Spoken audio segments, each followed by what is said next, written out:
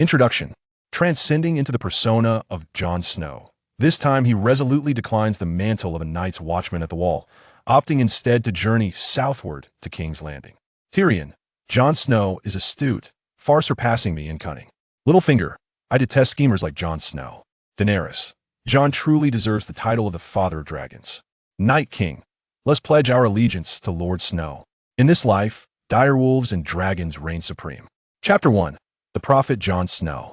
Behold, I dreamt of a king breaking his right hand. Jon Snow cryptically proclaimed at Winterfell's training grounds. The ever-smirking Theon Greyjoy retorted, "Bastard, I dreamt last night of sleeping with the queen at the inn."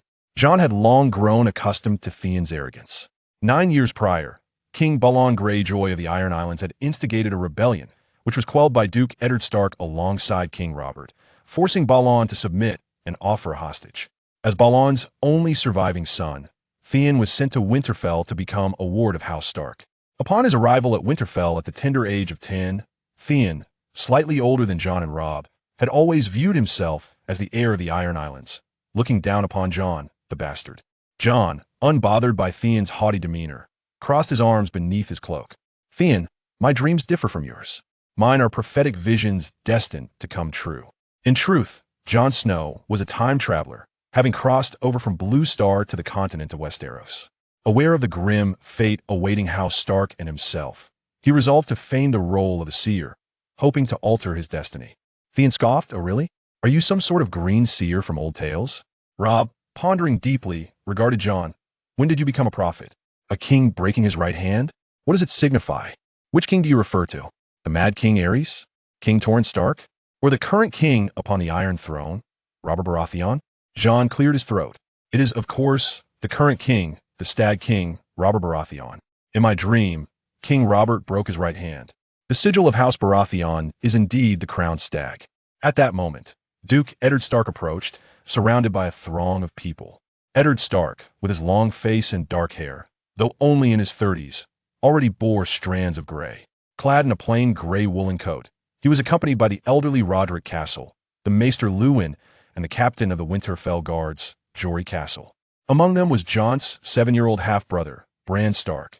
Jon Snow, Robb, and Theon successfully captured the attention of Lord Eddard Stark, who approached with his retinue. "What is the topic of your discussion?" Robb replied confidently, "Father, Jon has had a dream, and he firmly believes it to be prophetic." Lord Eddard's interest was piqued immediately. "What kind of dream?" Jon Snow recounted the vision of the king breaking his right hand. Eddard furrowed his brow. "The king's right hand? Is that not the hand of the king? Does this relate to Jon Arryn?" Jon Arryn was the Lord of the Vale, and not only Eddard's foster father, but also his brother-in-law. Years ago, during the War of Usurpation, Lord Jon Arryn and Eddard had wed sisters from House Tully in the town of Riverrun, thereby establishing the Grand Alliance among the Vale, the North, the Riverlands, and Storm's End, which heralded the downfall of the Targaryen dynasty. With a graceful turn, Jon glanced at the sky and then spoke apologetically. "Father, last night I observed the heavens in the direction of King's Landing and the Vale. Stars fell from the sky. In recent nights, I have dreamed of the king breaking his right hand beneath the new moon, and a falcon plummeting to the earth. I fear that Jon Arryn is nearing his end." Eddard was somewhat angered. "Jon, Lord Arryn is a good man. Your very name is derived from his. Are you invoking a curse upon him?" Beside them, Maester Luwin excitedly stroked the chain around his neck. "Jon, have you been listening to too many old wives' tales? You have been speaking in riddles these days. What do you know of prophecy?" Ser Jory Castle, the captain of Winterfell's guard, echoed, "Indeed. Jon even claimed that nearby Winterfell, a Night's Watch deserter would surely be captured." Exchanging puzzled glances, the group turned to Eddard, who rubbed the hilt of his blade. "Jon, what do you mean by the deserter?" Jon Snow replied with conviction. "I dreamt of 3 ravens lost in a shadowy forest, one of which is heading towards Winterfell. A bronze blade lies broken. A poacher perishes, and only a veteran who has lost his ear survives. The deserter will soon arrive, bringing news of the bronze blade and pale death." A silence enveloped the group, and beads of sweat gathered on Maester Luwin's bald head. "This boy is becoming increasingly fanciful." Captain Jory Castle frowned uneasily. Jon even described the name and appearance of the deserter. Theon Greyjoy let out a shrill laugh. "But that is impossible. A capture Night's Watch deserter faces certain death. Any deserter with sense would not dare approach Winterfell." Ser Roderick Castle, Jory's uncle, tugged at his white beard. "Jon, You've been speaking nonsense these days. Such talk is not a good omen. The master of hounds, Hullen, approached with a pack of hunting dogs, gruffly stating, Jon Snow has informed me that the carcass of a direwolf and 6 pups will be found in the woods. Bran, a sweet 7-year-old boy, leaned closer. Are there really pups? Sighing with an air of undeniable certainty, Theon declared, Bran, if you believe in Jon Snow, then your intellect is no better than that of a fool. Everyone knows that the direwolves have long since perished. There have been no sightings of them for centuries, at least south of the wall. Jon Snow revealed a cryptic smile, stating, time will prove me right. At that moment, Harris Moraine, the deputy commander of Winterfell's guards, approached briskly. My lord, a patrol in the Wolfwood outside Winterfell has apprehended a deserter from the Night's Watch. This chapter is not yet complete. Please turn to the next page to continue reading the captivating content. A distinguished privilege, a 7A ad-free reading card, is available for all registered users free of charge. Eddard Stark, Maester Luwin, Bran, Robb, the Beast Master Bran, and Master Roderick Castle all stared at Jon Snow, engulfed in astonishment. Robb broke the silence. Jon, is this deserter from a Night's Watch the one you dreamed of? Yes. In my dream, the old gods revealed his appearance to me, along with his name. Eddard Stark's expression hardened. The Stark family was devout followers of the old gods. Jon, since you mentioned the old gods, I hope you are not lying. What does this deserter look like? What is his name? Jon Snow replied calmly. His name is Gary. He lost both ears to frostbite, and he will bring terrible news. In the manor, a soldier clad in chainmail, adorned with the sigil of the dire wolf, marched in, escorting the Night's Watch deserter. The man was dressed in black woolen trousers, a black cloak, gloves, and a long coat, appearing filthy, with a hood obscuring the sides of his head and face. Eddard Stark stroked the ice. What is your name? The veteran lowered his head. Gary. Robb, Jory Castle, Theon, Bran, and others gazed at Jon in disbelief. Eddard Stark remained unconvinced by the deserter's claims, stating, remove your hood, let me see your ears. As the hood was pulled back, it was as Jon Snow had described. Gary's ears were merely 2 fleshy stubs. Gary explained, my lord, many years ago, I stood guard of the wall during a fierce snowstorm, and I lost my ears to frostbite. Theon, astounded, clutched his chest, looking at Jon Snow. By the gods, how can this be? Is Jon Snow a sorcerer? He has foretold all of this. Eddard Stark was not particularly concerned about the deserter before him. His thoughts were with Jon Arryn, the Hand of the King, who was now 1,000 miles away in King's Landing. The king had lost his right hand, and Eddard Stark felt an impending storm on the horizon. Summoning his resolve, Eddard Stark asked, Gary, why did you desert? Gary spat blood, exclaiming, it is all the fault of that foolish Waymar Royce. He took me and Will to patrol the Shadowlands, and Will, who was once a poacher, led us into an ambush. Waymar Royce and the poacher Will are both dead. Bachelor Luwin, along with Scene, Robb, and Duke Eddard, stood in stunned silence, their mouths agape. The bronze broken spear, emblematic of the Royce family, was a stark reminder of their lineage.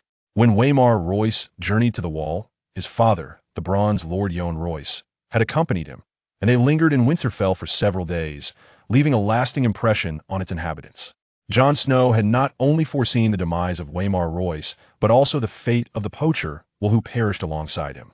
Jon had grown accustomed to the astonished gazes of those around him. Duke Eddard began to worry.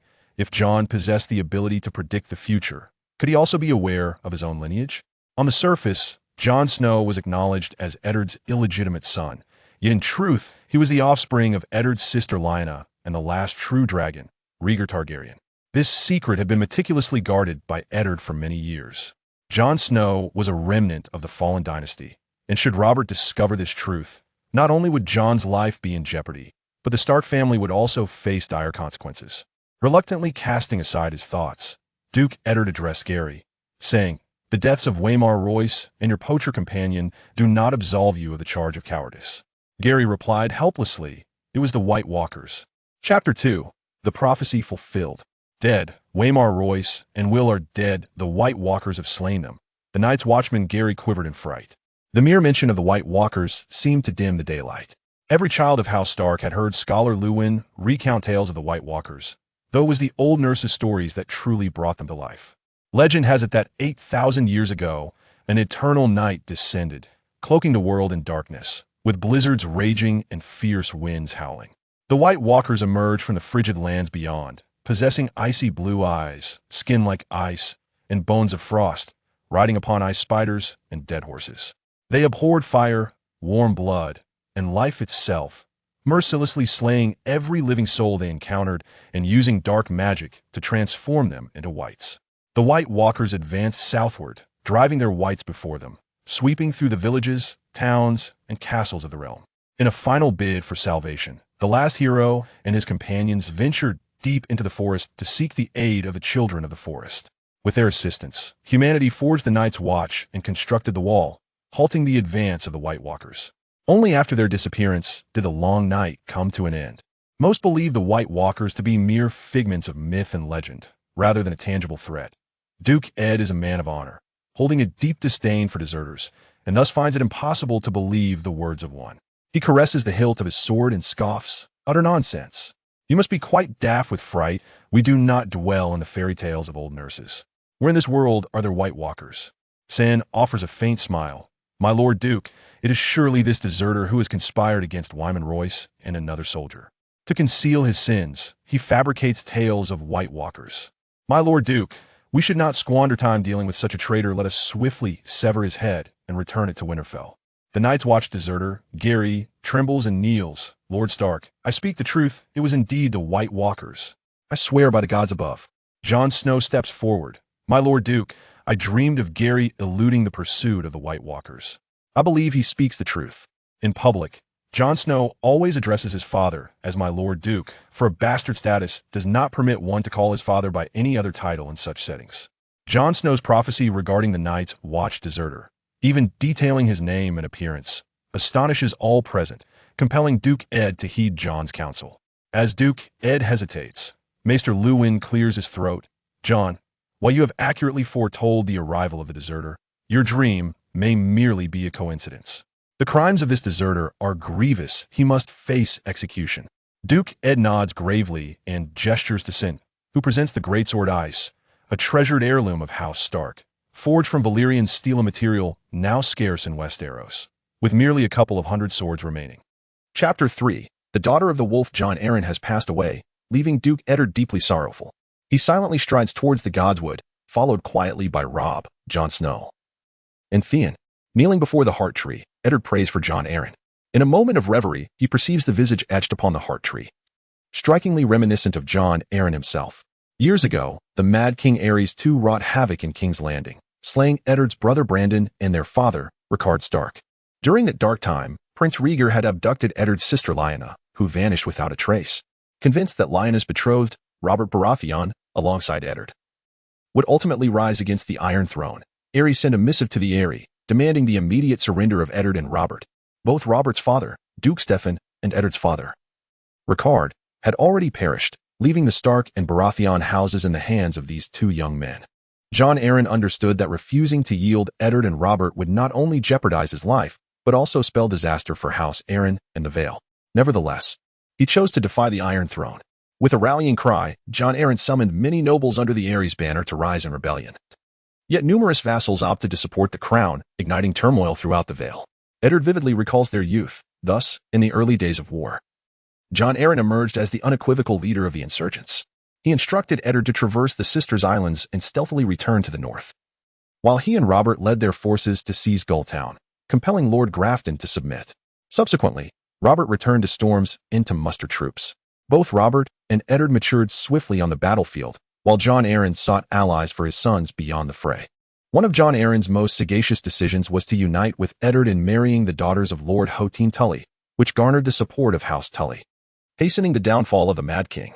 The subsequent decisive battles, including the Battle of the Bells and the Trident, unfolded in the Riverlands. In the Godwood, the heart tree extends its wooden fingers, scratching one another as crimson leaves tremble on pale, bone-like branches. A few ravens alight upon the heart tree, and as Eddard concludes his prayers, he slowly opens his eyes. King Robert now occupies the Iron Throne, and I am surrounded by children in Winterfell, all of which is owed to Jon Arryn, who has now departed from this world.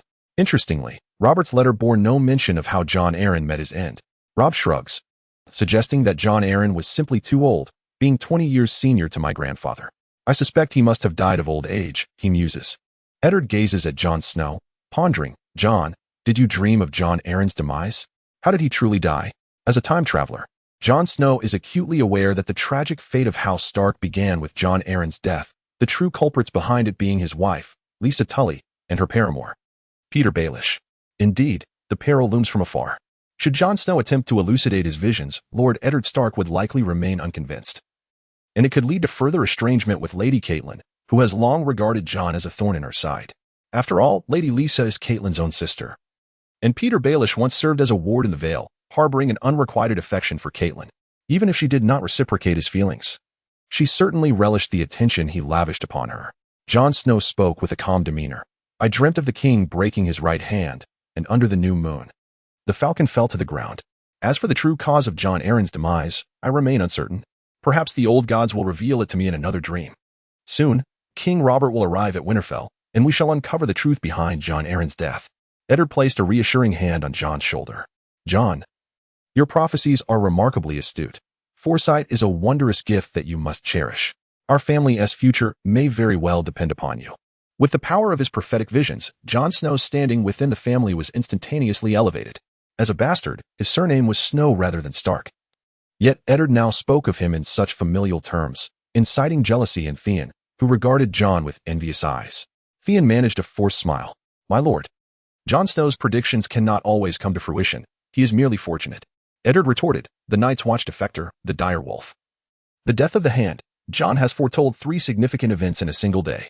This is no mere coincidence, it is magic. The night enveloped Winterfell, and soldiers on the battlements, washerwomen by the wells, cooks and scullions in the kitchens, as well as stable hands, all conversed about Jon Snow's visions and the direwolf. Maester Luwin summoned Jon to the Maester's Tower with a grave expression.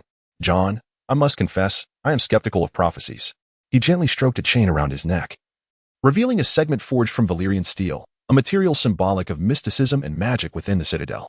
Maester Marwyn is regarded as the foremost authority in this field, albeit an unconventional figure within the Citadel's hierarchy. In my youth, I completed courses on the arcane arts and earned this chain. I once fantasized about giants, white walkers, and the children of the forest, as well as green seers and shapeshifters. Yet, as time passed, my enthusiasm for magic waned.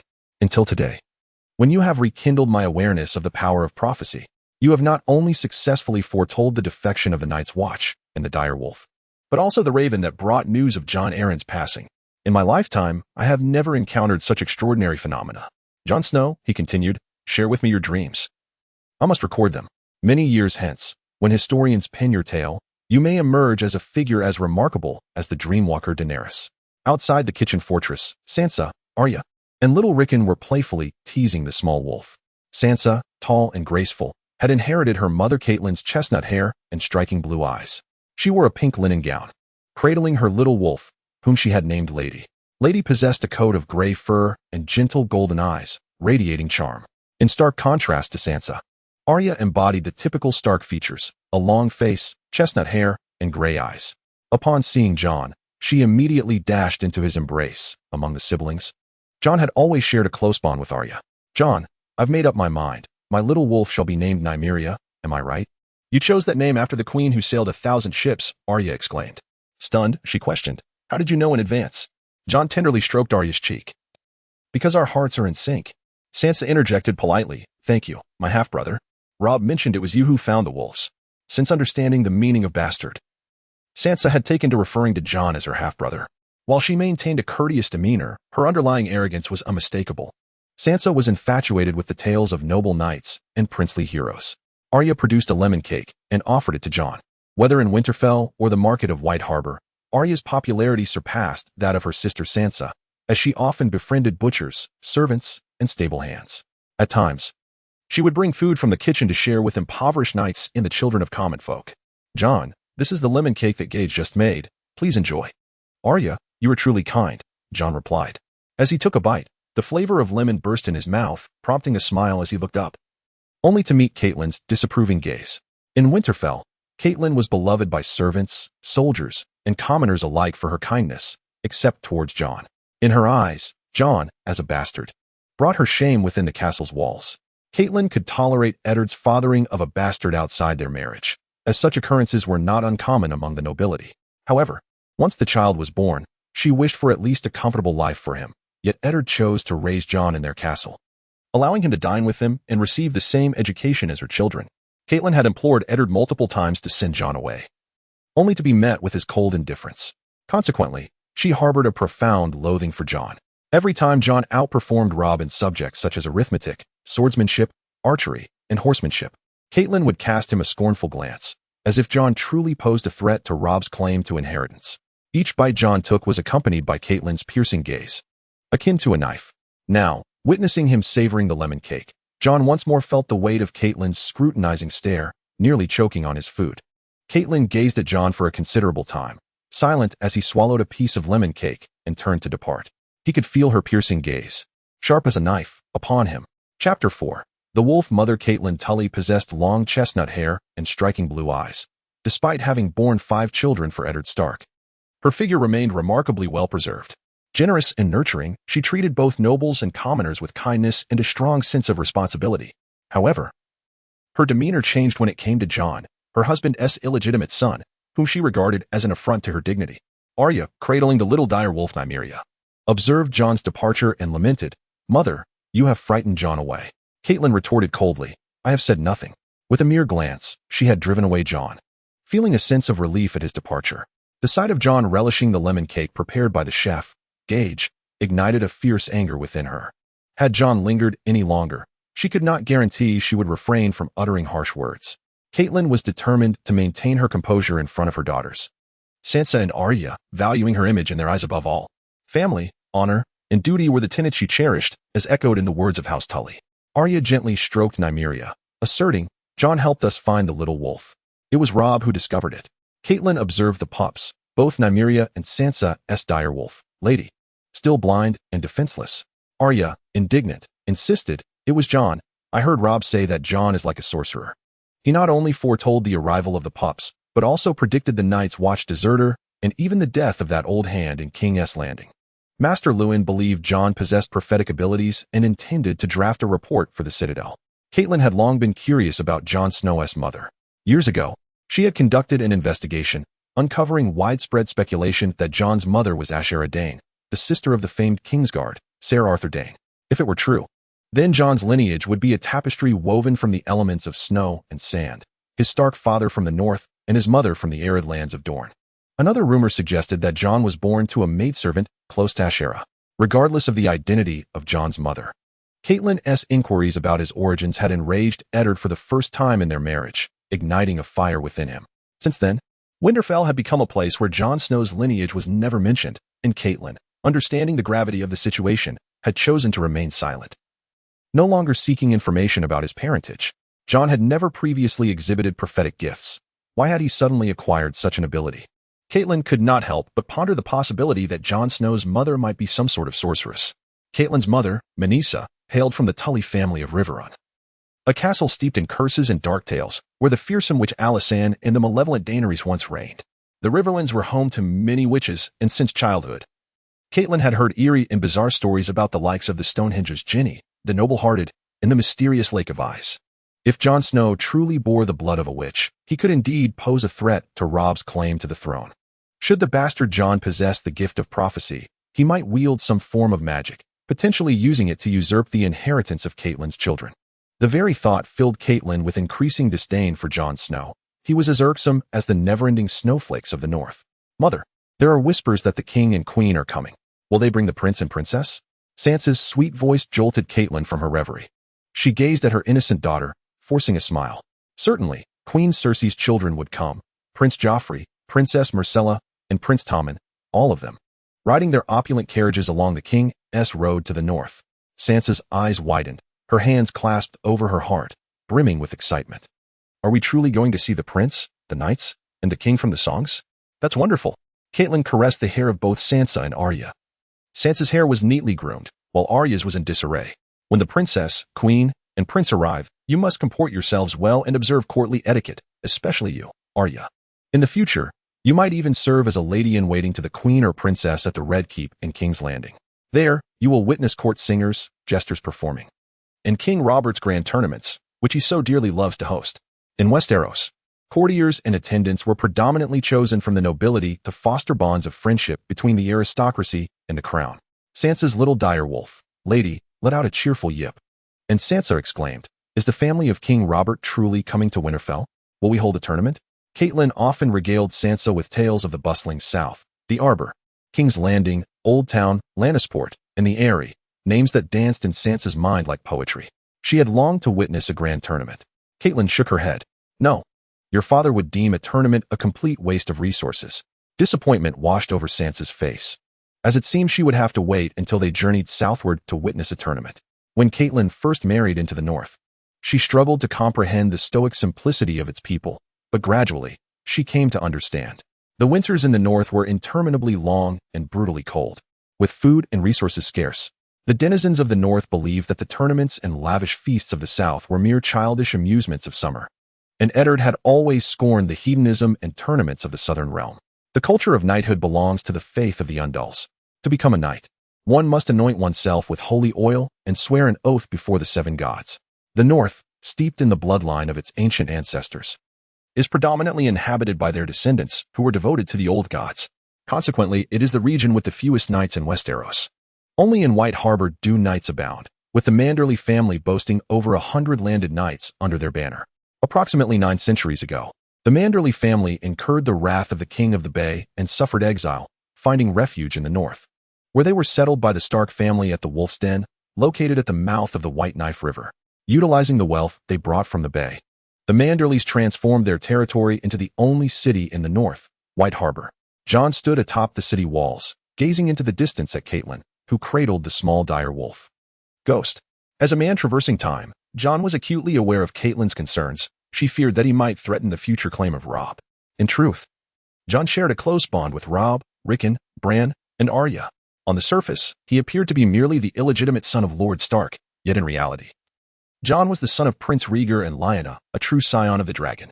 If he so desired, he could one day lay claim to the Iron Throne and reign over the Seven Kingdoms, governing a vast expanse from Dorne to the Wall.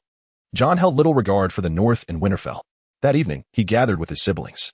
Young Rickon, merely 3 years of age, named his black direwolf Shaggy Dog. Its fur as dark as the night. Jon playfully cradled Rickon, eliciting peals of laughter from him. Bran, holding his own direwolf, inquired, "Jon, you have named your wolf. Ah. What shall my little wolf be called?" Jon replied calmly, "Let us name it Summer." Bran's eyes brightened, appreciating the name. With Robb S. Wolf, Grey Wind, Sansa S. Wolf, Lady, Arya S. Wolf, Nymeria, Jon S. Wolf, Ghost, Bran S. Wolf, Summer, and Rickon S. Wolf, Shaggy Dog, all nestled together in a box lined with fur. Jon picked up a bottle to feed each of the direwolves. Initially, the Beastmaster intended for a dog named Jenny to nurse the pups, but the dog seemed fearful of them. Thus the task of feeding fell to Jon. Nearby, Theon wore a mischievous grin. "Jon, it seems you have taken on the role of wet nurse. What a fitting job for a bastard." Jon smiled and replied, "These are our direwolves, Theon. You have none of your own, which is hardly surprising. You are merely a ward of House Stark, lacking any bloodline of the direwolf within you. Your sole purpose in Winterfell is to ensure that your ambitious father does not attempt to crown himself king and incite rebellion." Theon's smile faded, and he retorted, "I have no need for a direwolf. My pets are hunting dogs, and I have the serving girls from the tavern." Yet, despite his words, Theon secretly lamented his lack of a direwolf, for raising a direwolf as a pet would indeed be a remarkable endeavor. Duke Eddard approached, addressing the children. "I have written to your uncle Benjen, inviting him to Winterfell to welcome the king and, incidentally, to address the matter of the deserter, Gary. You shall soon see Uncle Benjen." Benjen, the Duke's brother, had joined the Night's Watch and now served as one of its commanders. He was not only the right hand of Lord Commander Mormont, but also the chief ranger. Robb exclaimed joyfully, "I want to show Uncle Benjen my direwolf." Bran added, "Uncle Benjen knows the haunted forest best. Perhaps he can shed light on the White Walkers mentioned by the deserter Gary." Chapter 5. Benjen Stark donned a black crow-feathered cloak, a dark woolen tunic, and black leather boots. He bore the typical Stark traits: raven black hair, a long face with sharp features, and piercing gray-blue eyes. His tall, lean frame exuded strength. Benjen warmly embraced Jon. "Jon, you've grown taller." Jon replied with enthusiasm, "Uncle, you must stay for a while this time." As the youngest son, Benjen Stark had no claim to inheritance. His elder brother, Brandon, was the heir to Winterfell. But after Brandon's tragic death at the hands of the Mad King Aerys, Winterfell and the North passed to Benjen's second brother, Eddard. Benjen chose to join the Night's Watch, becoming a Black Knight at the Wall. Initially, he was but an ordinary ranger, yet his early training in swordsmanship and horsemanship, coupled with his ability to read and write, allowed him to stand out in the largely illiterate Night's Watch. Now, Benjen had risen to the rank of Chief Ranger and was considered a leading candidate for the future commander of the Night's Watch. The direwolf, Ghost, took a liking to Benjen, licking his palm with curiosity. Benjen marveled, surprised to discover that direwolves existed south of the wall, out in the wilderness. We often hear their howls. Occasionally, we encounter them. Jon, I've heard you dreamt of a dire wolf, and it came to pass. You also dreamed of the Night's Watch deserter, Gary. Jon nodded. Yes, uncle, I've realized that some of my dreams tend to come true. Benjen regarded him with approval. That is a remarkable gift. I have heard from Maester Aemon that some individuals possess the ability to experience green dreams, a talent more common among the First Men, Northerners, and free folk, as they are descendants of the ancients who worshipped the old gods. Seated nearby, Theon approached with a broad smile. Imagine if a ranger possessed the gift of prophetic dreams. Perhaps the Night's Watch could predict the movements of those infamous raiders. Jon immediately sensed Theon's ill intentions. Benjen contemplated for a moment. Indeed, Theon, you raise a valid point. If a ranger were endowed with the talent of prophetic dreams, we would be well aware of the movements of the likes of the Raider, the Hound, the Night's Watch deserter, and the King Beyond the Wall, Mance Raider. Theon grinned. You should recruit Jon Snow into the Night's Watch. I believe, with his abilities, he could become a ranger. In the past, Theon had little regard for the bastard Jon Snow, as Theon was destined to inherit the Iron Islands and would naturally overlook a baseborn like Jon, who had always exhibited sensitivity and insecurity. However, recently Jon revealed a remarkable talent for prophetic dreams, becoming quite the sensation in Winterfell and the North. Figures such as Lord Eddard Stark, Maester Luwin, Ser Roderick Castle, the Stable Master Hullen, and the Master of Horse, Finn, each paid him considerable attention. Previously, Theon and Jon had shared a sense of camaraderie as fellow outsiders in Winterfell's halls, but now that Jon had risen to prominence, Theon felt a pang of discomfort. In an attempt to overshadow the flourishing bastard, Theon suggested to Benjen that he take Jon with him to join the Night's Watch. As a traveler well-versed in the lore of A Song of Ice and Fire, Jon understood Theon's true nature and motives, responding with silence. Theon exaggeratedly opened his mouth, questioning why Jon would not wish to join the Night's Watch. He recalled Jon's previous mention of serving in the Night's Watch to guard the wall. Did Jon look down upon the men of the Night's Watch, who were the steadfast shield of the realm? Jon scoffed lightly. Theon, Uncle Benjen is a member of the Night's Watch. How could I possibly disdain them? I hold the Night's Watch in high regard. But that does not necessitate my joining their ranks. Theon was relentless, donning a mischievous grin. You are a bastard, if you do not join the Night's Watch. Will you remain a ward in Winterfell for the rest of your life? Joining the Night's Watch is your most prudent choice. Even a bastard can ascend to great heights within their ranks. What was the name of that commander from the Iron Islands? The one who was also a bastard? Theon cast a pleading glance at Benjen, who calmly replied, Karth Pike. Theon clapped his hands exaggeratedly. Yes, that is the name. Pike is indeed a surname of the bastards from the Iron Islands, akin to the Tullis of the Riverlands or the Starks of the North. Jon, you should learn from Karth Pike and join the Night's Watch. Jon felt a strong urge to strike the smug smile off Theon's face. Instead, he replied calmly, I appreciate your thorough consideration on my behalf, Theon. Perhaps you should consider joining the Night's Watch yourself. Your skill with a bow and your cleverness would surely allow you to excel there. Theon made a face. I would like to, but alas. My father is the king of the Iron Islands, and I am destined to inherit the seat of the Salt Throne, to become the ruler of the Iron Islands and their raiders. That is my fate. The dire wolf, Ghost, let out a fierce bark, and Jon conceived a clever idea. Theon, I regret to inform you that I have dreamt of your future. In it, a man clad in iron, a harlot, and a heavy-armored brute will contest for the kingship of the Iron Islands at the Kingsmoot by the shores of the Naga's Ribs. The Iron Islands and the Salt Throne are not meant for you. Theon scoffed derisively. I do not believe your nonsense. There has not been a Kingsmoot for thousands of years. I am my father's only son. I am the rightful heir. The extensive explanation stemmed from Theon's inner turmoil. He found himself questioning the identity of the woman clad in iron armor mentioned by Jon. Could it be Asha? As for the man with the crow's eyes, it was evidently his fearsome uncle, the crow's eye, Euron Greyjoy. The armored brute, Theon surmised, might be some burly captain of the Ironborn, a common type among the Iron Islands. Could it be that Jon inadvertently foresaw his own future? Increasingly anxious, Theon recalled that Jon's predictions had all come to pass in recent days, be it the Night's Watch deserter or the death of the Hand of the King, or the direwolf. Each had unfolded without exception. Doubt plagued Theon's heart, yet he feigned composure, asserting, I am the heir of the Iron Islands. There will be no king's council. Jon, if you claim to have dreamed of a king's council, then I must inquire, Where am I if I did not participate? Theon felt ensnared, for Jon had evidently planted a dreadful seed in his mind. Jon replied calmly, dreams do not necessarily come true. Perhaps if I dream it again, I shall inform you. Theon forced a smile, pretending indifference towards the bastard's dreams, yet he began to contemplate where he might pray. As an Ironborn, Theon was originally a follower of the drowned god, but Winterfell lay too far from the sea for the drowned god to wield any power there.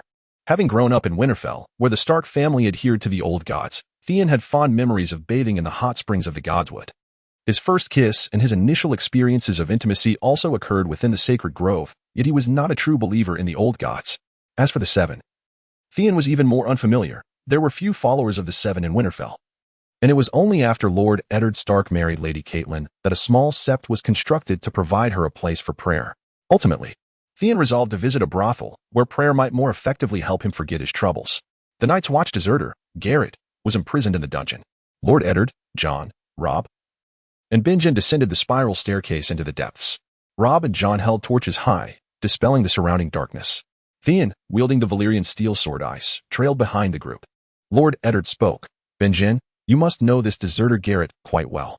Benjen sighed. Garrett has served in the Night's Watch for over 30 years.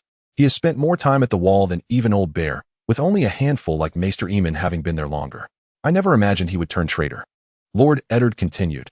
Garrett claims that Sir Waymar Royce led the patrol when they were ambushed. At the mention of Sir Waymar Royce, Benjen frowned. Sir Waymar is utterly reckless. He is merely a dandy. Old Bear and I had intended to refuse his request to lead a patrol alone, but as he is the son of Ser Jorah Mormont, we could not afford to offend House Royce, hoping for the Vale to bolster the Night's Watch. Thus, we relented, only to discover that on his very first patrol, his ranger squad encountered an attack by wildlings. Jon lowered his voice. It was not the wildlings. Gary insisted it was the White Walkers who had attacked them. The White Walkers had slain Waymar Royce, as well as a ranger named Will. The mere mention of the White Walkers seemed to cast a shadow over the entire dungeon, causing even the torches in Jon and Robb's hands to flicker uneasily. Robb spoke with unwavering conviction. There are no such creatures as White Walkers in this world. They are no different from giants or the children of the forest, mere figments of songs and legends. After a moment of contemplation, Banyan remarked, that may be true south of the wall, but beyond it, in the lands north of the wall, in the haunted forest, Frostfangs, and the frozen shore, who can say for certain? Chapter 6. The threat of the White Walkers. Jon and Robb raised their torches high, leading the way alongside Lord Eddard Stark and Banyan into the dungeon. The disinterested Theon trailed behind, cradling the ancestral Valyrian steel sword, Ice, of House Stark. Maester Luwin hurried after them. My lord, the deserter Gary insists that it was the White Walkers who attacked his patrol. I believe it is essential to document this. To write to Maester Aemon at the Night's Watch and the Citadel's Archmasters. Such research holds considerable value. In recent days, Maester Luwin had been exceedingly busy, as Jon Snow, exhibiting a talent for prophetic dreams, had become the focus of his meticulous studies. With the first Ranger Banyan interrogating the Night's Watch deserter, there was a possibility of gathering detailed accounts about the White Walkers, and naturally, Maester Luwin was unwilling to let such an opportunity to document an extraordinary race slip away. Inside the dungeon, the Night's Watch deserter Gary lay filthy, shackled with irons on his hands and feet, curled up on a pile of dirty straw beside an overflowing chamber pot, the air thick with the stench of excrement and mold. Theon, disgusted, covered his mouth and nose. The odor was unbearable. Upon seeing Banyan, Gary immediately burst into tears. Banyan, you finally arrived. I know that as a deserter of the Night's Watch, I am doomed to die. I would rather perish at the hands of my brothers in the Watch. Banyan, with a resigned tone, asked, Gary, what exactly happened? With a heavy sigh, Gary recounted, that day, Waymar Royce, that fool, took me and Will in pursuit of a band of wildlings. Both Will and I sensed a chill and the scent of death in the air, and we urged Waymar to return to Castle Black immediately. But the young lord seemed determined to claim a wildling's head during his first patrol. He insisted on the pursuit, and ultimately, we encountered a creature with skin of ice and blue eyes. Yes, it was the White Walkers. Theon erupted in coarse laughter. Ha! This coward is making excuses. White Walkers. There are no such beings in this world. Why not claim that dragons attacked you instead? Jon Snow's torch flickered against the darkness, and he recalled the records. 8,000 years ago, when the long night descended, the White Walkers came south with the cold. Or perhaps the cold arrived because of the White Walkers. Dragons have been extinguished. There are none left in this world. But can one truly deny that dragons once existed? The Targaryen family stands as the last dragon lords in the world, their final dragon having perished during the reign of King Aegon III, a mere century and a half ago. To this day, the tales and ballads of Conqueror Aegon, Queen Visenya, Queen Rhaenys, and Prince Daemon, along with their dragons, Balerion, Vhagar, Meraxes, and Coralax, echo throughout Westeros, rendering them almost household names. Septon, however, remains unconvinced, asserting that dragons and whites are two entirely different matters. If one doubts this, they might consult Maester Luwin. The learned Luwin, quill in hand, spreads parchment upon the wooden board, noting that while the Targaryen dragons are indeed only a few centuries removed, the whites have been absent for 8 millennia. The Citadel once hosted debates regarding the existence of whites, with some scholars declaring that they never existed at all. The shadow of Eddard looms over the cowering Night's Watch deserter, Garrett. The Duke coldly inquires, Garrett, since you insist that it was the whites who slew your patrol commander, Ser Waymar Royce, and the Ranger Will, can you describe what the whites look like? Are they the undead?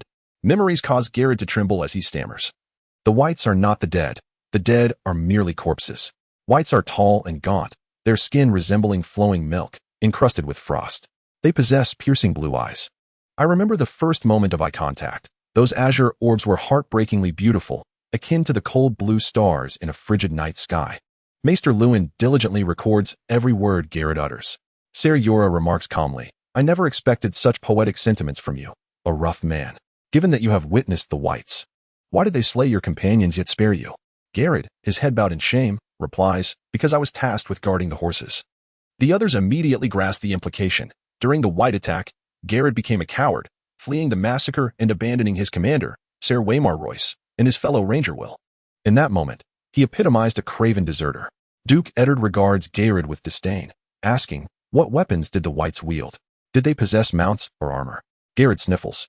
I did not see the whites' mounts. They wore armor that appeared to be made of ice or possibly crystal, etched with runes.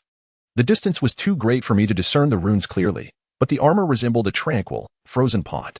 With a flurry of ink, Maester Luwin continues to write. Suddenly, Garrett's eyes widen as he describes their longswords. They resembled blades of milky glass or ivory, emanating an eerie blue glow. They could have been crystal or ice. Those swords seemed to change color according to the surrounding light and environment. Duke Eddard remained skeptical. What is the power of such a weapon? Your patrol consisted of 3 men. You Night's Watchmen are the kingdom's steadfast shield. Did you truly have no opportunity to draw your swords in the face of the whites at dawn? The deserter Gary forced a bitter smile.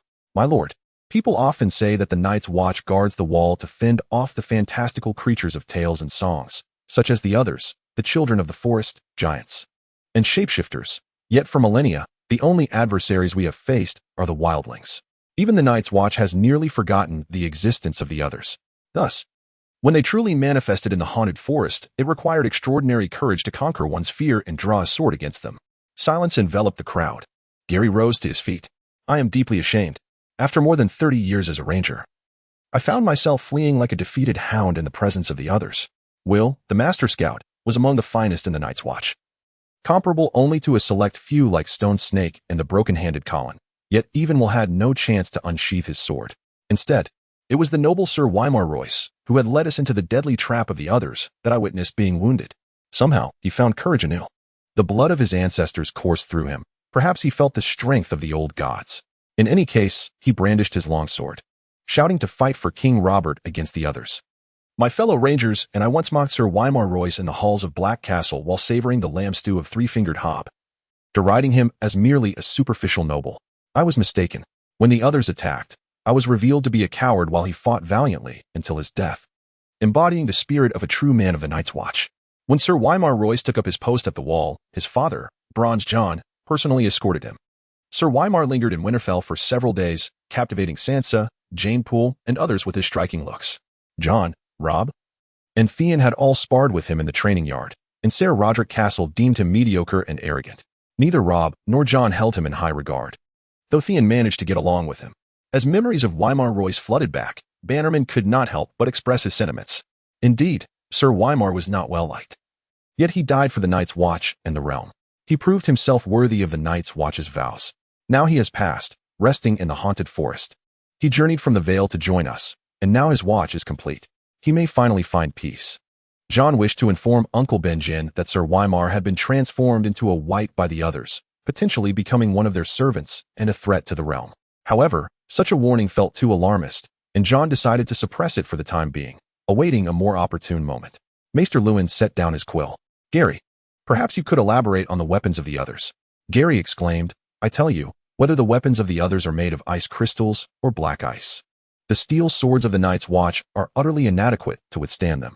When steel clashes with the sword of another, it produces a piercing sound that penetrates the ear, and the sword emits shards resembling icy needles, which may be fragments of crystal or black ice.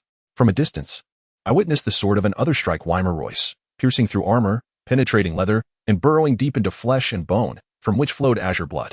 The weapons of the others seem sharper than any known blade and chillingly lethal."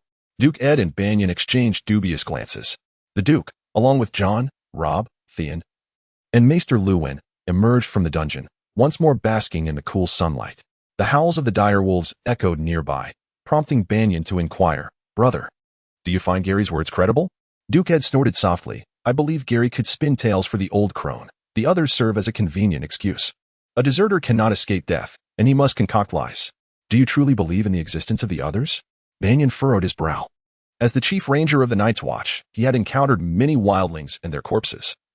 Listening to countless strange stories passed down through generations by the Night's Watch around the campfire, at least part of Gary's account seemed quite plausible. "We cannot prove the existence of the others, nor can we disprove it. Perhaps I shall encounter them on my next patrol." Jon felt a foreboding sense of dread. "Uncle, please do not patrol. If there are indeed others beyond the wall, the Night's Watch should cease patrols and fortify the wall." Banyon laughed heartily. "The duty of a ranger is to discover danger. Jon, not every ranger is afforded the opportunity to confront the others. All mortals must face death. We would rather perish as warriors than live as cowards." Maester Luwin caressed the Valyrian steel chain around his neck. Gary's account of the others will surely create quite a stir in the Citadel. Chapter 7. A warning to brand snowflakes began to fall from the sky. In the north, even summer snow is not uncommon. Duke Ed polished the Valyrian steel sword, ice, which glimmered coldly in the sunlight, while the snowflakes melted upon his brow. The Night's Watchman Gary had confessed to his cowardice, leaving me with no choice but to execute the king's law and sentence him to death. The direwolf White Spirit trod upon the fresh snow, chasing the summer. These small wolves were no larger than puppies, yet they consumed vast quantities of jerky, bones, and fresh sheep's milk daily, growing rapidly. Jon could not bear the thought of Gary facing execution. "My Lord Duke, if what Gary claims about the others is true, executing him would mean losing a vital lead. Might we spare his life?" Duke Ed frowned. "Even if we were truly to confront the others, his desertion remains an undeniable fact. A man who swears an oath yet chooses to flee is among the most dangerous. He is aware of the consequences of his cowardice, and he knows that once captured, death is inescapable. The dying fear nothing. Who can fathom the heinous acts committed during their flight?" Robb gently caressed the head of his direwolf, Grey Wind.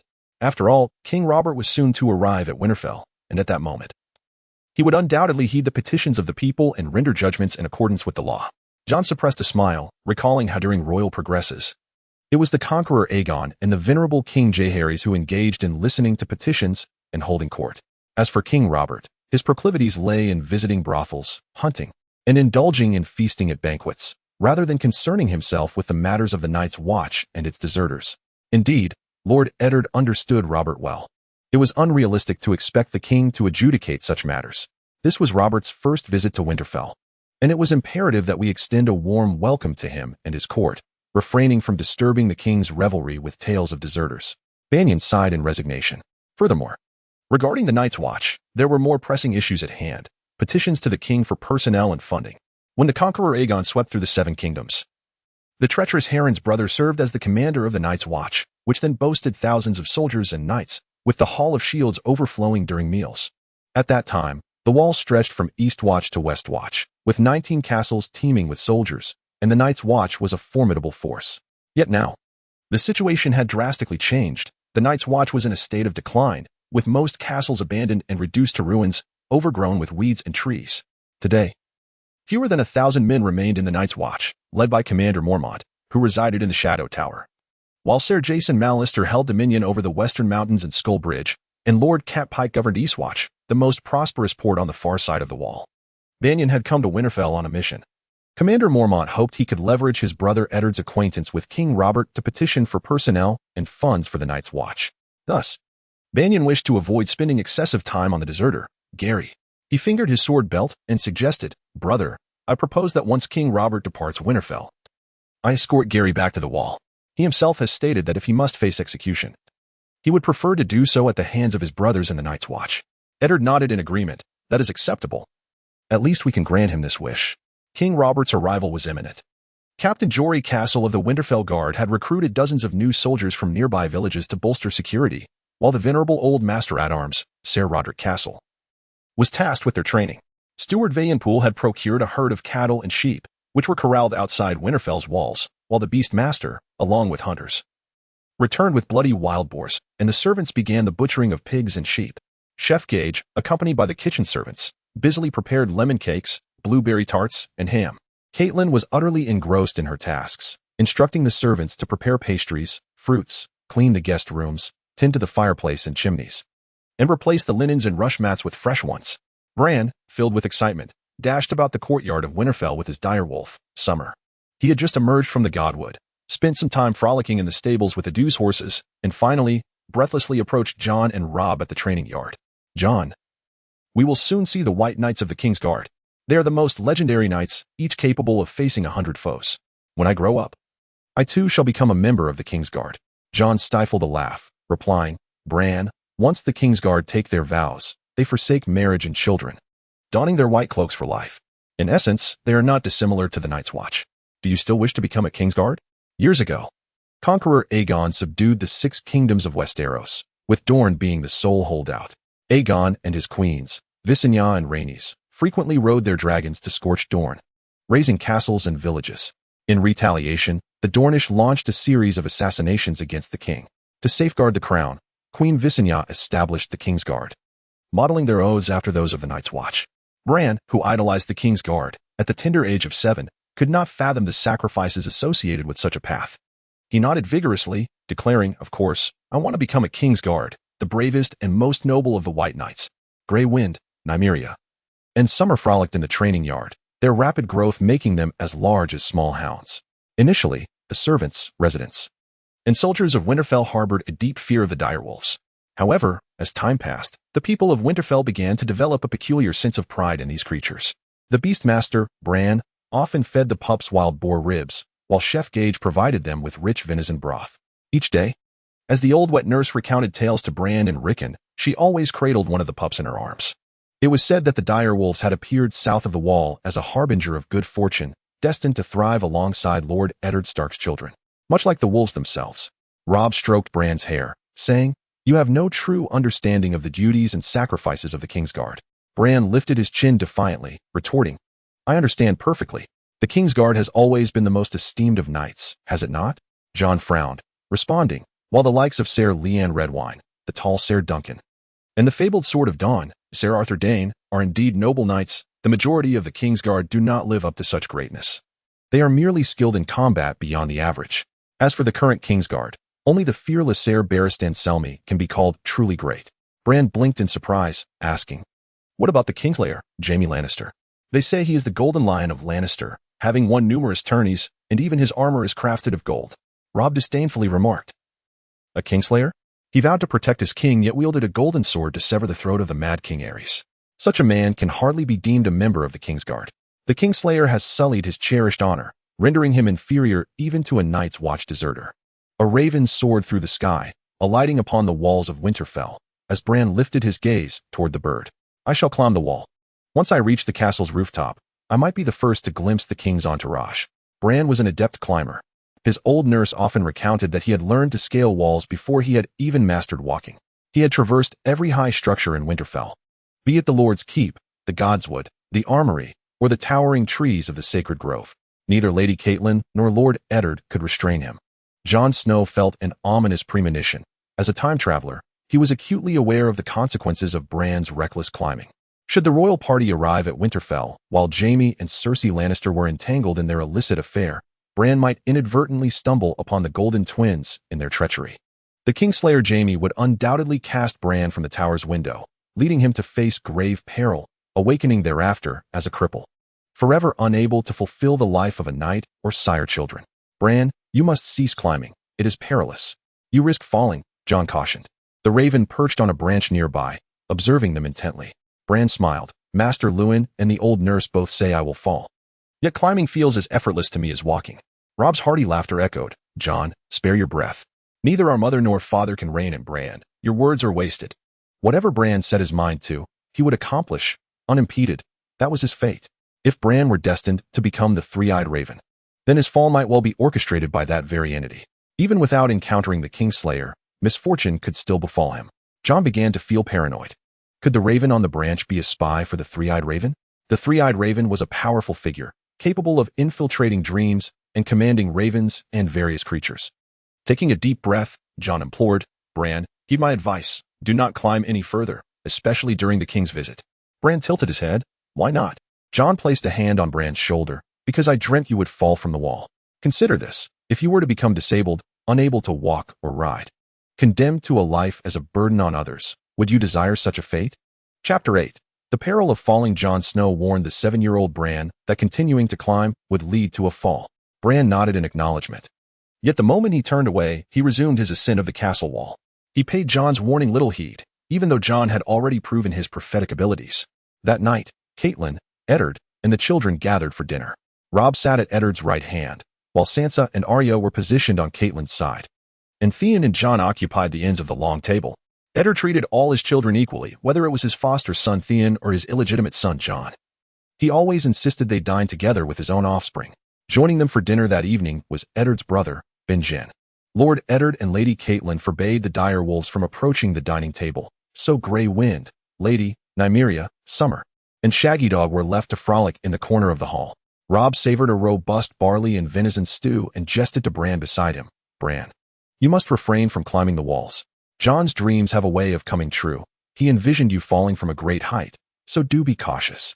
Catelyn, tearing bread with her slender fingers, became alert upon hearing Robb's words. Bran took a sip of milk, declaring, I want to fall. Arya, tearing apart a honeycomb and drizzling the honey on her steak, quipped, Jon dreamed of Bran falling? Surely not. Bran has been climbing up and down since he was little. He knows Winterfell's every brick, every crevice of its walls and roofs intimately. Catelyn set down her bread, her concern evident as she said, Bran, you must not continue climbing the walls. Bran tilted his head. Mother, do you truly believe in Jon's prophetic dreams? Without glancing at Jon, Catelyn's worry for her son stemmed purely from maternal instinct. She stated, this has no relation to someone's dreams. You often climb like a lizard. And with that comes the risk of falling. When I was young, I knew a swimmer named Baelor in Winterfell who always boasted about swimming in the torrents of the Whispering River, the Red Fork, the Blue Fork, and the Green Fork.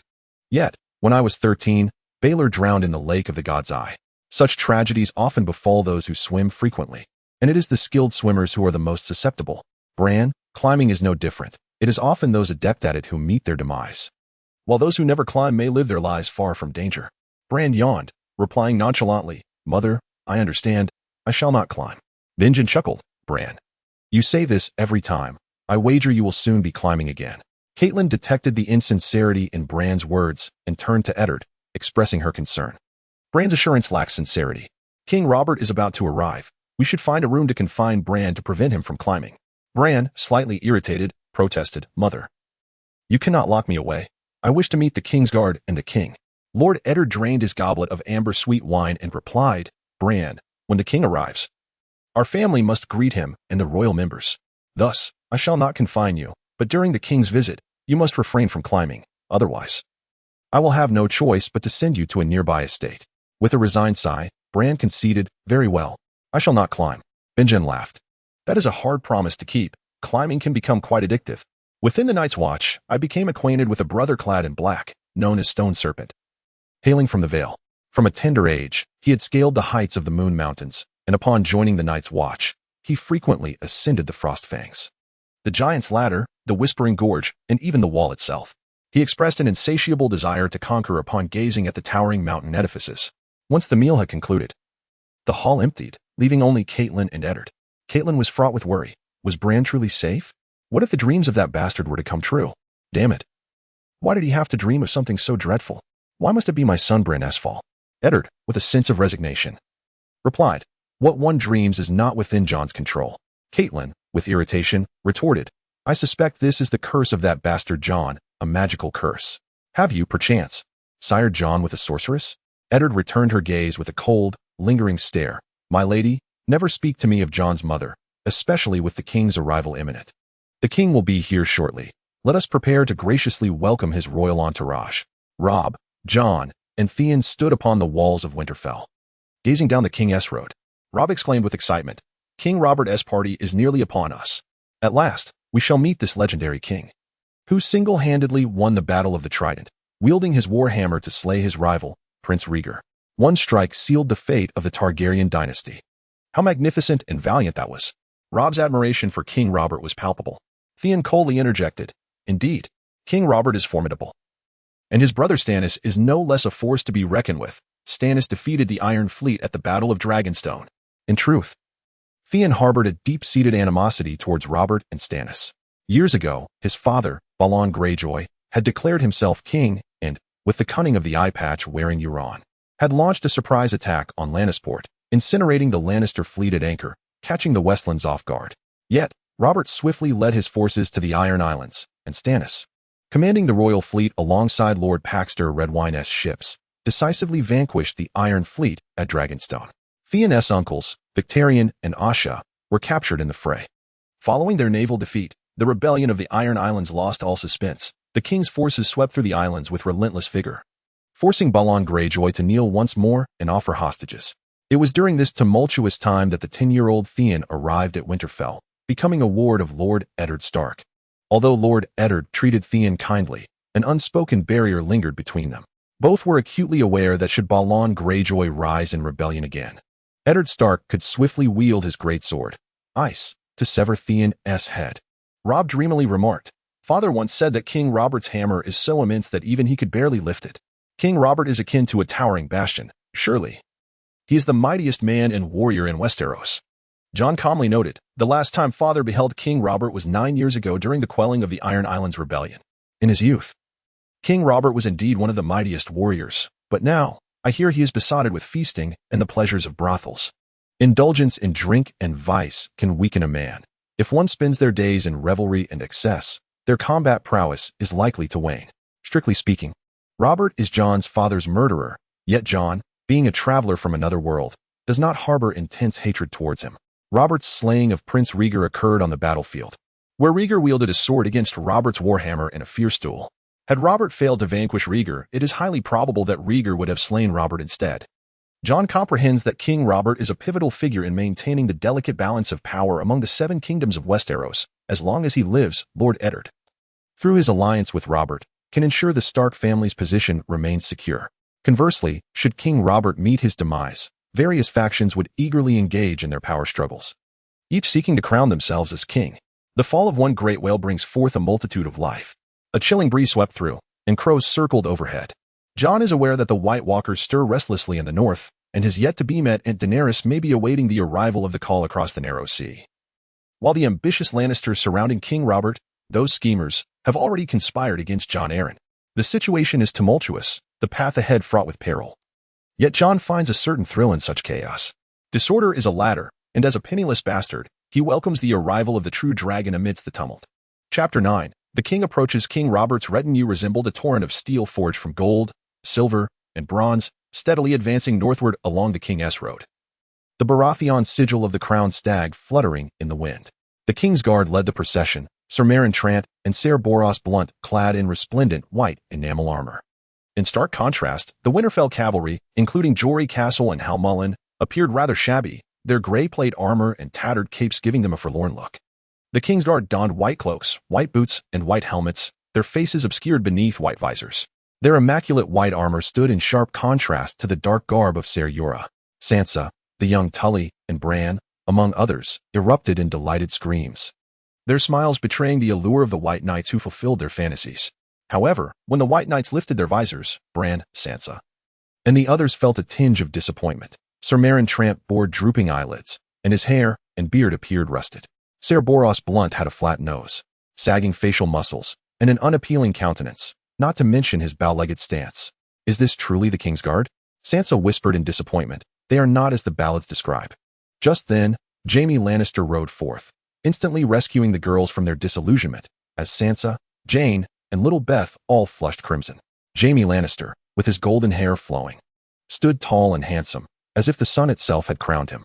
His emerald eyes sparkled with mirth, and a smile as sharp as a blade graced his face. Instead of donning the traditional white garb of the King's Guard, he chose to wear golden armor. Robb marveled, indeed, just as the ballads foretold. The Kingslayer clad in pure gold plate. Jon chuckled softly, noting that it was merely gilded armor, for only Lord Tywin Lannister's armor was truly made of gold. Jon's voice was too loud, drawing Jaime's attention. He turned his horse, regarding Jon with a smile. Young lad, it seems you are quite knowledgeable about the Lannisters. Even aware of my father's golden armor. I would have thought that in the distant north, no one would know of us Lannisters. Jon replied, even in the far north. Minstrels and storytellers sing of the Kingslayer's glorious deeds. The ballads recount how you, under the gaze of the dragon skull in the throne room, wielded a golden sword before the Iron Throne, cleaving the Mad King Aerys' throat. Jaime's smile gradually stiffened and faded. Boy, are you a stable lad or a kitchen boy to dare mock me? Tyrion, the imp, approached with a wobbling gait, standing at a mere 135 centimeters. His stout limbs were disproportionate to his large head. With one eye black and the other green, he scrutinized Jon. Brother, you're mistaken. While northern nobles may shun opulent attire, this lad's woolen garment is far superior to that of stable or kitchen boys. He appears to be around 14, with dark hair and a long face, typical Stark features.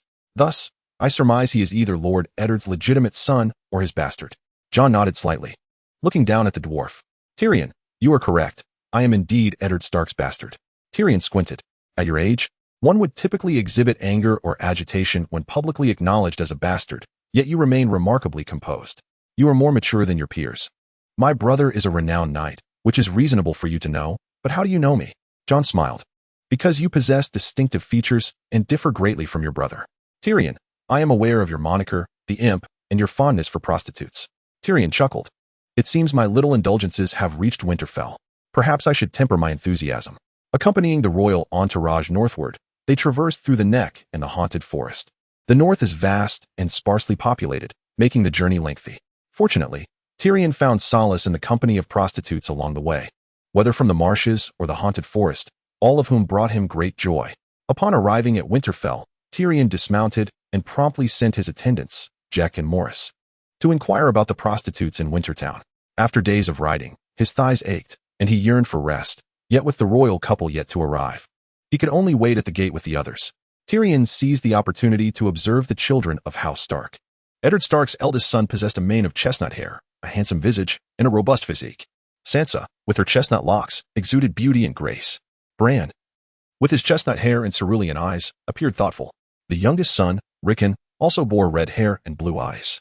Tyrion mused that, in comparison to Robb and Bran, the bastard Jon Snow embodied the spirit of the North more authentically. Additionally, there was the lean, horse-faced girl Arya, all of whom shared the typical elongated features of House Stark. The royal retinue finally arrived, and King Robert disembarked from his carriage. Eddard, it is truly a pleasure to see you. After all these years, you have hardly changed. In his youth, Robert had been a towering figure, well-groomed, with clear eyes that could ignite the hearts of maidens and matrons alike. However, since quelling the Greyjoy rebellion 9 years prior, while the beggar King Viserys and Princess Daenerys continued to flee across the narrow sea, Robert had grown complacent in his reign, succumbing to the vices of drink and indulgence. The excesses of alcohol and women had rendered him corpulent, causing him to wheeze and sweat profusely, necessitating the application of various perfumes to mask his odor. Queen Cersei approached with the children, her golden hair and blue eyes radiant in a flowing gown of pale green silk, as beautiful as the dawn.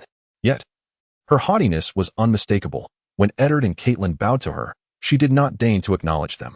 The 12-year-old Prince Joffrey, tall for his age, sported golden hair and green eyes, clad in a scarlet and gold silk cloak embroidered with roaring lions and crown stacks. As he gazed upon the ancient Winterfell, disdain was evident in his expression. Sandor Clegane, known as the Hound, walked beside Joffrey, his left side marred and his left ear singed. His imposing stature and cold gaze startled Sansa, who gasped at the sight, prompting others like Vayan Poole and Little Beth to avert their eyes in fear. In contrast, the 8-year-old Princess Myrcella and the 7-year-old Tommen displayed greater decorum, greeting Sansa, Arya, Bran, and others with warmth. King Robert and Eddard introduced their respective children, with Robb, Bran, Arya, and Sansa exchanging pleasantries with the royal couple, earning their approval. As for Jon, being a bastard, he remained in a shadowy corner, unacknowledged in such company. Robert then declared, Eddard, take me to the crypts. I wish to pay my respects to an old friend. It was an unspoken understanding among them that Robert sought to visit Lyanna, who now lay in eternal rest within the crypts. His love for the winter rose, Lyanna, was well known throughout Westeros. Cersei scoffed, "After such a bumpy ride down King's Road in this cold northern weather, we should freshen up before dining in the Great Hall. There is no need to rush to see the dead." Robert retorted icily, "Wretched woman, do you presume to instruct me?" Jaime then encircled Cersei's waist, leading the queen away. The Golden Twins of House Lannister exhibited a familiarity that made Jon suspect they were soon to seek a place to unleash their schemes. "My Lord Duke, allow me to bear the torch for the king," Jon exclaimed, hastening forward. Duke Eddard was caught off guard. He wished to keep Jon away from the king. "Jon, you need not," he replied. King Robert, nonchalantly, declared, "Someone must carry the torch. Take this lad with you." Having received the king's command, Duke Eddard had no choice but to acquiesce. Jon raised the torch high, leading Robert and Eddard into the subterranean crypt. Chapter 10. King Robert, so you are Eddard's bastard. I remember your name. With Jon Arryn's blessing, you were called Jon Snow. King Robert's voice echoed through the spiral staircase in the crypt. The descent into darkness was profound, and Jon's torch flickered as they traversed the spiral stairs. The king's indulgence in wine and revelry had rendered his physique unfit. Not long into their descent, he began to wheeze, leaning against the wall to rest for a considerable time. With a grin, Robert inquired, "Jon, who is your mother?" "She must be an extraordinary woman to have made Eddard, who values honor above all, forget his responsibilities and principles." Before Jon could respond, Eddard, with evident reluctance, interjected, "Robert, I fathered a bastard with a woman outside of wedlock, which not only tarnished my own honor, but also insulted Catelyn. Please refrain from mentioning the mother of my illegitimate child, especially within the hallowed grounds of the Stark family crypt." With a sigh, Robert remarked, "Eddard, after all these years, you remain unchanged. You are far too serious, so rigid in your principles." The crypt of Winterfell was extensive and narrow, supported by pairs of pale stone columns. Between these columns stood the statues of the lords and kings of Winterfell through the ages. Jon was familiar with each Stark name. Torrhen Stark, the last king in the north, was succeeded by the Starks who became the Dukes of the North. Before Aegon the Conqueror swept across Westeros with his dragons, the Stark family reigned as the kings of the north, and in even more ancient times, they were the kings of winter, competing for dominance in the north against the Bolton family of the Dreadfort and the Dustin family of the Barrowlands. It was said that in the lower levels of the crypt lay the remains of even older Starks, though few ventured there. The Lyanna whom King Robert sought was located at the deepest recess of the crypt, alongside her brother Brandon, standing beside their father, Rhaegar Stark. According to Stark tradition, only a duke or a former Stark king was entitled to a statue within the crypt. However, Duke Eddard, in his profound affection for his brother Brandon and sister Lyanna, broke this custom, allowing them to rest eternally by their father's side. Beneath the torchlight, King Robert tenderly caressed Lyanna, remarking, "Lyanna was far more beautiful than this. I once wished to erect a statue for her outside the Great September of Baelor in King's Landing, but that accursed Cersei opposed it alongside the High Septon. The Great Hall of Baelor serves as the residence of the Archbishop, where the statue of Saint Baelor stands tall. Saint Baelor, throughout his life, harbored a disdain for women, believing they would lead to moral decay. Jon could not help but wonder if King Robert truly erected a statue for Lyanna beside that of Baelor. The very coffin of Saint Baelor would surely be unable to contain the weight of such a revelation. King Robert had always held deep affection for Lyanna, a fact that Jon could strategically exploit in the future. Of course, this is contingent upon King Robert living longer, as long as Cersei continues her clandestine affair with Jaime. She would eventually feel compelled to eliminate Robert to safeguard the secrets of her children. King Robert nostalgically reminisced about Lyanna, recounting their first meeting, their betrothal, and the fateful spring at the renowned tournament of Harrenhal, where he was overtaken by sorrow. "I swear to slay Rhaegar and avenge Lyanna," he declared.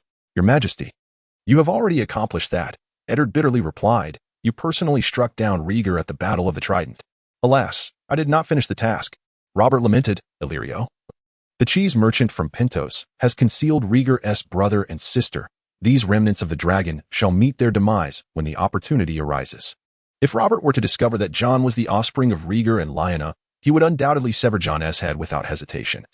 For Robert despised the Targaryens and would not forgive the child born of his arch-nemesis Rhaegar and the goddess Lyanna. Eddard furrowed his brow. "Your Majesty, did we not raise arms to overthrow the Mad King Aerys to prevent the slaughter of innocents? Why can you not spare Prince Viserys and Princess Daenerys?" Robert, filled with impatience, retorted, "It was listening to Jon Arryn's foolish words that allowed the beggar king and Daenerys to escape. You again present this tiresome argument." Eddard raised his chin. "Your Majesty, how did Jon Arryn truly meet his end?" Robert sighed heavily, a wave of sadness washing over him. Though Jon Arryn had surpassed 80 years, his health was robust until he suddenly fell gravely ill and passed within mere days. Maester Pycelle believes the burdens of responsibility overwhelmed him, given the myriad affairs he had to manage. Jon Arryn was murdered by Lysa and Petyr Baelish, Jon Snow mused inwardly. Jon Snow contemplated journeying south to King's Landing to confront Petyr directly. Petyr, believing himself untouchable due to his dalliance with Lady Lysa, would soon learn otherwise. If he, Petyr Baelish, is the Littlefinger, then I, Jon Snow, shall be the thumb, skilled at countering the Littlefinger. Subsequently, King Robert clapped Eddard on the shoulder. Eddard, Jon Arryn has passed, and I require a trusted ally to assist me. The position of Hand of the King is yours by right. I appoint you as the Hand of the King. Eddard was not surprised. In truth, many in Winterfell had anticipated this outcome, for Robert had never visited Winterfell. Yet he traversed great distances with a grand royal entourage immediately following Jon Arryn's death. Before the king's arrival, rumors had already spread throughout the north and across Westeros that Eddard would be the next Hand of the King. Eddard knelt before Robert, stating, "Your Majesty, I am willing to serve you. However, there are many in the kingdom more suited for this position than I, such as your brother, Duke Stannis." At the mere mention of Duke Stannis, King Robert felt a wave of nausea. Stannis was utterly unfit to be the Hand of the King. Currently serving as the Master of Ships, having already offended nearly everyone in the small council, you are the sole candidate. At this point, Eddard could only pledge his loyalty to Winterfell, the North, and myself, ready to heed the king's summons. King Robert helped Eddard to his feet, saying, "Do not call me your grace. Our bond is closer than that of brothers. I met your daughter Sansa today. She is truly a lovely girl. Given our fraternal ties, the relationship between House Stark and the crown should be fortified through marriage. Sansa should be betrothed to my son Joffrey." This took Eddard by surprise, yet he replied, "But Robert, Sansa is merely 11 years old. She is far too young. At this age, one can already be betrothed. Marriage can wait until the children come of age." With no room for negotiation with the king, Eddard had no choice but to acquiesce. Robert smiled. "Eddard, let us together forge a prosperous era. Now, let us indulge in the feast and enjoy the minstrel's performance. I noticed many beautiful maidens in Winterfell. Tonight, I intend to revel to my heart's content." Under the watchful eyes of the Stark folk, Jon sensed the impending storm. As long as Robert lived, the Stormland stag, the West's roaring lion, the Iron Island sea monster, the Reach's rose, the Riverland's trout, Dorne's spearsun, and the Vale's moonhawk maintained a fragile balance. Once King Robert passed, turmoil would inevitably ensue within the realm. Jon silently prayed that no misfortune would befall the king before he could grow strong. Chapter 11. The mysterious minstrel in the training yard of Winterfell. Robb and Jon wielded wooden swords, practicing their parries, both drenched in sweat. Theon stood nearby, aiming at a target, his arrow striking true at the bullseye. His archery skills were remarkable. Roderick Castle, the master-at-arms, believed that if Theon were to participate in a tournament in the south, he could very well win the archery championship. A minstrel tuned his harp at the edge of the yard. Jon relished the aching sensation in his arms. At just 14, his strength and height were growing each day. Robb and Jon paused their sparring, panting. "If I keep practicing, I shall surely become a great warrior like Ser Arthur Dayne, the Sword of the Morning," Robb declared. Jon teased, "Or perhaps a great warrior like King Robert?" Robb's expression darkened. "I must admit, King Robert has disappointed me greatly. The demon of the trident, the storm and the stag, should not be in such a state." Once, Robb had idolized King Robert, firmly believing him to be the greatest warrior of this age. There was a time when, before sleep, Robb and Jon would recount tales of great warriors, with Robert Baratheon being the one Robb spoke of most often. Whether it was Robert's antlered helm and battle armor or his war hammer, Robert's exploits at Seagull Town, his triumphant anthems during the Battle of Summerhall, his narrow defeat against Baron Tully, his valiant charge at the Battle of the Bells, and his decisive strike against Prince Rhaegar amidst the chaos of the Trident. All of these feats were etched in the memory of Robb. However, upon finally meeting King Robert, Robb was taken aback to discover that the idol he had revered since childhood was, in reality, a corpulent, wheezing man, struggling even to walk without gasping for breath. The grand image he had held of Robert as a mighty and extraordinary figure swiftly crumbled in his heart. With a sigh, Robb declared, "From this moment forth, Ser Arthur Dayne, the Sword of the Morning, shall be my idol." As a minstrel approached, holding a harp, he struck a cheerful note. Ser Arthur Dayne was the epitome of an ideal hero, for he had already passed into legend. His life experiences were sufficient to immortalize him. While living would inevitably tarnish his perfection, Robb, Jon, and Theon regarded the singer with curiosity, as Jon had never before encountered this particular bard. The minstrel was well-groomed, tall and strong, with a mane of brown hair interwoven with strands of black, draped in a gray woolen cloak, and his eyes sparkled with mirth. Jon Snow felt an inexplicable familiarity with the singer, sensing a distinct edge and regal aura that set him apart from ordinary performers. Robb inquired, "Are you the royal minstrel of King Robert?" The singer bowed deeply and replied, "To be precise, I am a wandering troubadour. I have traveled through vast lands from the frozen north to Dorne, and my name is Irby. I encountered King Robert's royal entourage on King's Road and joined them with my harp." At this revelation, Jon Snow confirmed the singer's boldness in boldly presenting himself before the king, the Duke of Winterfell, and the Lord Commander of the Night's Watch. He decided to bide his time before exposing the minstrel's identity, waiting for the right moment to strike. In Westeros, troubadours, also known as singers, excelled in transforming historical events and contemporary issues into song, performing in taverns and noble feasts. Given the staggering illiteracy rates in Westeros, common folk relied on these performers for their understanding of history and current affairs rather than books. There were two types of troubadours: those who performed in courts or noble castles, and the wandering minstrels who roamed the land. Although wandering singers sometimes received invitations to perform in castles, they primarily showcased their talents in brothels, taverns, or on the streets. It was evident that Irby belonged to the latter category. Jon could not help but lament the woeful state of security for the current king of Westeros. As an unknown singer was welcomed into the royal retinue merely days away from Winterfell, performing for King Robert, Queen Cersei, and the royal family. Within the royal entourage of 300, there existed sworn knights loyal to House Baratheon, guards adorned in the crimson lion helm of House Lannister, members of the City Watch clad in pure golden armor, and a multitude of mercenary knights, free riders, and wandering warriors who had joined along the way. These individuals, having had varying degrees of access to the royal family, were granted the privilege of freely entering and exiting Winterfell as part of the royal retinue. Given the clandestine affair between Queen Cersei and the Kingslayer, Jaime, their lives were perpetually at risk, and an assassination of King Robert could be orchestrated at any moment. Furthermore, the court of King's Landing was rife with schemers like the eunuch Varys and Peter Baelish, as well as the exiled remnants of the former dynasty, such as the beggar King Viserys and Princess Daenerys, alongside the ever-vengeful Prince Oberyn Martell of Dorne. The security of King Robert appeared alarmingly tenuous, causing Jon to harbor concerns for the king's safety. The archer Theon caressed his bowstring, prompting the bard Elbier to respond, "What ballads do you possess in your repertoire?" The bard smiled and replied, "I know many songs, including the Battle of the Tower of Joy, which you might find intriguing. This ballad recounts the tale of the brave Northerners, led by Lord Eddard Stark, as they faced the Kingsguard at the Tower of Joy. Once, Arthur Dane held a less-than-sacred status in Robb's heart, for he had perished at the hands of Robb's father, Eddard. In that battle, celebrated by bards throughout Westeros, the Sword of the Morning, Arthur Dane, along with the White Knights Ser Gerald Hightower and Oswell Went, confronted Eddard, Ser Holland Reed, Lord Willem Dustin, and the valiant warriors of the North, including Theon Greyjoy, Ethan Glover, and others. The outcome saw the entirety of the Kingsguard slain, leaving only Eddard and Holland Reed to survive, while the rest were lost in Dorne. As the bard LBO began to sing the Battle of the Tower of Joy, Robb, Jon, and Theon found themselves entranced by the rich and melodious timbre of his voice.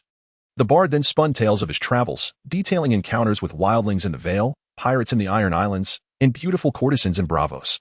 Each story and ballad was vividly engaging, captivating the audience with the charm of the bard's narratives. Jon could not help but concede that Elbier possessed an irresistible allure. However, he still felt that some individuals, disguised and daringly venturing into Winterfell, were audacious beyond measure. Chapter 12. The King Beyond the Wall in preparation for King Robert's arrival. A grand feast was laid out in the hall of Winterfell. Servants brought forth a sumptuous barley and venison stew, honey-glazed roasted chicken, suckling pig stuffed with apples, lemons, and pineapples, roasted peacock, and quail, alongside spiced beefsteaks generously sprinkled with cinnamon and other spices. In the center of the hall, Bard Elbier raised his voice in song. Robb, Sansa, Arya, Bran, and even the 3-year-old Rickon occupied the esteemed high seats in the hall, sharing the table with Prince Joffrey, Princess Myrcella, and Prince Tommen. Jon Snow, the illegitimate son, was not afforded the privilege of dining at the same table as the prince and princess. He harbored no fondness for Joffrey, who disdainfully surveyed the soot-stained beams and fireplace of Winterfell, unable to fathom why the grand castle of the North's lord appeared so humble. Jon found himself seated in a corner of the hall, mingling with the young attendants of the royal entourage. He relished the company of these strangers, where he could listen to their boasts of dreams, salacious gossip, and various ribald jokes. Uncle Benjen sat beside him, looking rather glum amidst the cacophony around them. "Uncle, have you petitioned the king?" Jon inquired. Benjen had journeyed from the wall, partly to interrogate the Night's Watch deserter, Gary, but more importantly, to beseech King Robert for aid. The Night's Watch was in a state of decline, and Benjen hoped that the king might extend his support in terms of funds and manpower. With a sigh, Benjen recounted, "I spoke with King Robert, requesting he visit the wall to personally inspect some of the fortresses along its expanse. He merely laughed heartily, dismissing my concerns by stating that since the wall had stood firm for many years, it could endure a few more. I mentioned the threat posed by Mance Rayder, the king beyond the wall, but Robert was indifferent, treating it as a mere ailment. He believes Mance Rayder is nothing more than a deserter from the Night's Watch, incapable of making any significant impact beyond the wall." Such was Robert's nature. At that moment, he was savoring delicacies upon the dais, a voluptuous beauty perched upon his lap, oblivious to Cersei's dark glare nearby. If the Night King were to unleash his army, a king like Robert would surely be incapable of organizing a formidable counterattack. One might ponder whether King Robert would even survive until such an invasion, likely to become one of the undead by that time. Jon took a sip of ale. Pondering aloud, "Uncle, Gary mentioned the threat of the others. You could bring this to King Robert's attention." Benjen chuckled wryly. That would only serve to further dismiss him. The Night's Watch still believes in the existence of the others from 8 millennia ago, while this king, residing in the warmth of the south, would never accept that they are real. Unbeknownst to Jon, Tyrion had quietly taken a seat beside him, his stature so diminutive that Jon had not noticed. Tyrion was accompanied by the singer, Lancel. What an unusual pairing they made. After listening to Jon and Benjen's exchange for a while, Tyrion chimed in with a chuckle. "If you were to inform King Robert about the others beyond the wall, I dare say he would rush off with a war hammer to confront them himself. If there truly are others, then I must have a mansion in Valyria, sea monsters in the Iron Islands, and a legion of mermaids in Lannisport." Jon replied earnestly, "There are indeed others. I have dreamed of them, and my dreams always come true." Tyrion scoffed, addressing the bastard brother, "Today, I roamed the castle, and the servants, blacksmiths, and stable hands of Winterfell all claim that your dreams invariably come to fruition. They assert that your visions have successfully foretold the demise of Jon Arryn, the Night's Watch deserter, and the arrival of the king. I, however, am not one to succumb to superstition. What is the truth behind this?" The curious little imp, Tyrion, having just arrived at the castle and indulged in the hot springs, ambled about Winterfell on his deformed short legs. He humbly sought counsel from everyone he encountered, be they the soldier Halwyn, the stable boy Adu, the blacksmith Micah, Maester Luwin, the training master Roderick Castle, or the beastmaster Bran. In Winterfell, Tyrion heard the most peculiar tale concerning Jon Snow's prophetic dreams, which piqued his curiosity. If you truly possess the gift of prophecy, then surely the bard Elbereth ought to compose a ballad in your honor. The bard struck a mocking note. Jon replied, "Tyrion, I know you are enamored with books. You must be familiar with the tale of Daenerys the Dreamwalker?" Tyrion nodded. Indeed, Daenerys the Dreamwalker, a descendant of Aegon the Conqueror, foresaw the destruction of Valyria before its fall, enabling the Targaryen family to escape to Dragonstone. Subsequently, Valyria was torn asunder by volcanoes, and the sea surged forth, leading to the annihilation of over 40 noble Dragonlord families, while the Targaryens emerged unscathed, becoming the sole Dragonlords. Jon stated nonchalantly, "My gift is akin to that of Daenerys the Dreamwalker." Tyrion suppressed a smile. "Is that so? But that is a Targaryen trait. Forgive my skepticism. You are merely a Stark bastard. How could you possibly possess the gift of prophetic dreams?" "I am not so easily deceived." Banyon, sharing Eddard's disdain for the Lannisters, remarked, "Jon, you need not prove anything to the Lannister family." The bard Elbereth chuckled. "It appears Lord Tyrion is correct. Jon lacks the gift of prophecy. At his age, it is entirely normal to exaggerate to distinguish oneself from peers. We ought not to squander our time." "Very well, since you choose to court disaster, I shall lay my cards on the table," Jon retorted with a cold smirk, gazing intently at the bard, his eyes sharpening. "Elbereth, I undoubtedly possess the gift of prophetic dreams. I have dreamt of you, and I know your true identity." Elbereth maintained an outward calm, yet Jon, Banyon, and Tyrion noticed the beads of sweat forming on his brow. The bard smiled. "I am but a wandering minstrel. What true identity could I possibly have?" Jon rose, shouting, "Winterfell guards, the king's protectors, there is an assassin among us." Tyrion and Banyon were taken aback, and even Elbereth appeared flustered. The clamor of the hall, the clinking of goblets, and the sounds of laughter ceased abruptly, plunging the surroundings into silence. Onlookers turned to gaze at Jon and Elbereth, including those on the dais, such as Robert and Eddard, who cast puzzled glances in their direction. In Winterfell, the captain of the guards, Jory Castle, along with the King's Guard Jaime Lannister, Meryn Trant, and Boros Blunt rushed forth, hands on their swords. The Kingslayer, Jaime, inquired sharply, "Who is the assassin?" Jon Snow pointed at the singer, Elbeir, declaring, "This man is a wildling masquerading as a bard." Elbeir's eyes widened in disbelief. "Who is the wildling?" "I am a singer of noble blood," Jon retorted proudly. "I have dreamed of you. You are not Elbeir, but Mance Rayder, the king beyond the wall." Tyrion Lannister gasped, while Robb Stark, Jaime Lannister, Boros Blunt, and Meryn Trant drew their swords, leaving Mance Rayder to offer a resigned smile, astonished to find himself ensnared by the dream of a wildling. Chapter 13, capturing Mance Rayder within the Grand Hall of Winterfell, unarmed and surrounded by encroaching blades. Mance Rayder was left with no option but to relinquish his harp and surrender. Undoubtedly, this was a prudent decision. While Mance was formidable in combat, he stood little chance against the Kingslayer Jaime. Moreover, lurking nearby was Sandor Clegane, the Hound, ever vigilant as the bodyguard of Prince Joffrey. Upon hearing of an assassin, the Hound hastened to the scene. Captain Jory Castle, accompanied by soldiers including the stout Tom, Cunny, and Ellen, shackled Mance with cuffs and leg irons. With a smile of eagerness, Theon stepped forward to assist, joining Robb in restraining Mance's arms, both seemingly determined to share in the glory of capturing the king beyond the wall. Throughout the ordeal, Mance maintained his composure, a cold smile gracing his lips. Bandon scrutinized the captured wildling bard. "Are you truly Mance Rayder?" As the first ranger of the Night's Watch, Bandon could scarcely believe that the king beyond the wall he had hunted was audacious enough to disguise himself as a bard and attend the grand feast hosted by Lord Eddard Stark in honor of King Robert. Mance held his head high and declared proudly, "Indeed, you are Bandon of Winterfell, the first ranger of the Night's Watch." Tyrion smirked. "Bandon, it seems your prowess as a ranger is somewhat lacking. The king beyond the wall has taken refuge under your very roof, performing as the sole bard at the feast. And you failed to notice." Bandon, with a frigid disdain, looked down at Tyrion. "Little imp, when I joined the Night's Watch, Mance had already deserted, fleeing the Shadow Tower. I do not recognize him." Tyrion, intrigued to learn that Mance was once a Night's Watch deserter, felt an increasing curiosity about Mance's life story.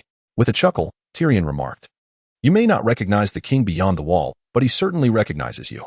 This world is indeed a tangled web. People often refer to the Night's Watch as the horn that awakens the sleepers. However, Banyan, I observe that the Night's Watch seems to be slumbering itself. Who then can it possibly awaken?" Banyan's anger flared as Jon remarked, "Mance Rayder lurks in the shadows beyond the wall. Naturally, he has the opportunity to observe and recognize the chief ranger of the Night's Watch. It's akin to a thief in the flea-infested streets of King's Landing. Most are acquainted with the commander of the city guard, yet the gold cloaks cannot know every petty criminal." Mance Rayder appeared somewhat displeased, wildling though I may be. "To liken me to the scum of King's Landing is a grave insult." Jon chuckled softly. "I, Jon Snow, am also a bastard. And what of you, Mance Rayder?" A path in the crowd parted as Eddard, Catelyn, King Robert, and Queen Cersei approached, followed by Joffrey, Sansa, Princess Myrcella, Prince Tommen, Arya, and Little Rickon. Robert, slightly inebriated, boomed, "Isn't that the singer? Has the minstrel turned assassin? What is the meaning of this?" Banyan replied, "Your Grace, this self-proclaimed bard, Irby, is in truth Mance Rayder, the king beyond the wall." Eddard frowned. "The king beyond the wall masquerades as a minstrel beneath my roof to perform for the king. Who unmasked the singer's true identity?" Tyrion's mismatched eyes glimmered with fervor. "My lord Eddard, it was your bastard Jon who revealed the king beyond the wall's disguise." Jon Snow claimed he dreamed of Mance Rayder appearing at Winterfell to greet the king, and indeed, it has come to pass. Tyrion continued, "I was initially skeptical, but witnessing Jon's extraordinary abilities firsthand, I now believe him to be a veritable sorcerer."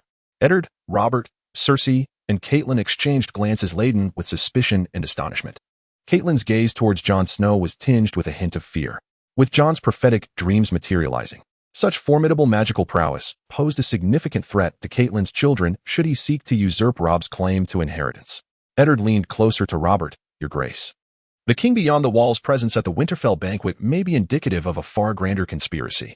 With so many eyes present, we must privately interrogate Mance Rayder without delay." The soldiers of Winterfell escorted Mance Rayder to the dungeon's interrogation chamber. In an adjacent cell, the deserter of the Night's Watch, Garrett, recognized Mance Rayder immediately. "Mance, thank the gods above, this Night's Watch deserter, self-styled as the king beyond the wall, has been captured." Mance Rayder offered Garrett a warm smile, as if greeting a long-lost friend. "Garrett, are you not also a deserter? We are all but lost crows, let us not disdain one another." Jon, Robb, Theon, and others stood nearby, facing King Robert's Kingsguard, including the Kingslayer Jaime, as well as Ser Loras Tyrell and Ser Boros Blunt.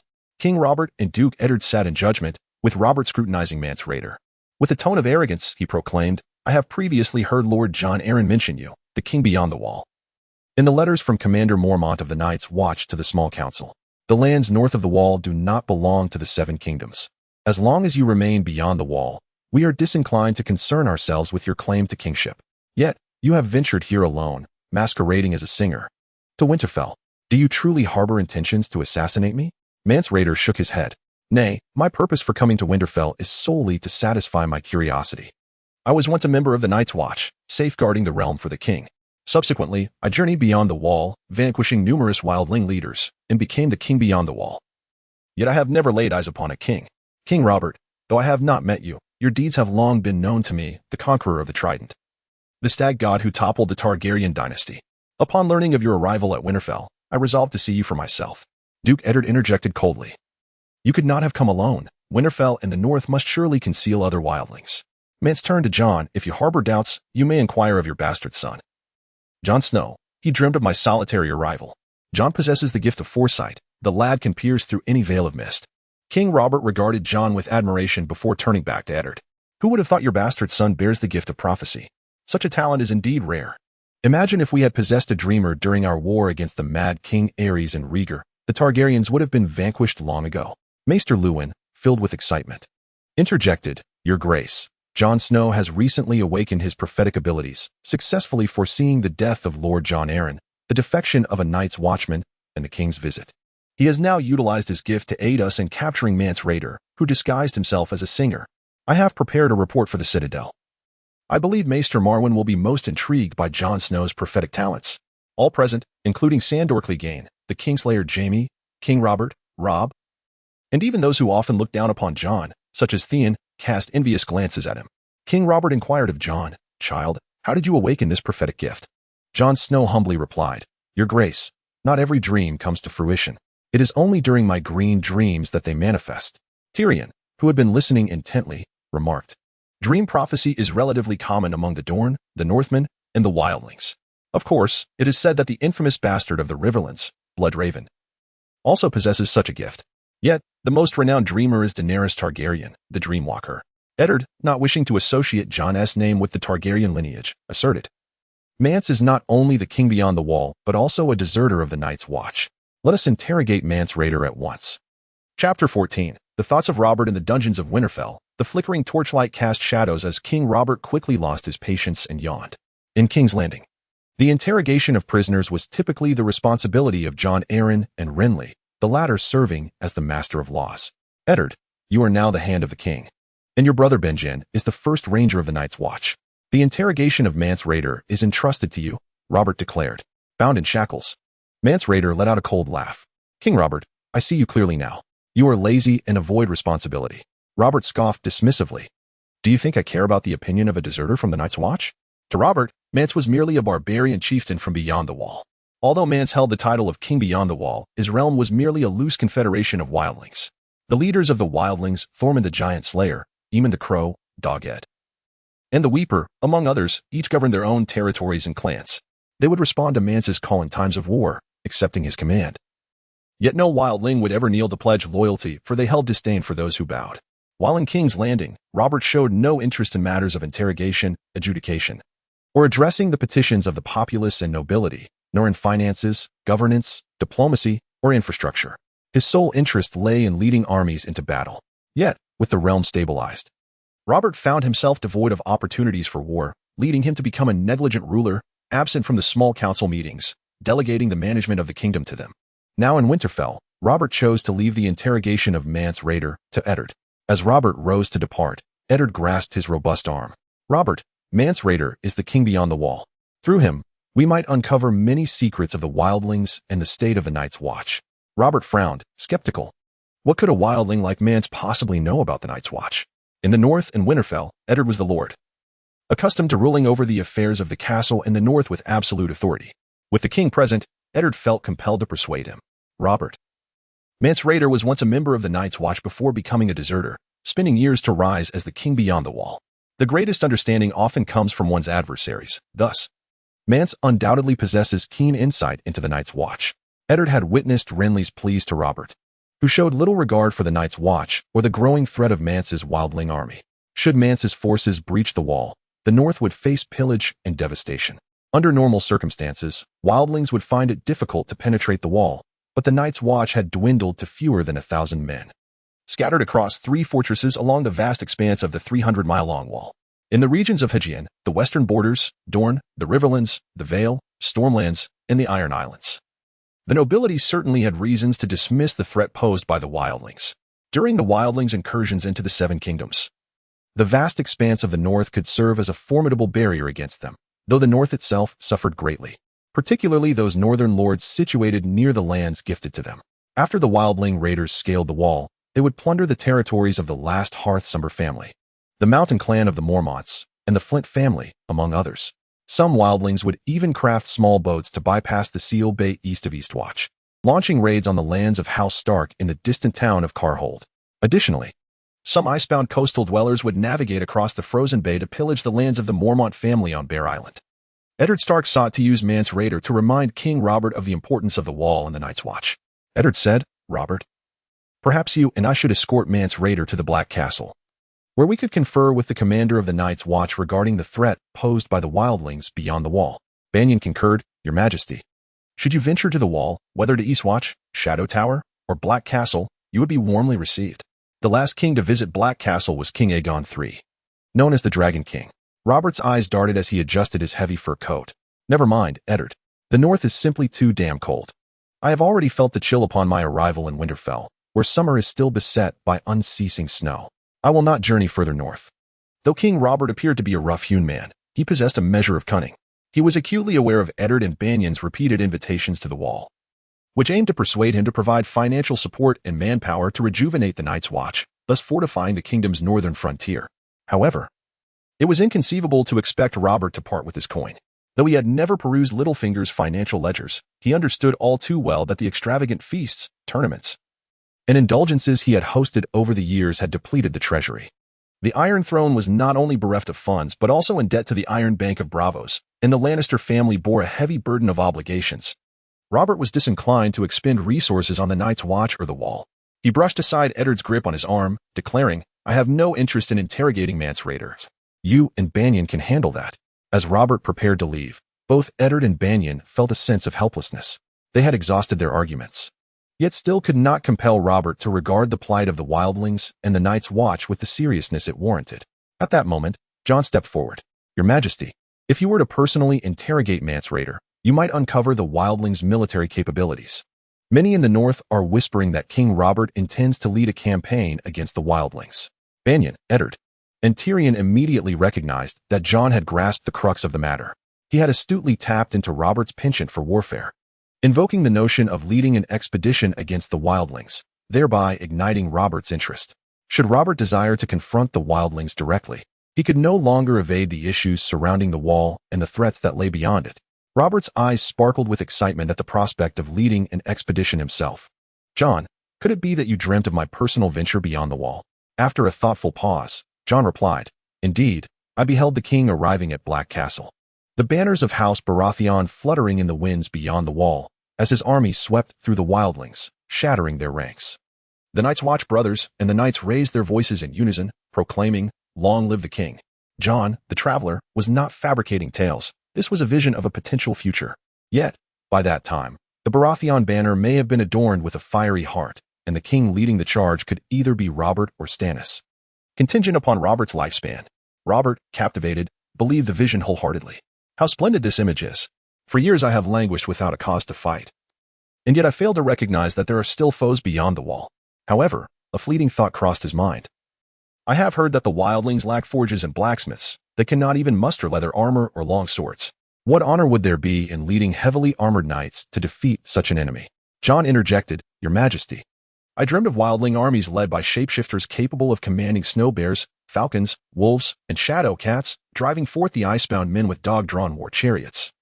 The hard-footed folk sprinting barefoot across the snow, and the disciplined, bronze-scaled dens. The wildling horde even included giants and mammoths." Banyan, Ed, Theon, Robb, King Robert, Jaime, and Tyrion were all engulfed in astonishment. Were it any other child, such words would have been dismissed as mere folly. Yet Jon had repeatedly demonstrated his prophetic abilities through dreams, and while his descriptions of the wildling army seemed outlandish, should Jon's prophecies come to fruition, it would pose a considerable threat to the realm. Mance Rayder appeared composed, yet inwardly he was engulfed in profound self-doubt. He gazed at Jon, astonished that this 14-year-old boy, having never ventured beyond the wall, possessed such knowledge of the lands and the wildling horde. Beside them, the imp Tyrion regarded Jon with skepticism. Your dreams are indeed vivid. Jon, is there truly such a multitude of peculiar beings within the wildling ranks? While some matters remain uncertain, it is written in books that giants and mammoths are long extinct. Jon smiled. Little imp, if one were to believe entirely in books, it would be better to possess none at all. Books merely encapsulate the conclusions of those who came before. South of the wall, giants have vanished, but beyond it, they still exist, albeit in small numbers, several hundred at least. Mance was taken aback by Jon's accurate estimation of the giants. He grew increasingly wary of Jon. In the past, during the training grounds, Mance had deliberately approached Jon, Robb, Theon, and others to ascertain the veracity of Jon's prophetic abilities. After all, on the journey to Winterfell, he had already heard various rumors regarding the direwolf's bastard child's dreams. Now, Jon's prophetic visions not only unveiled Mance's disguise, leading to his unfortunate capture, but also articulated intricate details about the wildlings beyond the wall. Mance Rayder felt for the first time that Jon Snow would become a formidable adversary for the free folk in the future. Chapter 15. The Rights of Guests. In the dungeons of Winterfell, King Robert crossed his arms beneath his armpits. After listening to Jon Snow recount his dream of the wildling army, he was immediately stirred with excitement. Jon, if your dream were to come true, and if the giants and shapeshifters truly besieged the wall, I would certainly lead the charge myself. Jon replied, Your Majesty, I am confident that you would instill fear in our enemies. Initially, King Robert had little regard for the wall and the Night's Watch, but Jon Snow astutely perceived Robert's love for battle and successfully persuaded him. Now the king had pledged to take the field personally. Both Benjen and Eddard regarded Jon with admiration. Meanwhile, Theon and Robb began to envy Jon's gift of prophetic dreams. Seizing the moment, Eddard remarked, Robert, before we march south to King's Landing, we must visit the wall to understand the threats beyond it and prepare for your campaign. King Robert nodded slightly, thus it was settled. Robert's greatest passion was waging war. He typically participated in tournaments only for team events, as they were more akin to real combat, allowing him to wield his war hammer and relish the thrill of the contest. During the war that overthrew the Mad King Aerys, Robert donned his antlered helm and armor, wielding his hammer with devastating effect across the battlefields of Westeros, vanquishing one enemy after another. Whether it was the nobles of the Vale who supported Aerys, the forces of House Martell led by Prince Doran, or the Ironborn during the rebellion in the Iron Islands, Robert defeated them all. Now, 9 years had passed since the Greyjoy Rebellion, and Robert yearned to return to the battlefield, with the wildlings emerging as an obvious target. The king's gaze rested upon Mance Rayder, a smile gracing his face. Mance, do you truly have giants and shapeshifters among your wildling horde? Mance Rayder, despite being captured, brandished his shackles defiantly and had no intention of divulging any useful information to the enemy, sneering coldly. Not only do I have giants and shapeshifters, but my wildling army also includes the children of the forest, mermaids crafting fleets for me, harpies soaring through the skies for reconnaissance. I have even summoned sea monsters and nagas, griffin kings, and witches from the east who have hatched a few dragons for me. Just wait for the wall to crumble. The smile faded from King Robert's face. This man was not to be trusted. Why did you become a deserter from the Night's Watch? If you continue to spout such nonsense, I shall return to the feast. Mance Rayder smiled and replied, King Robert, I would be delighted to share my experiences serving in the Night's Watch. My mother is a wild woman living beyond the Great Wall, and according to her, my father is a ranger from the Shadow Tower, who lost his way in the ghostly forest. She welcomed him into her forest cabin, offering him some gifts. And in return, he left a token for her, resulting in her conceiving his child. 10 months later, I was born. During my childhood, I resided in a village inhabited by a band of wild raiders who frequently traversed the Night's Watch wall to pillage the gift or the north, committing acts of violence and theft, seizing women, goods, and provisions before retreating beyond the wall to evade the Night's Watch or local lords. One day, the rangers from the Shadow Tower attacked my village, executing the local wild raiders, and I, a mere child, was taken in by the Night's Watch. The surname Reed signifies raider. As I matured, I became a member of the Night's Watch at the Shadow Tower. Banyan remarked, to this day, many of your black-clad brothers at the Shadow Tower extol your prowess with the sword.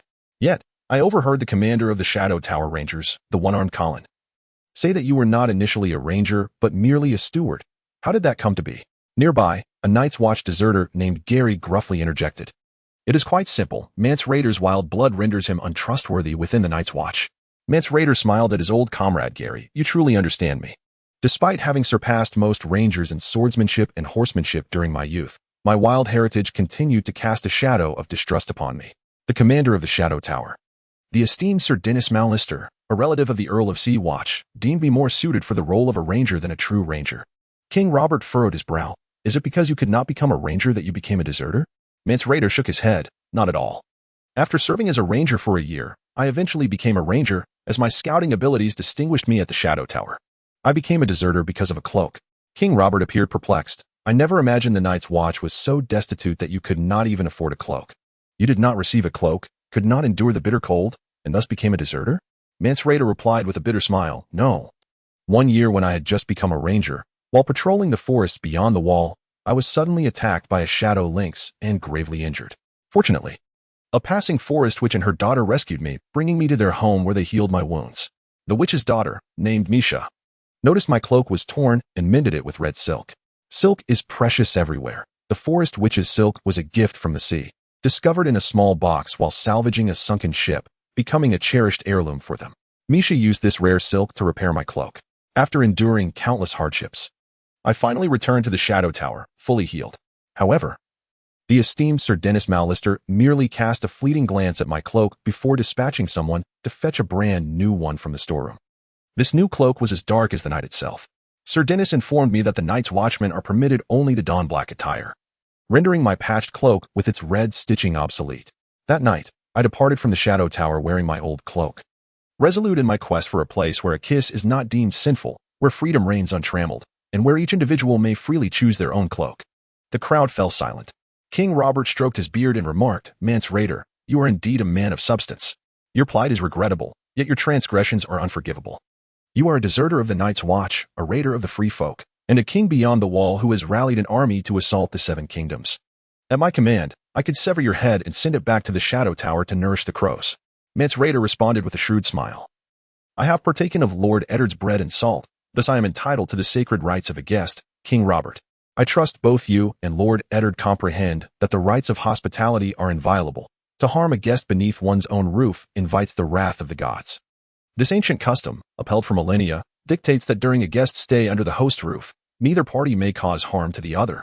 Whether one worships the seven gods or the old gods, violating the rights of hospitality is a grave sin. Mance Rayder had eagerly consumed the bread and salt at the onset of the feast. Once a guest has partaken of the host's provisions, the rights of hospitality come into effect. Each king beyond the wall poses a significant threat to both the North and the Night's Watch.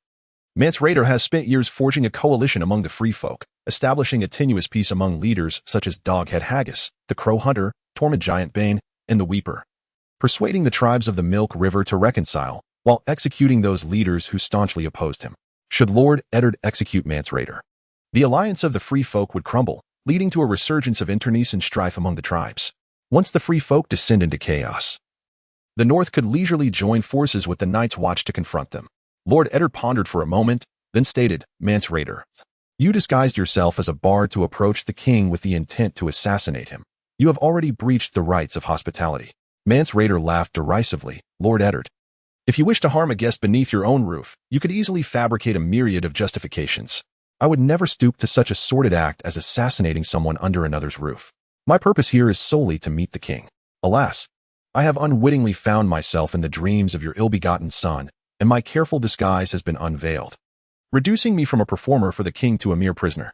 If you insist on violating the rights of hospitality and seek to execute me, let us not squander each other's time.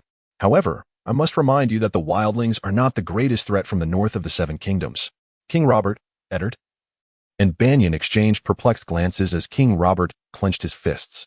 The wall was erected to defend against the wildlings. What other threats could there possibly be?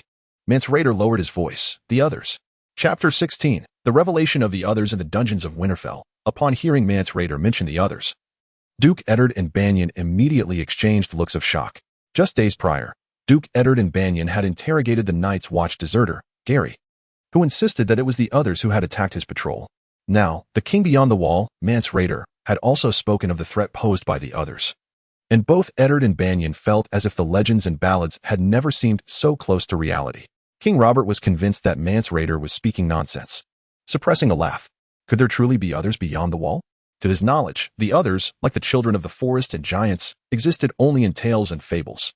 Tyrion jested, "Your Grace, I suspect Mance Rayder, the king beyond the wall, intends to ally with the others to launch an attack on the wall." The laughter erupted from the likes of Theon, Meryn Trant, Boros Blunt, and the Kingslayer, Jaime. Jon observed that most of the laughter came from the southern knights visiting Winterfell with King Robert, while the northerners, upon hearing about the others, were solemn expressions, furrowed brows, or even looks of fear. None were laughing. The northerners had often witnessed the harshness of winter. In the north, the others was a cursed term, uttered only in extreme anger or despair. The people of the north would never make light of such a matter. Amidst the laughter, Mance Rayder coldly remarked, "Laugh if you wish. When winter and the long night descend, when the others drive their army of the dead southward, let us see how heartily you can laugh." Nearby, the deserter Gary trembled and said, "Your Grace, my lord, at least in regard to the others, Mance Rayder speaks the truth. I witnessed the others slay Ser Waymar Royce and Will." King Robert stroked his rugged chin, the name Royce sounding familiar. "Eddard, could this Waymar Royce be the friend we knew when we served as squires at the Eyrie?" Eddard replied, "No. Ser Waymar Royce is the youngest son of Lord Bronze Yoren of the Vale." Banyan added, "Ser Waymar Royce joined the Night's Watch only 6 months ago. Yet he disappeared on his first patrol. Not a single member of his party returned to the wall. It was only when the soldiers of Winterfell captured Gary in the woods that he, a deserter, insisted that the others were responsible for the deaths of Ser Waymar Royce and Will." King Robert cast a disdainful glance at Mance Rayder and then at Gary. This Gary, like Mance Rayder, was also a deserter from the Night's Watch. At this moment, King Robert cast a meaningful glance at Jaime, expressing his disdain for those who had betrayed their sacred oaths. To him, such oath-breakers were worth less than a mere trifle. How could one trust the words of such individuals? Jaime remained expressionless and silent, having grown accustomed over the years to Robert's myriad forms of subtle humiliation. Mance Rayder, the king beyond the wall, spoke loudly, stating that when he was a member of the Night's Watch, he was the Raven of the Shadow Tower. When he donned the old cloak to return to the lands beyond, he became the king beyond the wall. He was familiar with every castle and ruin along the wall, as well as every corner of the lands beyond. He revealed to them that the kneeling men of these verdant lands, 8,000 years prior, had constructed the towering wall not to fend off the wildlings, but to guard against the others. A profound silence enveloped the room. Whether it was Lord Eddard, King Robert, Tyrion, or Bronn, they all found Mance Rayder's words compelling. The lands beyond were scarce in blacksmiths and forges, and the wildlings lacked the knowledge to smelt iron. Their raiders typically wielded weapons of bone and wood, and it was only after slaying a member of the Night's Watch that they could procure armor, daggers, and swords. Not only were the wildlings poorly equipped, but their discipline was severely lacking. Thus, for centuries, the waning Night's Watch had managed to keep the wildlings at bay north of the wall, even when a king beyond the wall occasionally breached the wall. The wildling horde would ultimately meet its demise at the hands of House Stark and the northern nobles. The 700-foot wall stood as one of the most magnificent edifices in Westeros and the known world, making it hard to fathom that its builders, 8 millennia ago, erected such formidable defenses to guard against the wildlings. Lord Eddard remarked that if the king beyond the wall and the deserters of the Night's Watch agreed on the existence of the others, then it was worth considering that they might indeed exist. King Robert furrowed his brow, as if the thought pained him. There seemed to be an abundance of strange occurrences in these times. He had always displayed impatience when it came to interrogating prisoners and uncovering the truth. As he surveyed the dungeon's occupants, his gaze brightened upon seeing Jon Snow. "Jon Snow, have you dreamt of the others in your green dreams?" Jon had already formulated his answer in his mind and nodded slightly. "Your Grace, I have dreamed of them." A wave of shock and fear washed over the crowd. Jon's prophetic dreams had recently come to fruition, including the death of the Hand of the King, the desertion of the Night's Watch by Garrett, the king's visit to Winterfell, and the king beyond the wall. The imp, Tyrion, displayed a flicker of doubt in his mismatched eyes. If even the seer Jon had dreamed of the others, then the existence of the others could no longer be dismissed. The tales of the others from the old crone stories had never felt so real and terrifying. The torches in the room began to flicker, dimming the light. Robert inhaled deeply and asked, "Jon, tell us what you dreamt." Jon Snow remarked, "I dreamt of the White Walkers, tall and emaciated, their skin an eerie pallor. They rode upon ice spiders or spectral steeds, while others were mounted on the corpses of bears or moose." Mance Rayder, the king beyond the wall, regarded Jon with an appreciative gaze. "Bastard, your dreams hold a startling truth. The White Walkers you envisioned are identical to those I have witnessed with mine own eyes." Gary from within the pen interjected, "I swear. The White Walkers that slaughtered the patrol are just as Jon described. Lord Eddard Stark and King Robert exchanged astonished glances. Jon continued, "In my verdant dreams, they always emerge at night. Or rather, when they appear, darkness descends, accompanied by a chill, ice, and white mist. The frigid air bites, inhaling it feels akin to drawing a blade into my lungs. I dreamt the White Walkers spoke in a peculiar tongue, seemingly wielding some form of sorcery, as the very corpses they had slain abruptly rose, their eyes wide open. A brilliant blue. The White Walkers drove forth the Whites, besieging the wall. The Night's Watch fought valiantly, yet the Whites surged like a relentless tide, tens of thousands amassed, climbing the wall and slaying every Night's Watchman they encountered. Upon concluding his tale, an oppressive silence enveloped the room. King Robert broke the stillness. If this prophecy comes to pass, shall the Seven Kingdoms not face the wrath of the White Walkers? Damn it! Those wretched beings, who last appeared 8,000 years ago, have returned upon us. Lord Eddard responded, "Robert, prepare swiftly. We may yet utilize the wall to keep the White Walker horde at bay." King Robert clenched his fists. "Eddard, I shall personally venture to the wall and command every lord of the North to ready themselves for war." Lord Eddard nodded. "The North shall heed the king's call. I will instruct the lords of the North to muster forces, forge armor and weaponry, and we shall analyze the weaknesses of the Whites, ever prepared to assist the wall, outside." The dire wolves howled in unison. Tyrion, standing nearby, felt an ominous foreboding, while Jon Snow appeared composed, though internally he reveled in triumph. This was the very reason Jon had revealed the threat of the White Walkers to King Robert.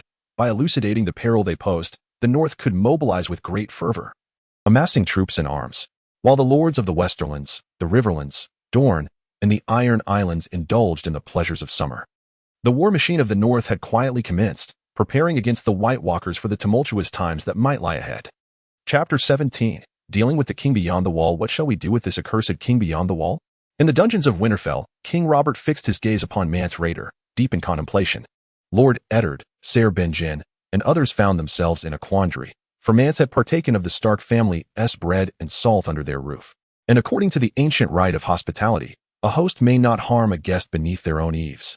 Sheehan displayed a sharp smile, deeming Mansard a treacherous oath-breaker, a chameleon, a deserter from the Night's Watch who deserved no mercy. We ought to slit his throat and send his severed head back to the Shadow Tower, hanging it outside the wall to serve as a warning to the wildlings. Beside him, Jon felt a deep-seated disdain for Sheehan, pondering that in the future, Sheehan might also become a chameleon. The clanking of Mansard's shackles echoed. Since the Stark family was intent on harming their guest beneath their own roof and trampling upon the sacred rites of hospitality, they might as well act swiftly. Such a heinous crime would surely invoke the wrath of the gods. As a devout follower of the old gods, Duke Eddard prayed daily before the heart tree of the Weirwood, yearning to rid the realm of the King Beyond the Wall. Yet, ultimately, Eddard was a man of honor, steadfast and traditional. After a fierce internal struggle, Eddard sighed, concluding that under no circumstances should he violate the sacred rites of hospitality. Very well, let Mansard go. Jon believed the most prudent strategy was to ally with the wildlings against their common foes. The King Beyond the Wall possessed a deeper understanding of the others than most, for the wildlings had encountered the others long before the Night's Watch and the Seven Kingdoms. However, the Night's Watch in the North were bitter enemies of the wildlings, their hatred entrenched, and even if the others truly descended upon them, they might not unite. Benjen was unwilling to forfeit the opportunity to eliminate the King Beyond the Wall. He gazed intently at Mansard and spoke gently. "Mansard, you were once a member of the Night's Watch. I have come to Winterfell from Castle Black, accompanied by 5 brothers of the Watch, and we shall escort you back to the wall." Mansard scoffed, "And upon reaching Castle Black, will you truly release me?" "Once I arrive at Castle Black, the rites of hospitality I enjoyed in Winterfell shall have expired, and you may arrest me at will." "No. I prefer to leave on my own accord." Banyan's anger flared. "You are the King Beyond the Wall. You invoke the rites of hospitality, which we have respected. However, that does not mean the Night's Watch will allow you to roam freely in the North. Who knows if you might commit murder, arson, or abduct women and children on your way back." Mansard replied with a smile, "I would not do such a thing. In Winterfell, I am under the protection of hospitality, and according to its tenets, a guest who has partaken of the host's bread and salt must not harm the host upon his territory. It would be sacrilegious to provoke the wrath of the gods." Robert let out a hearty laugh. "Benjen, let Mansard go. We have spared his life out of respect for the rites of hospitality. Should he harm the people of the North after enjoying such privileges, he would surely face divine retribution." In Robert's eyes, Mansard was merely a wildling warlord from beyond the wall, posing no significant threat. Conversely, Jon Snow had informed Robert that in time, the banner of House Baratheon would fly over the wall, the armored knights shouting "Long live the king." to rescue the wall and join the Night's Watch in a great battle against the wildling horde. Robert maintained that the mightier the enemy defeated on the battlefield, the greater the glory to be gained.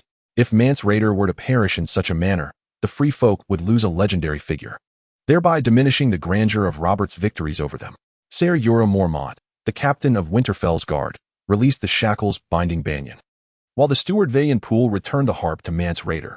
King Robert, Jon, and Duke Eddard followed Mance Rayder as he emerged from the dungeon. Duke Eddard, I beseech you to return my steed. Without my horse, my return to the lands beyond the wall will prove arduous. With a resigned gesture towards the stable master, Maelon, Eddard signaled for assistance. Shortly thereafter, Maelon and the hulking stable boy, Adair, led forth Mance Rayder's mount, a humble plow horse. Mance Rayder mockingly bowed, expressing gratitude to the heavens. At long last, I have not perished during the feast at Winterfell. I have not come in vain. I have met the king of the Seven Kingdoms and become acquainted with the family of the North's Duke. Mance Rayder's gaze swept across Duke Eddard, Banyan, and Robert, finally resting on the bastard Jon Snow. Especially you, Jon Snow, the illegitimate son of House Stark, you have truly broadened my horizons. Even the shapeshifters in Mance Rayder's retinue, such as Varamir and Orell, were unable to foresee the future through dreams, yet Jon Snow revealed a remarkable talent that left all in awe.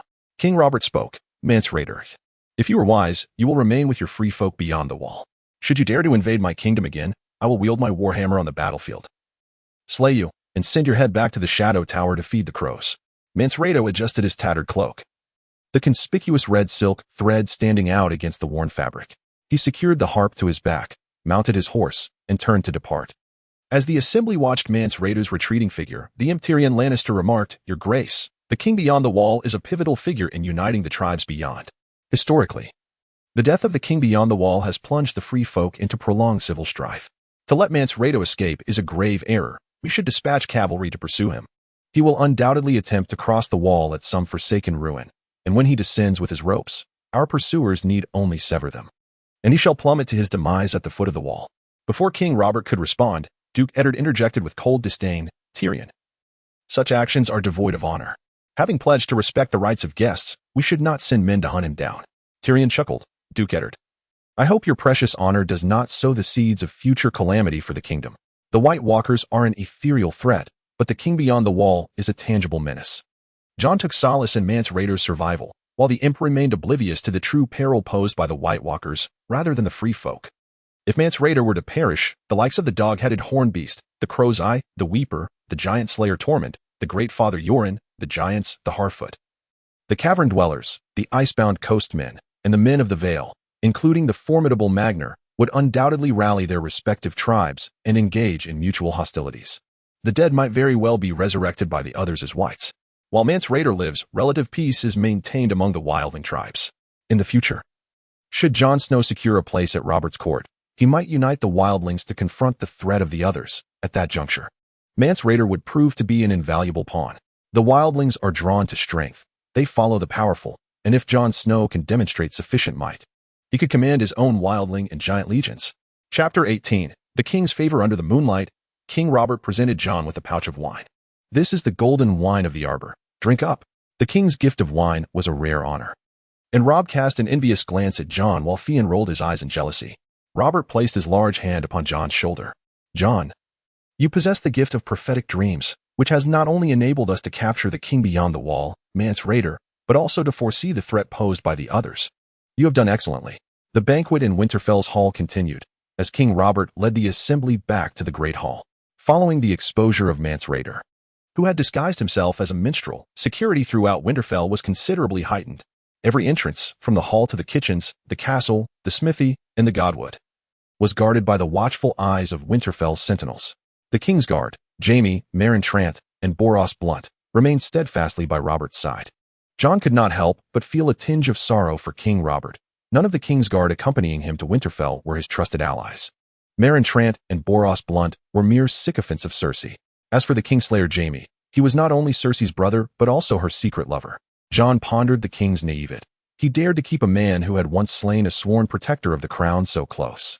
After the death of Jon Arryn, King Robert appointed Eddard Stark as the new hand of the king.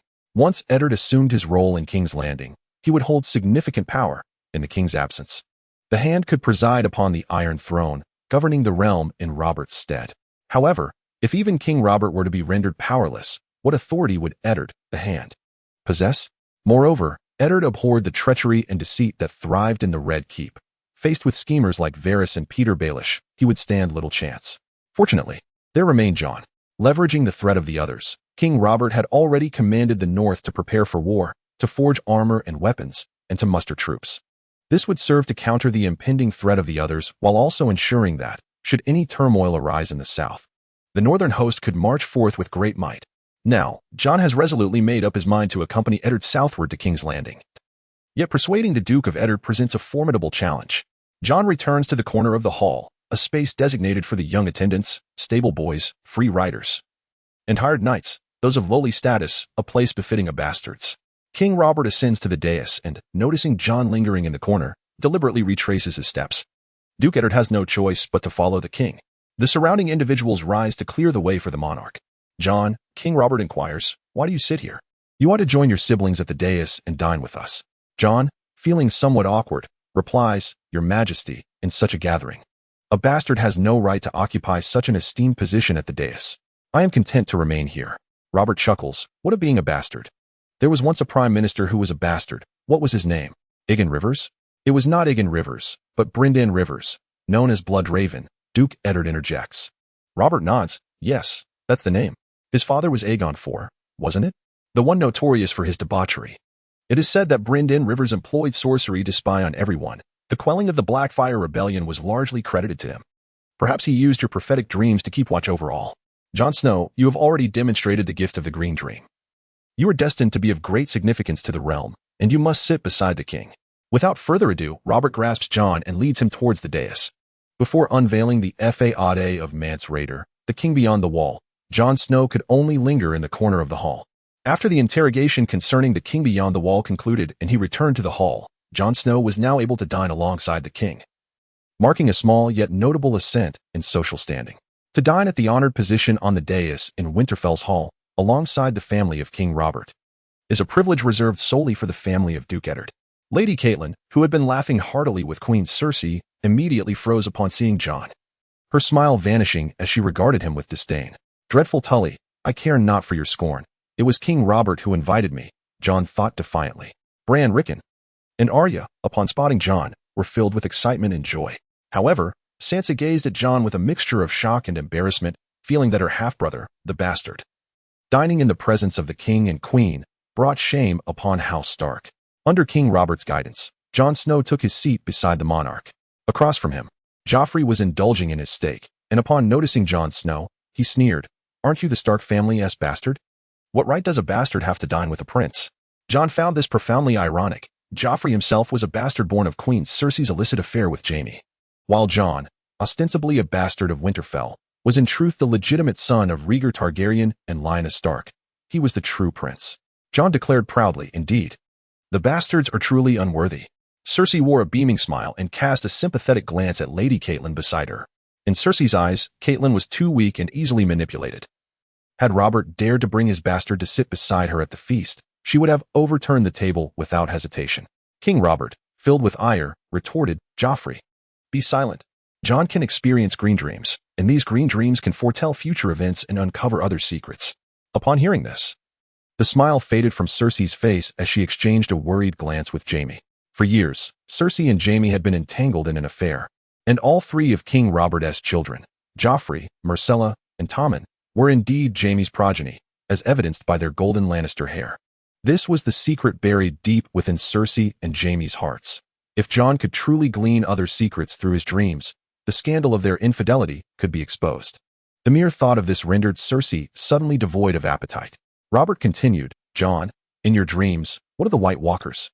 They ride fearsome ice spiders and dead horses. What weaknesses do they possess?" Myrcella, Tommen, and Sansa visibly recoiled in fear.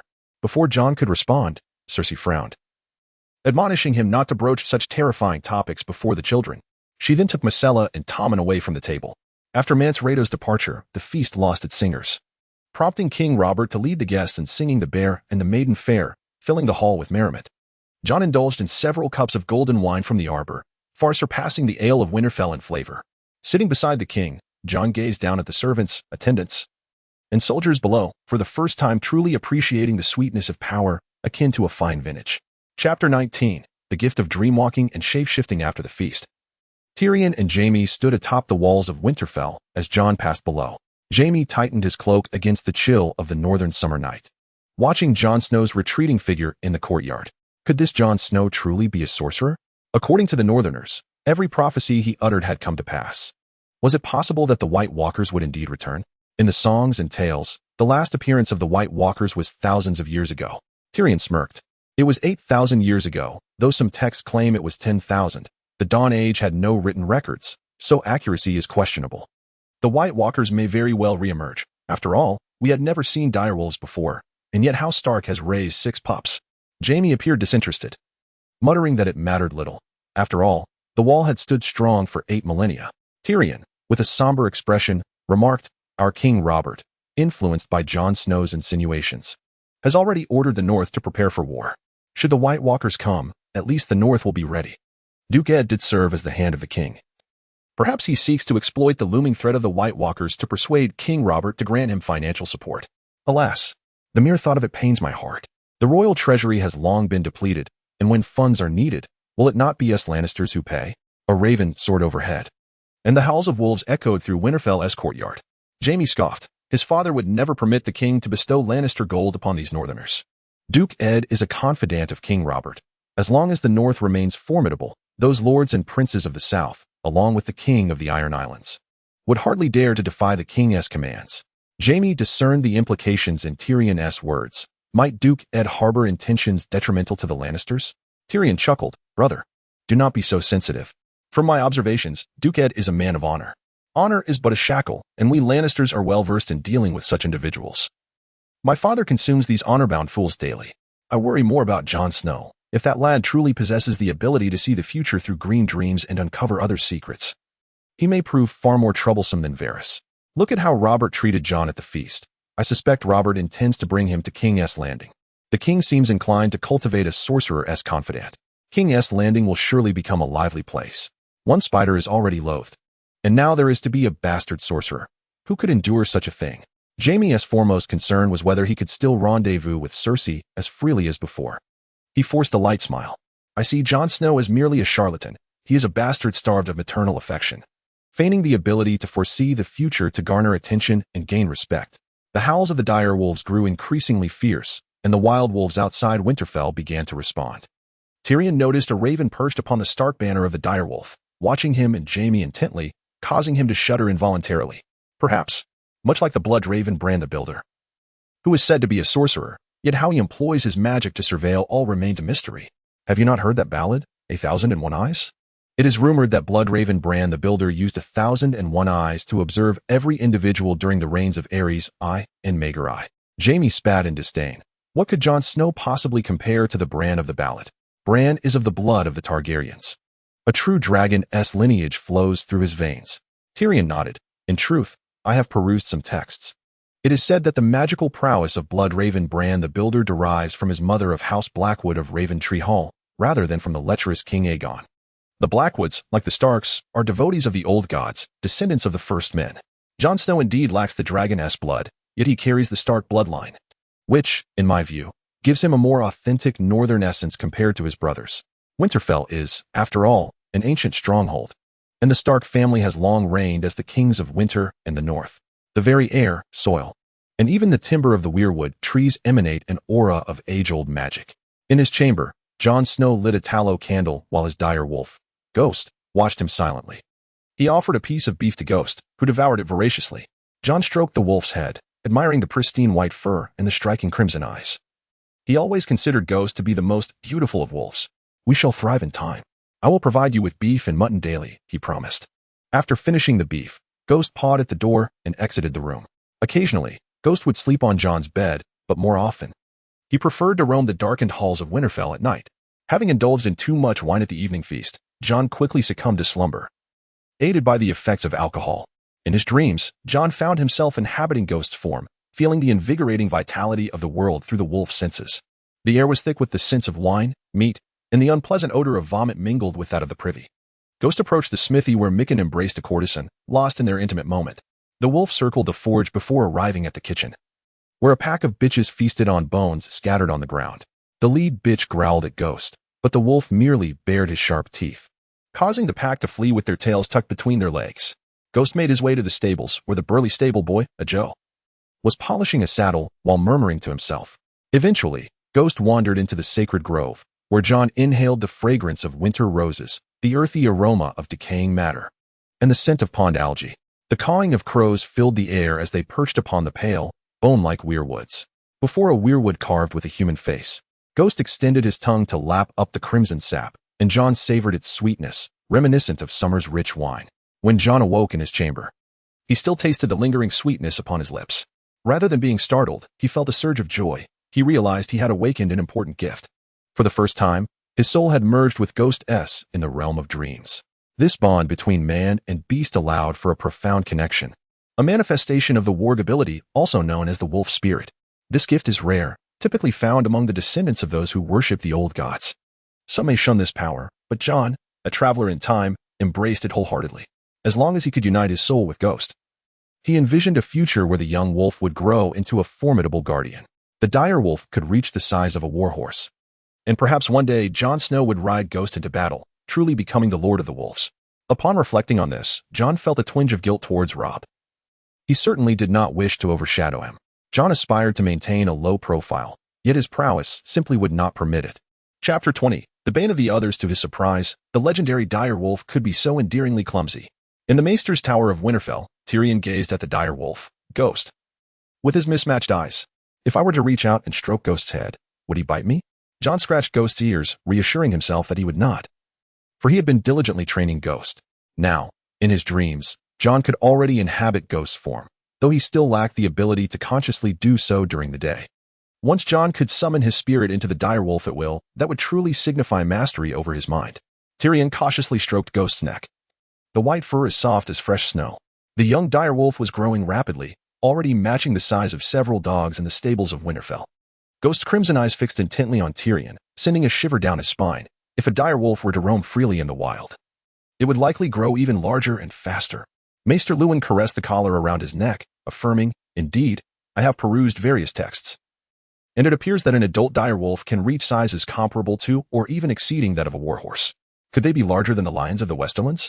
The thought that a direwolf could attain the size of a warhorse and could easily tear a man's throat with a single bite extinguished Tyrion's desire to pet the creature, and he withdrew his hand.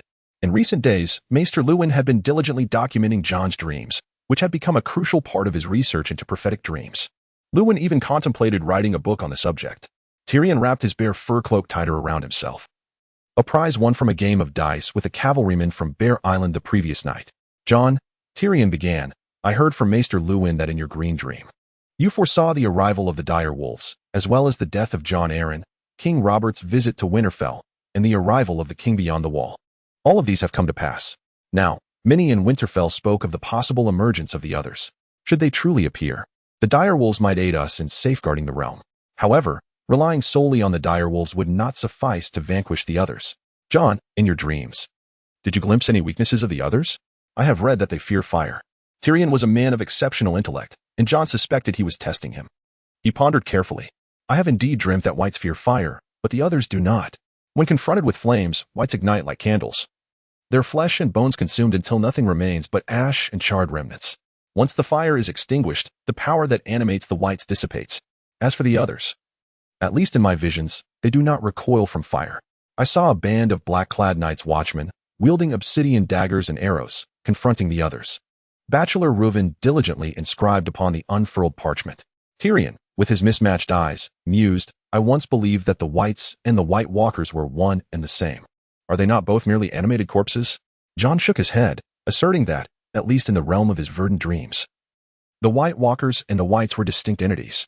The White Walkers, akin to the children of the forest and the giants, belonged to a singular race, whereas the whites were once humans, resurrected by the White Walkers to serve as their thralls. When these White Walkers, with their cerulean eyes and alabaster skin clad in armor of ice, were pierced by obsidian daggers and arrows, their forms shattered like glass, scattering into crystalline fragments. Temporarily halting his writing, Bachelor Reuven pondered that if this portion of Jon's dream held any truth, it would indeed fill a significant void in the Citadel's studies on the White Walkers. However, he remained skeptical that obsidian was their bane. According to ancient texts, The children of the forest were experts in the use of obsidian, wielding it against the first men and the undulls throughout history.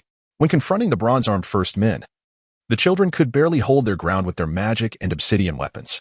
Yet, when faced with the steel-armored undulls, they faced utter defeat.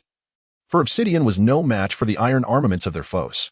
Bachelor Reuven rose from his seat and rummaged through the cluttered room, where his scholarly tower was filled with tomes, trinkets, and potions, while the balcony's cage was home to a multitude of crows.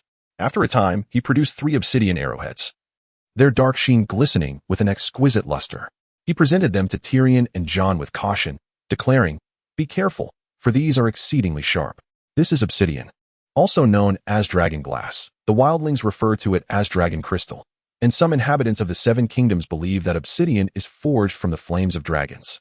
However, most scholars of the Citadel contend that obsidian is a mineral formed from the fires of the Earth's core." Tyrion cautiously caressed the arrowhead.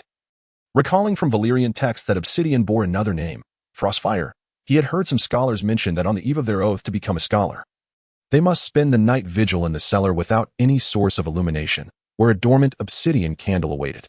Bachelor Reuven nodded in affirmation, explaining that unless the candle could be ignited, the vigil keeper must endure the darkness of the cellar for the entire night. In truth, the obsidian candle was impossible to light. Some impulsive youths had attempted to do so, only to find their hands injured by its sharp edges in the obscurity.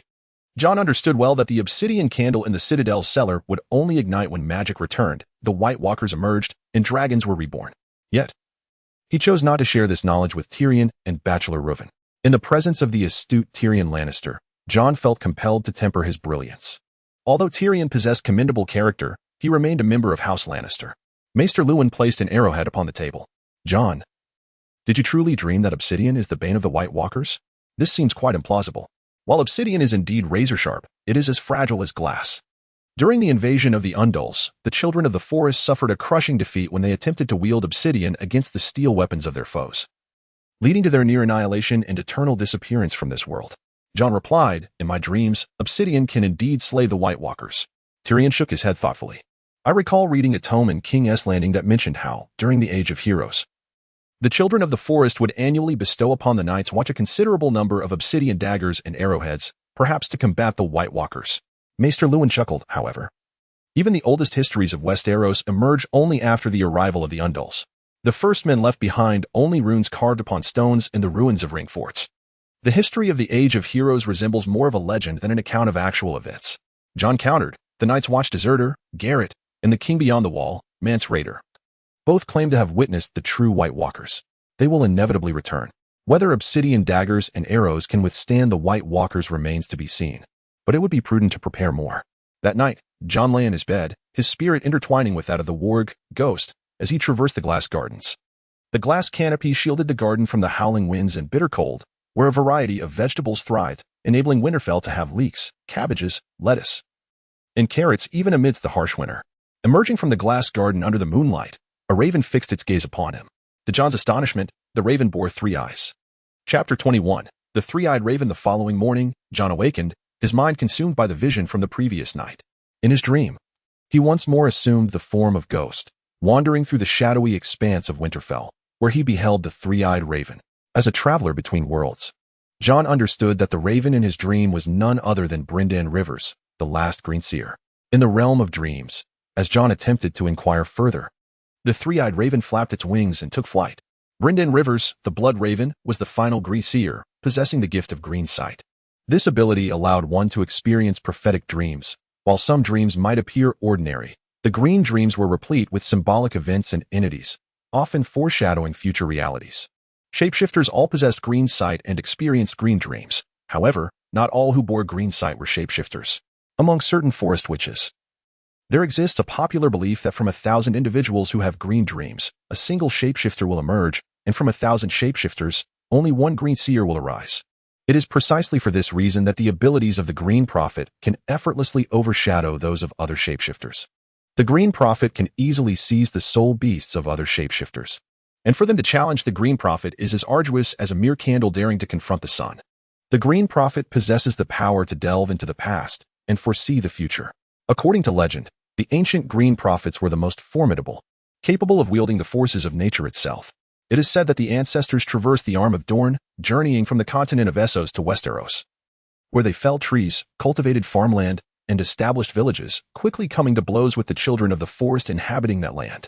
In the tales, the children of the forest, in a bid to halt the relentless tide of migration by the ancestors, called upon their wise green prophet, who unleashed elemental magic, summoning vast seas and earthquakes that shattered the arm of Dorne, giving rise to the island chain in the narrow sea we recognize today. In Jon's dreams, the three-eyed raven appeared, igniting a profound excitement within him, as it was possible he would continue to dream of the raven in the days to come. The three-eyed raven. Brynden Rivers shares a somewhat similar lineage with Jon Snow. Both are noble bastards, their mothers devoted to the old gods, and their fathers of true dragon blood. Brynden Rivers' father is the usurper Aegon, while his mother hails from the city of Crow's Nest, Melissa Blackwood. Jon's father is Prince Rhaegar, and his mother is Lyanna Stark. With the guidance of the three-eyed raven, Jon's shape-shifting abilities would undoubtedly see a significant enhancement. The more he pondered, the more exhilarated he became. Jon, the time traveler, was acutely aware that at this moment, the three-eyed raven might be residing in a cave beyond the wall, in the company of the last surviving children of the forest. He was also the bearer of the Valyrian steel sword, the Dark Sister, which he might still cherish. Now over a century old, it is likely that the three-eyed raven no longer requires the sword, yet Jon may someday have the opportunity to wield the Dark Sister, which would undoubtedly bolster his stature in the battle against the White Walkers. Valyrian steel, also known as dragon steel, is a bane to the White Walkers, much like obsidian. Suddenly, Jon recalled that Lord Commander Mormont of the Night's Watch also possessed a Valyrian steel sword, Longclaw, an ancestral blade of House Mormont. When he joined the Night's Watch, the sword Longclaw was passed down alongside the title of Lord of Bear Island and its castle to his son, Jorah Mormont. Later, Jorah, seeking to satisfy his materialistic wife, sold poachers captured on Bear Island to the slavers of Lys, an act that sullied the honor of the North and the Stark family. Honor-bound Eddard Stark swiftly led a party to Bear Island to apprehend Jorah, intending to execute him, forcing Jorah to flee with his wife. In the future, Jon anticipated that he would join King Robert and Duke Eddard in their venture to the Wall to confront the White Walkers. Should Jon prove helpful to the Night's Watch in this battle, it is conceivable that the old bear would lend him Longclaw for the fight. Indeed, Jon is most frequently acquainted with the ancestral Valyrian steel sword, Ice, belonging to House Stark. This formidable two-handed sword may one day be bestowed upon him by Lord Eddard Stark. Should Jon find himself rescuing the noble lord or safeguarding the Stark lineage on the battlefield, such an eventuality would undoubtedly infuriate Catelyn, perhaps prompting her to seek solace among the Silent Sisters. However, Jon does not genuinely covet Ice. After all, he shares a profound brotherly bond with Robb, and he cannot bear to usurp that which rightfully belongs to Robb. What Jon truly desires are the fabled swords, Dark Sister or Blackfire. Dark Sister, an heirloom of House Targaryen, has been wielded by legendary figures throughout history, including Queen Visenya, the illustrious Aegon the Conqueror, the roguish Prince Daemon, and the Dragon Knight Aemon. As for Blackfire, it was brandished by Aegon the Conqueror himself, who rode the fearsome Balerion the Black Dread to conquer the Seven Kingdoms.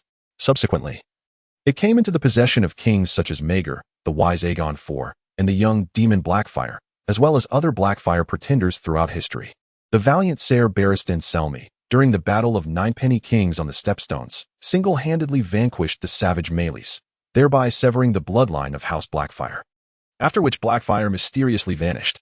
Jon suspects that the Valyrian steel sword may have found its way to the free cities across the narrow sea, possibly in the hands of a cheese merchant from Pentos, who might be conspiring to crown some new pretender.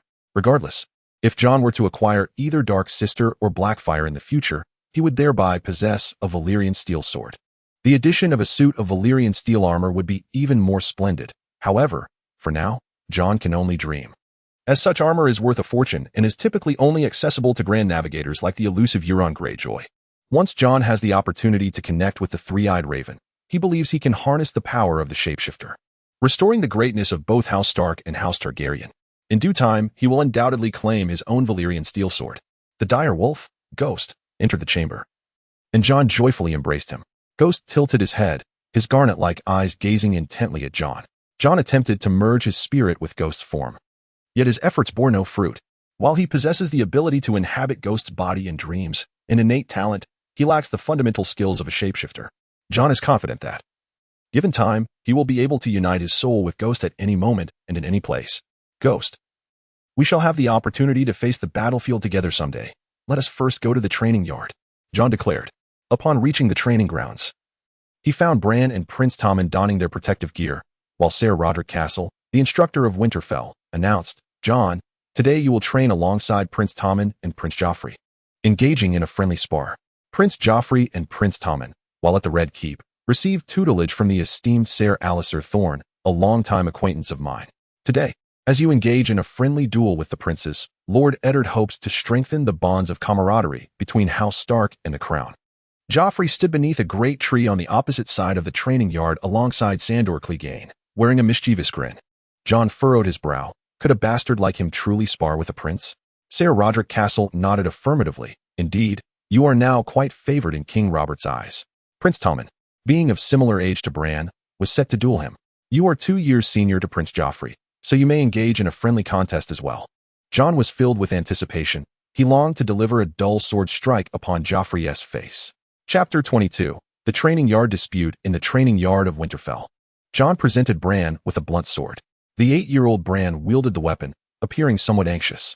Surely, Prince Tommen must be formidable. After all, his uncle is a member of the Kingsguard, who provides him daily protection. Among his peers in Winterfell, Bran had no rivals, yet he remained unaware of Tommen's true prowess. Jon affectionately ruffled Bran's chestnut hair, assuring him, "Fear not, the Kingsguard has little time to impart sword and shield techniques to Prince Tommen." Moreover, many of the current Kingsguard are lacking in merit. Only the Kingslayer and Ser Balon Swan truly deserve the White Cloak. Bran appeared uncertain. But Tommen was nonetheless the nephew of the Kingslayer, the Lannister lion. No, Prince Tommen is the son of the Kingslayer. Jon stifled a laugh. Tyrion is still the Kingslayer's younger brother. Just consider how much combat prowess he possesses. Bran chuckled at this. "Hey, you little imp, who do you think you're belittling?" Tyrion approached, his deformed legs wobbling as he walked. Jon had not noticed the dwarf had stealthily appeared beside him. It seemed Tyrion was indeed adept at remaining unseen. Jon exclaimed in surprise, "Tyrion, how is it that you always seem to materialize out of nowhere?"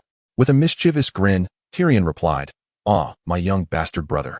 There are many advantages to being unnoticed. You might overhear others speaking ill of you." At that moment, the crowd gathered around the training yard grew larger, including Sansa, Jane Poole, Arya, and others, all accompanied by Septa Mordane. Lord Eddard, King Robert, Queen Cersei, and Lady Catelyn appeared on the elevated platform beside the yard. Ser Roderick Castle called out, "Tommen and Bran, it is your turn to take the stage." Prince Tommen, a portly child clad in armor of gold and crimson, resembled a small bear. The skirmish between the youngsters lacked any semblance of technique or strategy. Bran, adept at climbing and quite strong for his age, enjoyed training alongside his brothers Robb and Jon in the yard. Consequently, he quickly gained the upper hand. Tommen could only clumsily defend himself as Bran's wooden sword struck the leather armor covering Tommen's abdomen, causing him to lose his balance and fall to the ground. Robb, Jon, and Arya cheered for Bran in unison, while Sansa nervously cast a glance at Joffrey. Sansa felt genuine happiness for her brother Bran. Yet she dared not express it in the presence of her fiancé Joffrey. After all, she was destined to marry Joffrey and become queen. Thus her demeanor had to be gentle and considerate, ensuring not to provoke her dashing betrothed. Joffrey, far from being angered, shamelessly mocked his brother Tommen, flashing a wicked grin at Sandor Clegane, as he deemed Tommen too foolish to defeat anyone. Bran helped Prince Tommen to his feet, while Princess Myrcella hurried over to console her brother. Ser Roderick, stroking his snowy beard, announced, "Prince Joffrey, it is now your turn. Your first opponent is Robb." Joffrey picked up a wooden sword and, addressing Tommen, remarked, "You have brought shame upon House Baratheon. Pay attention and observe how I deal with a direwolf." Despite Joffrey's nonchalant bravado, he was no match for Robb. Having trained rigorously at Winterfell's training grounds under the guidance of Lord Eddard, Ser Roderick Castle, and Captain Jory Castle, Robb had also sparred with excellent companions like Jon Snow and even faced off against the older Theon Greyjoy. Jon noticed that Robb was clearly holding back.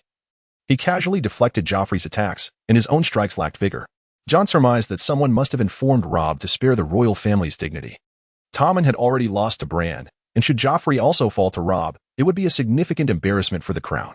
Joffrey, lacking stamina, soon found himself sweating profusely and staggering. Ser Roderick Castle promptly halted the match, exclaiming, "What an extraordinary display. Prince Joffrey, you are drenched in sweat. Perhaps you should take a moment to rest." Beside them, Arya muttered in frustration, "Extraordinary? I think Joffrey and Robb fought terribly, far worse than Tommen and Bran." Next, soldiers from Winterfell and knights from the royal entourage took their turns in combat.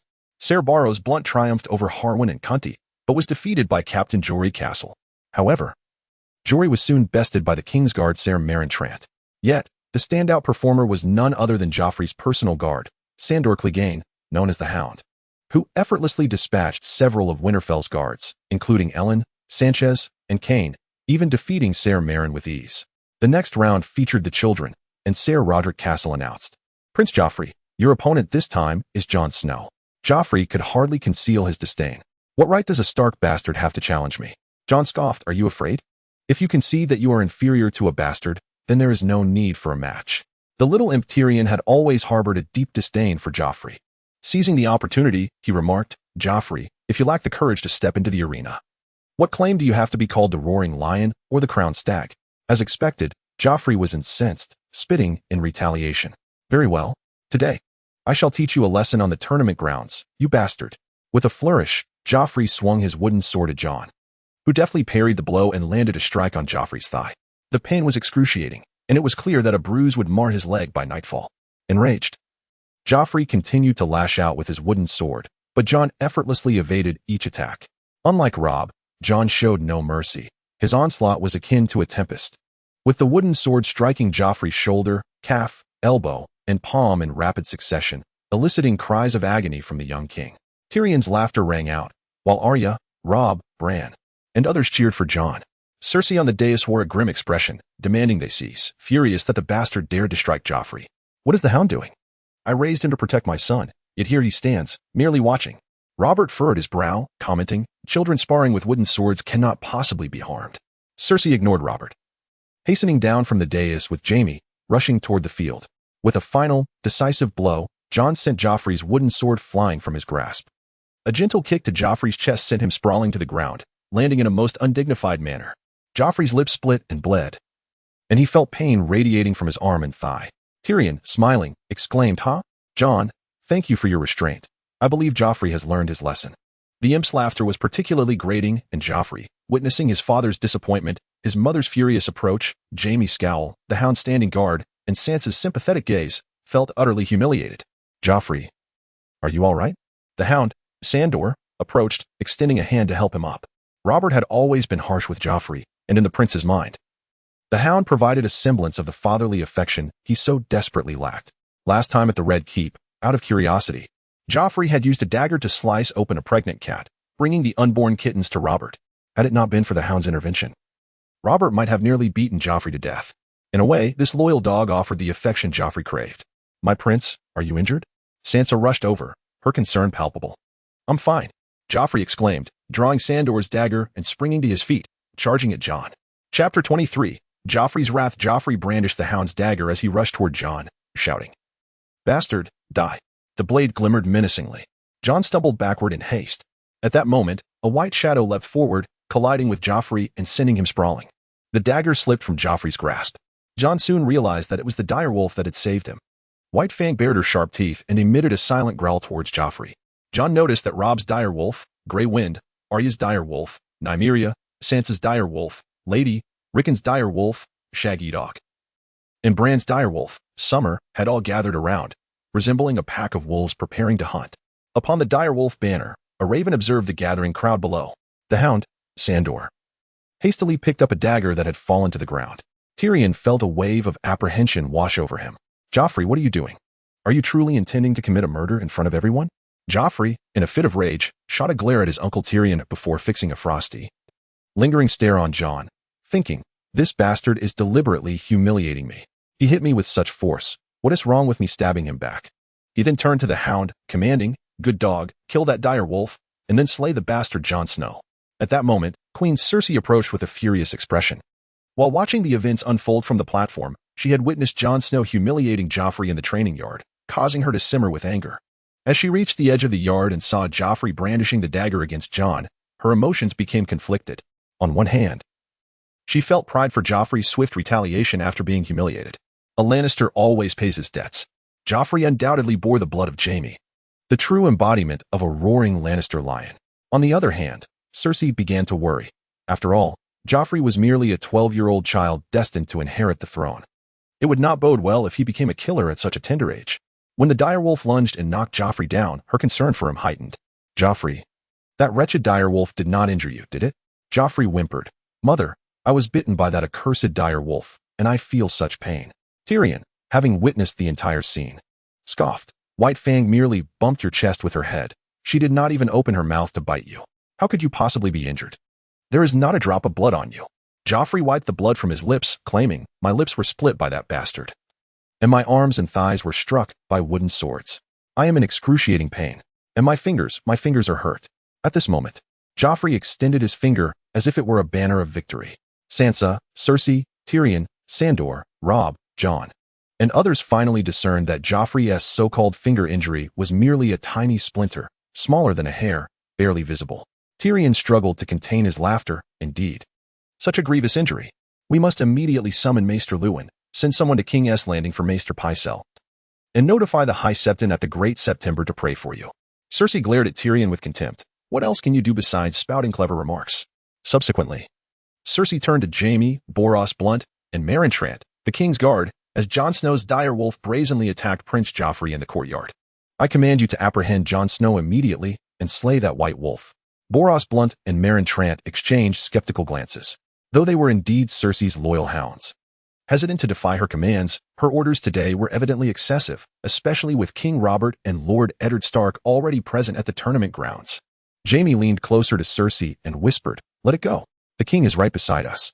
Having trained in the courtyard since childhood, Jaime was no stranger to such conflicts. Despite knowing Joffrey was his blood, he found the increasingly arrogant and cruel demeanor of the boy distasteful. As King Robert and Eddard approached, Robert, having heard Tyrion recount the events, glared furiously at Joffrey. Joffrey, you have been bested in the lists by Jon. Why, in your rage, must you resort to stabbing? Robert's voice was thunderous. A mere split lip and a splintered finger do not justify such actions. This is utterly preposterous. You have disappointed me gravely. Ashamed. Joffrey averted his gaze. Throughout his life, he had sought his father's approval, but Robert's harshness had always loomed over him. Every time he faltered, Uncle Renly and Uncle Tyrion would mock him relentlessly, while Uncle Stannis would cast a cold, disapproving glance, negating Joffrey's every effort. Thus, whenever he faltered, he instinctively sought refuge behind his mother's skirts. Cersei raised her chin defiantly. Robert, Jon Snow's wolf nearly bit Joffrey. Robert retorted, it did not bite him at all. Had the dire wolf not intervened, Joffrey might have wounded or even killed Jon. With no retort available, Cersei could only grasp Joffrey's hand and, accompanied by Jaime, turned to leave. Eddard spoke up. Robert, I regret that such an incident has occurred. Robert replied nonchalantly, there is no cause for regret. I know my son well, and in these past few days, I have come to understand Jon Snow. The Seven Kingdoms are not devoid of talent. The gods may have taken Jon Arryn from me, yet they have bestowed Jon Snow upon me in the north. In recent days, Robert had grown fond of Jon Snow, even perceiving him as a gift from the gods following Jon Arryn's departure. Moreover, Jon Snow had begun to exhibit the talents of a warg, leading Robert to believe that he could one day assist him with intelligence matters. Currently, Robert found himself reliant on the spider, Varys, within the court of King's Landing for information. Varys, a remnant of the previous regime who once served the Mad King Aerys, was a foreigner who claimed to hail from across the narrow sea. Though Robert typically held disdain for eunuchs, Varys's work was irreplaceable for the time being. Should Jon Snow's prophetic dreams continue to manifest, Robert could at least lessen his dependence on Varys. A cold wind swept through, and Robert gazed toward the north. In Jon's dreams, the White Walkers, as mentioned by Mance Rayder, the king beyond the wall, intrigue him. Hence, I resolved to journey to the wall and behold it for myself. Duke Eddard and Banyon were filled with excitement. Banyon declared, Your Majesty, I shall immediately compose a letter to the Night's Watch at Castle Black. Ser Alliser and Maester Aemon will prepare a grand feast in your honor. It has been over 2 centuries since a king has graced Castle Black with his presence. This is a most esteemed honor for our Night's Watch. The king's visit would surely alleviate the financial and manpower issues besieging the Night's Watch. King Robert stated, Before departing from Winterfell, I wish to indulge in a hunt within the Wolfswood. I often pursue wild boars in the Kingswood and the Rainwood. Hunting in the Wolfswood should prove even more exhilarating. Are there plentiful wild boars in that region? And what are the haunted woods beyond the wall? Are they suitable for hunting? Banyon frowned, for that domain belonged to Mance Rayder and could harbor White Walkers. However, he added, if your majesty insists, the rangers can accompany you. King Robert erupted in a storm of laughter, exclaiming, We shall first hunt in the Wolfswood tomorrow. Let us ensure it is a most enjoyable experience. Bran stood nearby, and Jon felt an ominous premonition. Little brother Bran, please do not climb any walls. Chapter 24. The Hound, the Imp in the Training Yard of Winterfell, King Robert. Duke Eddard, Banyan, and others turned to depart, causing the crowd to disperse significantly. The shadow of Sandor Clegane, known as the Hound, loomed over Jon Snow. The Hound's scarred visage bore no trace of emotion. "Jon Snow," he said, "you humiliated Prince Joffrey most grievously today in the yard. He will not forget it. Nor will Queen Cersei. You claim to possess prophetic dreams, do you not? You shall soon dream of your own demise." Tyrion leaned closer, inquiring, "Can a hound threaten a direwolf?" The Hound's scarred face twitched, and a malevolent grin creased his lips. Of course, especially if the opponent is a wildling direwolf. With no other recourse left to him, Jon resolved to strike at Sandor's vulnerable spot. "Your family, the Cleganes, boasts a most noble lineage, displaying 3 dogs as your sigil, truly comparable to the Targaryens' 3 dragons. However, to speak candidly, your brother Rhaegar Clegane is far more renowned as a knight in the Westerlands." The smile vanished from the Hound's face. Tyrion was taken aback, then nervously chuckled, recognizing the disparity between the Hound and his brother, the Mountain. The enmity the Hound harbored for Rhaegar Clegane was well known throughout the court of Westeros. As children, Sandor and Rhaegar once encountered a toy maker who crafted exquisite toys. To gain the Lord's favor, the toy maker gifted various toys to the Lord's children. Rhaegar received a marionette knight, while Sandor was given a toy dog.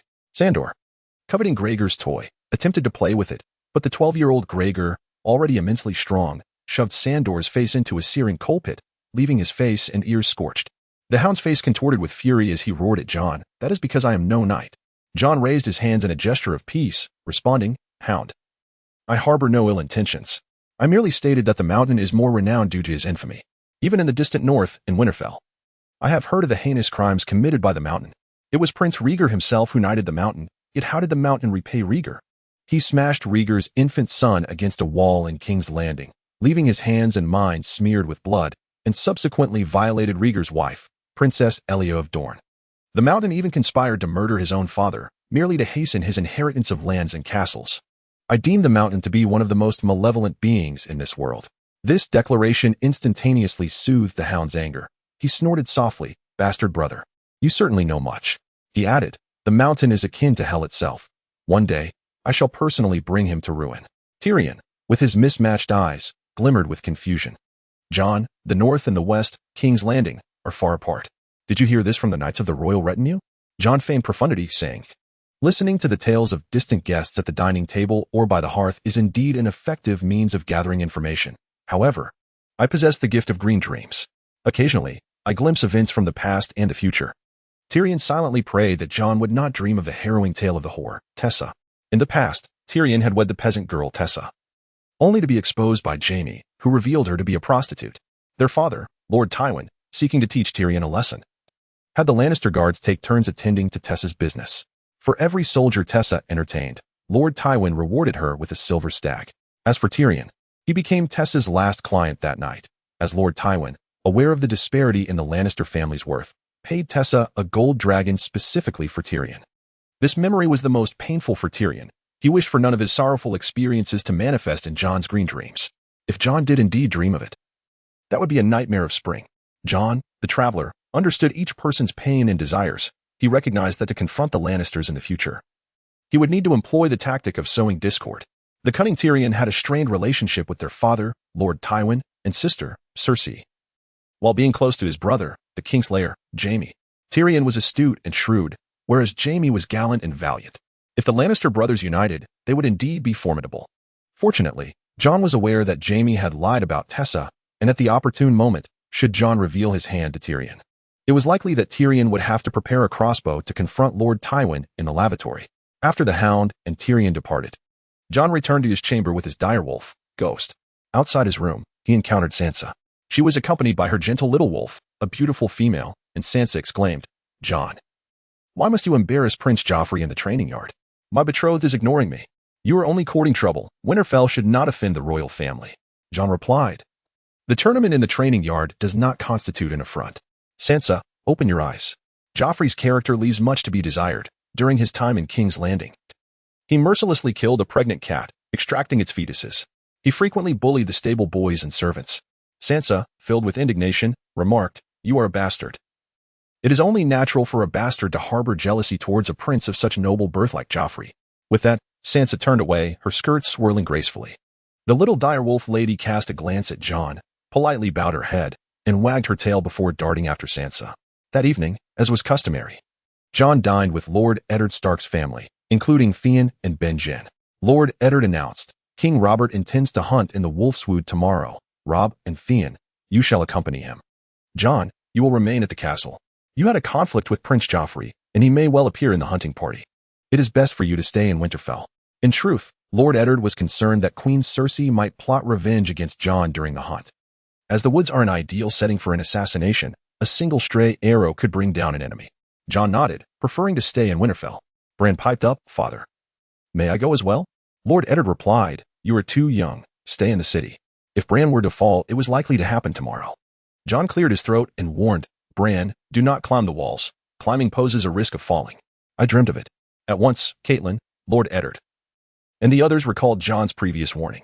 Catelyn had grown increasingly disdainful of Jon, perceiving him as a sort of sorcerer, constantly making predictions. She snapped, Snow. Did you dream of Bran's fall? This pertains to my son's life. I demand clarity. Jon replied, Indeed, I dreamed of Bran's fall. As long as Bran does not climb the walls or stand at great heights, he shall not fall. Bran, defiant, retorted, I will never fall. I climb walls like a gecko. Have you ever seen a gecko fall? Catelyn, anxious, commanded, Bran, starting tomorrow, you shall remain in your chamber. You are not to leave. Bran sulked. This is unfair. Everyone else can go hunting while I am confined to my room. Jon suggested, perhaps we could take Bran to the Wolfswood. As long as he refrains from climbing trees, he will not fall. Lord Eddard shook his head, declaring, the Wolfswood is far too perilous for a child. There are wild boars, bears, and wolves. Bran must stay in Winterfell. Chapter 25. The dreamscape that night, Jon lay in bed, once again slipping into slumber. This time, he did not find himself inhabiting Ghost, but rather discovered himself walking through a vast expanse of snow. Clad in black, Jon Snow faced the biting wind, each breath seeming to pierce his lungs. Where's this? Surrounding him stood a dense forest. As he gazed around, he saw towering trees like the soldier pines, century oaks, birches, and larches, all shrouded in silence. Emerging from the forest, he beheld an endless realm of ice and snow. A band of wild raiders galloped southward on their lean steeds, seemingly fleeing from a hunt. Jon initially surmised that it was the Night's Watch Rangers pursuing the wild raiders. But that was not the case. Closely trailing the wild raiders were orcs mounted on wolves, their robust bodies adorned with pale green skin, flat noses, and protruding tusks. The orc-wolf riders annihilated the group of wild raiders, and soon, an increasing number of orcs began to wield their axes, felling trees. Suddenly, under the moonlight, the forest trees parted to form a pathway, revealing a tall and exquisite deer woman, crowned with a wreath of winter roses. She possessed 4 long, hoofed legs, a curvaceous figure, and an enchanting silhouette. Jon stared in astonishment at the deer woman, who, oblivious to his gaze, began to sing to the forest, her voice soaring and melodious. Akin to a lark, the forest stirred, the sentinel trees and the sturdy soldiers among the foliage trembled, as human faces emerged upon the great trunks. These were not mere carvings, but living eyes and brows, with long limbs that quaked the earth as they moved. The entire forest transformed into a legion of tree men, heralding the arrival of the children of the forest, alongside graceful elven archers, elven warrior maidens mounted on white tigers and black panthers, and druids capable of transforming into bears and eagles. The combined forces of the elves and the children of the forest launched a furious assault against the axe-wielding orcs, who could only retreat in disarray before the onslaught. Amidst the chaos of battle, Jon's dream shattered. In a fleeting moment, his dream morphed into the ruins of a castle, which lay against the backdrop of the wall. The moonlit ruins were chilled by a haunting wind, and the long night echoed with a wolf's howl. White Ghost. Upon hearing the wolf's call, Jon instinctively thought it to be White Ghost's voice. However, upon reflection, it seemed improbable, for the current dire wolves were still too young, and this howl evidently belonged to a much larger wolf. An Arctic wolf burst forth from the forest, its coat as white as fresh snow. Could it be the grown form of White Ghost? No, this Arctic wolf's eyes were not the blood-red hue he expected, but a deep, icy blue reminiscent of frozen lakes. Perched upon the wolf's back was a rider, pale-skinned, cloaked in black, with dark hair and a face veiled in frost, exuding an aura of death. After a prolonged gaze, Jon recognized the rider as himself, clad in black. The Death Knight upon the Arctic wolf drew a skeletal sword and charged towards Jon. As Jon unsheathed his long sword, it instantly transformed into a wisp of white mist, and the Death Knight's skeletal blade pierced Jon's ribs, sending a chilling sensation coursing through him. The skeletal sword was withdrawn from his side, crimson blood gushing forth, only to instantly turn into mist and ice crystals. At that moment, The Death Knight and the Arctic Wolf morphed into swirling black mist, coalescing into a flock of crows, thousands upon thousands of crows, darkening the sky as they soared into the heavens. In the end, only a solitary crow remained upon the snow-covered ground, and Jon noticed that this particular crow possessed 3 eyes. The three-eyed raven. Jon exhaled deeply. Addressing the raven, "I recognize you. Did you conjure this dreadful dream? Do you believe such visions can instill fear in me?" The three-eyed raven emitted a cacophony of caws, and then transformed into a swirling mist, which coalesced into the figure of a king upon the weirwood throne. He was a pale, emaciated old man, his skin resembling curdled milk. He sat upon the throne, branches and leaves entwined within his ribs and underarms, his forehead adorned with mushrooms and moss, while his flowing white hair obscured the hollow of his right eye. The left eye glimmered a deep crimson, and a maroon birthmark marred his face and neck. Jon recognized him as Blood Raven Brindan Rivers. The three-eyed raven spoke, "Jon Snow, I know you know who I am, and I am aware of everything about you. I have been watching you since the moment of your birth, just as I observed your father, Prince Rhaegar, and your mother, Lyanna Stark. The king has arrived." The wheel of fate begins to turn. The white walkers stir beyond the wall, the fish people gather in the depths of the sea, the elves awaken from their slumber. The orcs return to the land, and dragons shall once again roam the earth.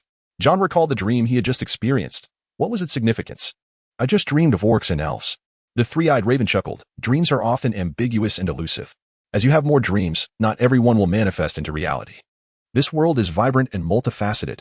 Whether other species exist, none can say. Beyond Westeros, Essos, Sithorios, and the Summer Isles, are there other lands? No one knows. Even the most legendary navigator of Westeros, the sea snake, Corlys Velaryon, could not ascertain the true expanse of Westeros. The sea snake ventured to the lands of Et and Ass High, and he traveled along the trembling shores of Westeros far to the north, seeking the Arctic of the continent, only to return empty-handed. Some sailors believe that if one travels north far enough, they will reach the warm summer seas, while others assert that heading west may lead to the eastern lands of Et or even a new continent.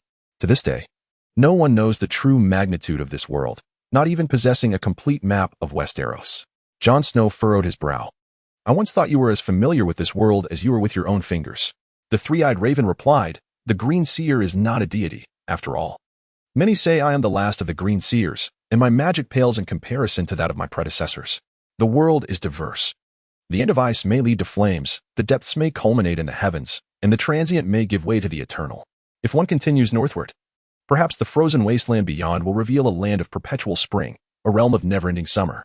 Jon murmured, "Perhaps? Is it possible? Why do you employ such ambiguous language? You are the three-eyed raven, the last Green Seer. Should you not possess omniscience? The mists of the future and the shadows of the past are inextricably linked to your observation." The three-eyed crow sighed, declaring, "I am merely the last Green Seer. Like all beings, I am but a tool of the gods, just as I command the crows to observe. The wise ones among the children of the forest believe that a powerful entity may be orchestrating all of this from behind the scenes." Jon inquired curiously, "Is this a bedtime story of the children of the forest?" The three-eyed crow replied, "In the tales of the children of the forest, there exists a colossal time dragon named Timkith, capable of manipulating time and space at will. The versions of ourselves from yesterday have perished, becoming dust in history. Yet for the time dragon, every day and moment is eternal. If the legends hold truth, the time dragon could endlessly simulate the fates of every individual in Westeros. The Conqueror's War, the Dance of Dragons, the Blackfire Rebellion, the War of Usurpers, the Iron Islands Rebellion, and the impending War of the Five Kings, all that bloodshed, tears, and the myriad joys and sorrows may indeed be merely the result of the time dragon's whimsical simulations." Jon Snow chuckled. "I do not believe such creatures truly exist. They are mere legends, akin to the stories told by the old nurse. While some elements of her tales possess a kernel of truth, others are undoubtedly fabricated. The nurse once told me that wildlings abduct women and breed half-human, half-ice demon offspring, a claim that is patently false." The three-eyed crow remarked, "You are astute. Are you prepared to become the Green Seer? Isn't Bran meant to fulfill that role?" Jon was perplexed. The three-eyed crow seemed to pierce through Jon's thoughts, revealing, "Bran is indeed a candidate for the future Green Seer. His gifts are formidable, yet his youth poses a challenge. Winter approaches, and visions of the future I have witnessed suggest that the White Walkers may not afford Bran the luxury of time for learning and growth. Thus, we have chosen you. Your advantage lies in your greater age. Though your talents may never rival Bran's, you possess the capacity to learn. Jon Snow, I have heard that bastards mature more swiftly. It is time to act." If the time dragon truly exists, fate has chosen you to bear the weight of the Green Seer. Chapter 26. The Gift of the Green Seer. It seems that behind this world lurks a fearsome magical creature, the Time Dragon. However, Jon Snow himself is a traveler of realms. And in this fantastical world, such revelations are hardly surprising. Jon has the opportunity to assume the burdens of the Green Seer. Once he masters the skills of the Green Seer, utilizing dire wolves, crows, sparrows, and other creatures for reconnaissance, he could be unstoppable. In his dreams, Jon beheld the three-eyed crow perched upon the weirwood tree. If I begin my training as a Green Seer, will Bran still become one? The three-eyed crow responded. In the Dawn Age and the Age of Heroes, there were many Green Seers and wood dancers. In this current era, as magic wanes, typically only one Green Seer exists. You possess the potential to become a Green Seer, and so does Bran. Bran possesses greater potential, yet his youth is a significant hindrance. As the threat from the White Walkers and the wildlings looms ever closer, I conferred with the children of the forest. Acknowledging that two potential Green Seers are preferable to one, Jon inquired, will Bran fall? The three-eyed raven replied, to soar is to first descend. For now, Bran need not bear the burden of becoming the future Green Seer. He need not take flight, merely avoid heights, and he shall not fall. The stone that had hung heavily in Jon's heart finally settled. The Green Seer, together with myself, Lord Eddard Stark, and King Robert, is set to journey to the Wall, with plans to descend southward to King's Landing thereafter. My father, Lord Eddard, will serve as the hand of the king to Robert. Can you foretell what the future holds? The three-eyed raven nodded slightly. The visions of the future remained ambiguous and indistinct. Yet one truth was unwavering. The arena of power in King's Landing is eternally a stage for schemers and the ambitious. I once had the privilege of serving in King's Landing under King Daeron II, Aerys I, Maegor I, and Aegon V, enraptured by the game of power. Partaking in the quelling of numerous Blackfire rebellions, and clashing with my nemesis, Aegon Rivers, for a lifetime driven by women and ambition, until Aegon V ascended the Iron Throne.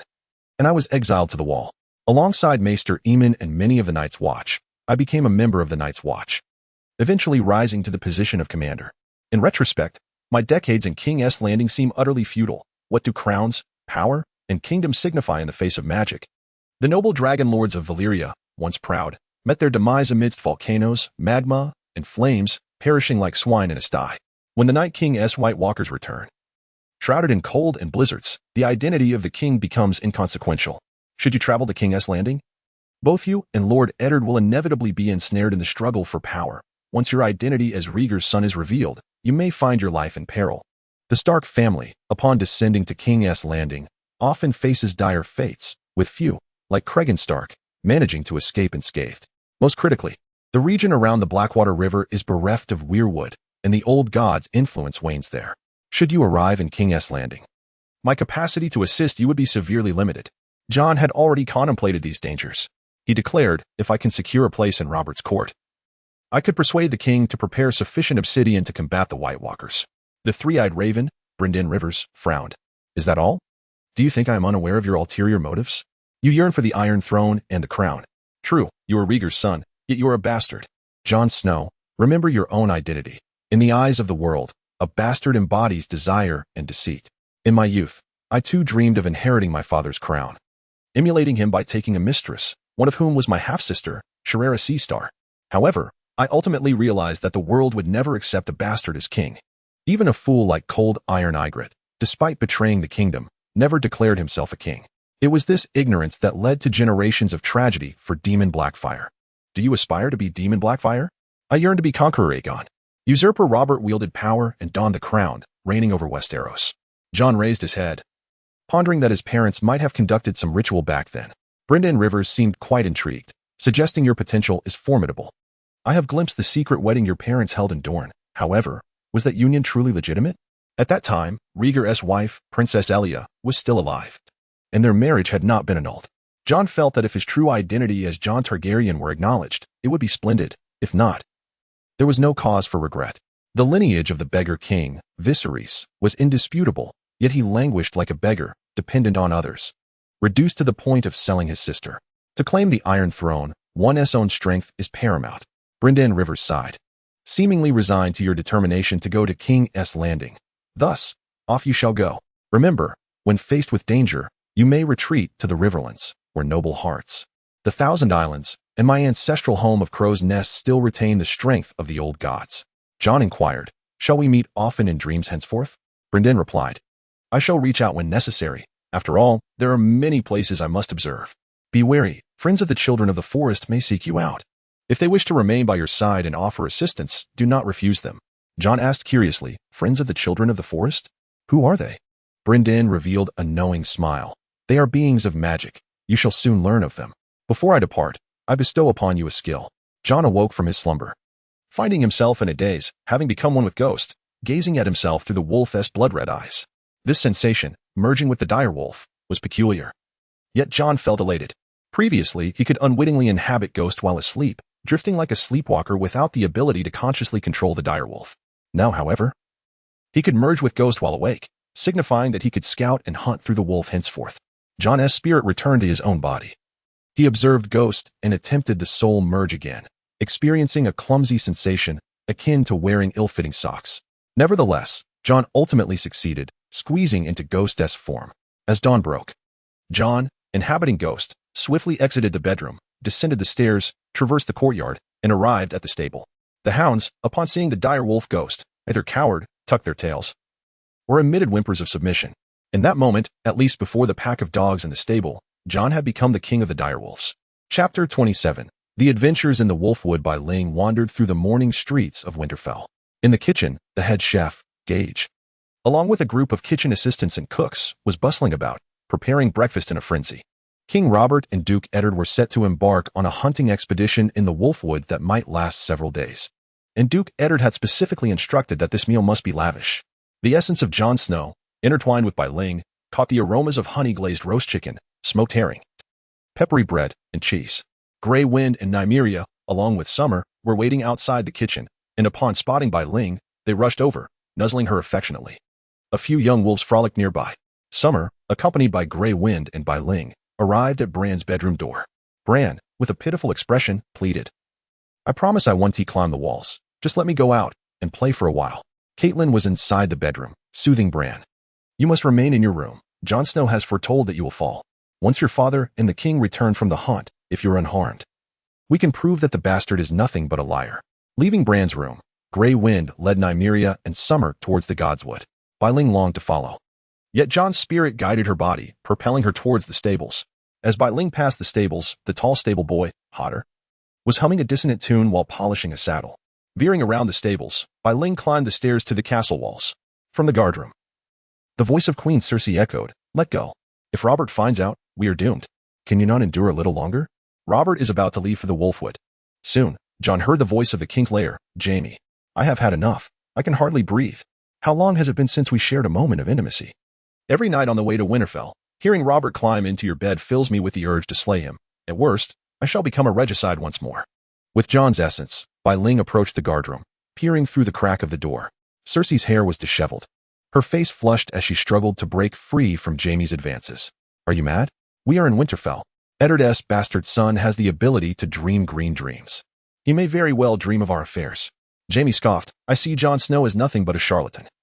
Where in this world does such a power as green dreams exist? He merely deceives simpletons like Robert, pretending to wield magic to secure a place in the king's court.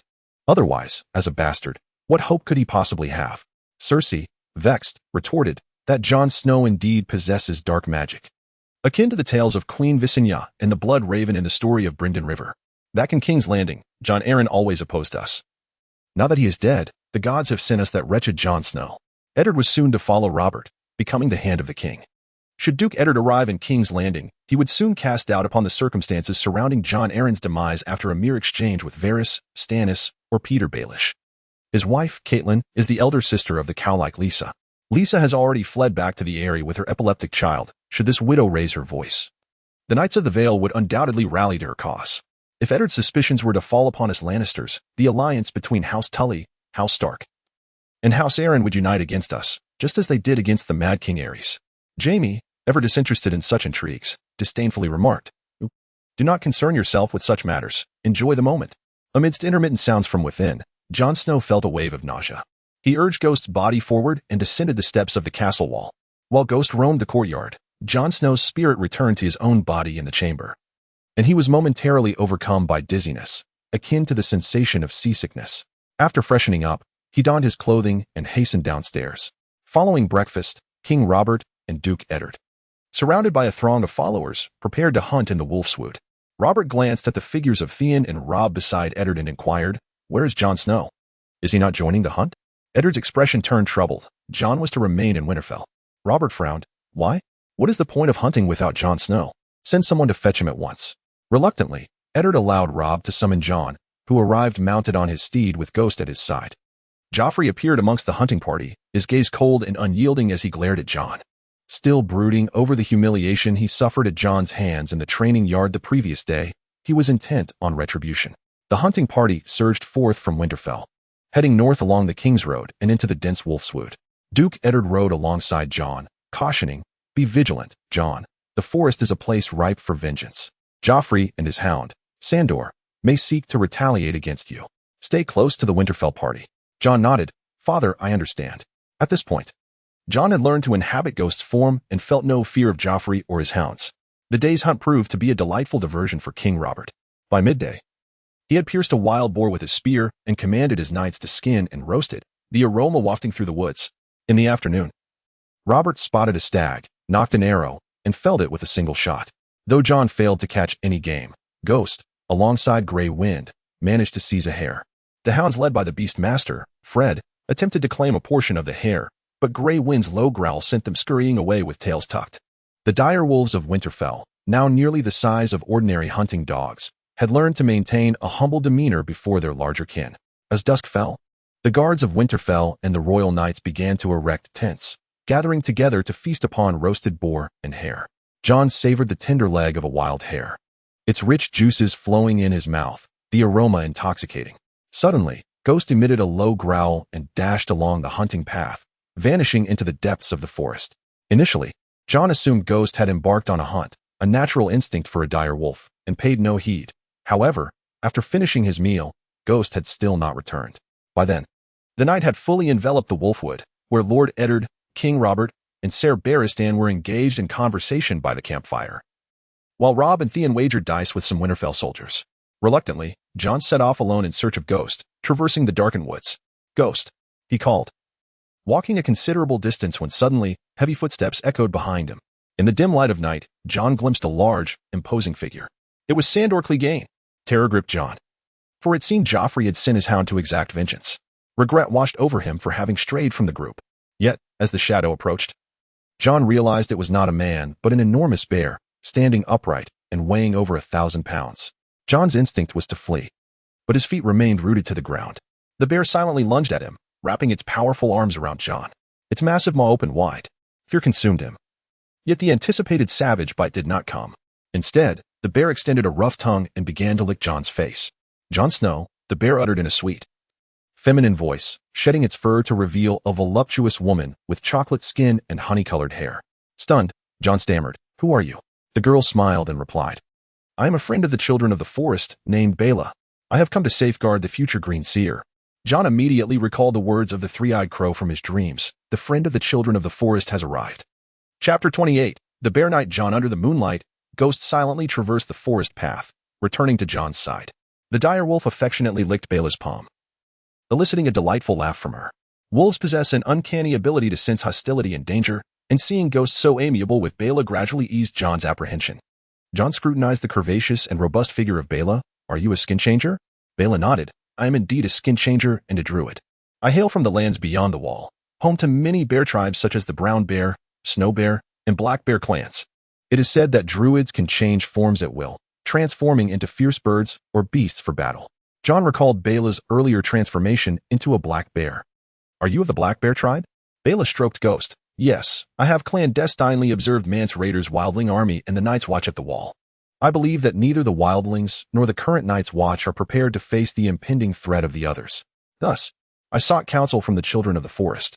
They revealed to me that the last hope against the others resides in a bastard boy, whose blood carries both ice and fire, destined to be the song of ice and fire. The son of the forest remarked that your young wolf is still too small, and you have yet to endure the seasons. Thus I shall protect you, and can also elucidate the mysteries of dreams and druidic knowledge.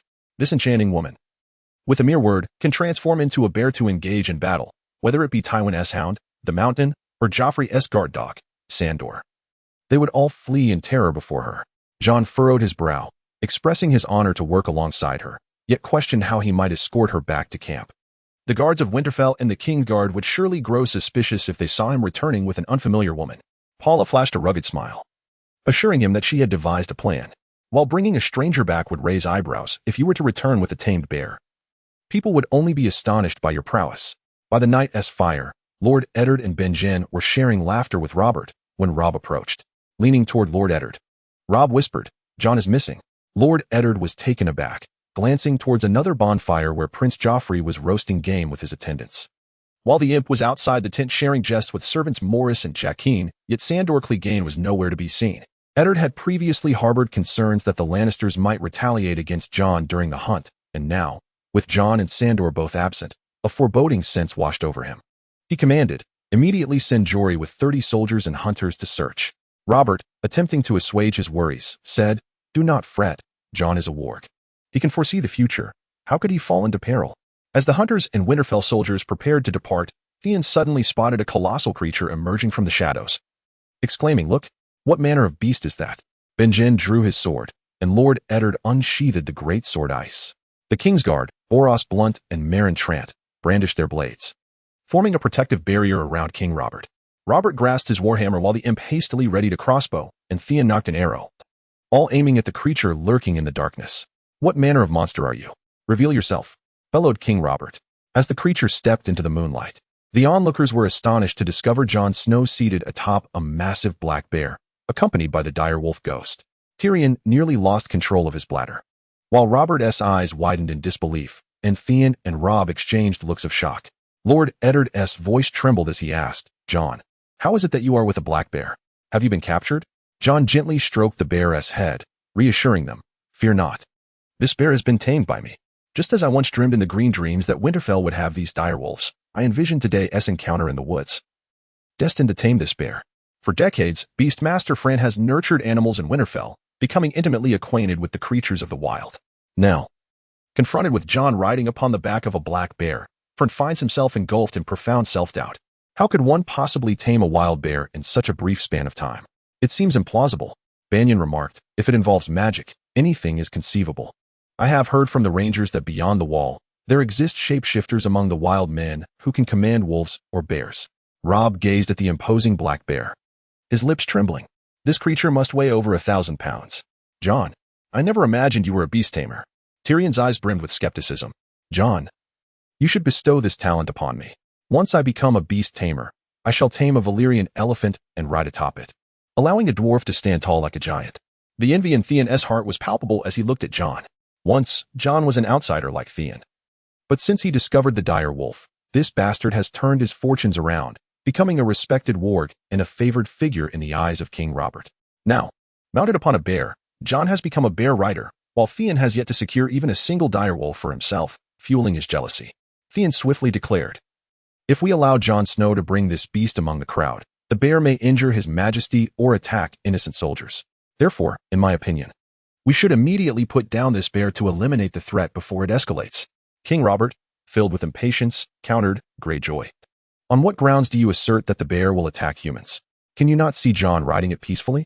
Theon found himself at a loss for words and resorted to fabrications. This bear could very well be a demon in disguise. "Have you not heard of the black goat of Koa? The color of this bear is identical to that of the black goat. Black is an ominous color." Dressed in black, Banyan felt irked. "By your logic, are the Night's Watch and the Crows all relatives of the black goat?" "Utter nonsense." Tyrion chuckled. "You Iron Islanders pride yourselves as ironborn. The color of iron is black. Moreover, there are the Blackwater River, Blackwater Bay, House Targaryen's Blackport, and Black Castle. By your reasoning, are they not all ominous as well?" Theon, cornered by the group, retreated in embarrassment. King Robert, Duke Eddard, Banyan, Tyrion, and Robb approached the bear, initially filled with trepidation. Under Jon's encouragement, they began to stroke the bear's thick fur, finding it to be affectionate and friendly, which brought joy to all regarding Jon. Robert proclaimed, "Jon, when you grow up, I shall personally knight you. You need not ride a warhorse into battle. You can ride into battle atop your black bear." The rise of the bear rider. Banyan added, "If old Bear were to see this bear, he would surely be delighted. For the sigil of House Mormont is a bear standing upright." Robb inquired, "Jon, does this bear have a name?" Jon smiled and said, "Yes, her name is Paula." Chapter 29, The Bear Dispute and the Hostility of the She-Wolf Under the Moonlight. The moment Joffrey laid eyes on the bear, his gaze was filled with terror.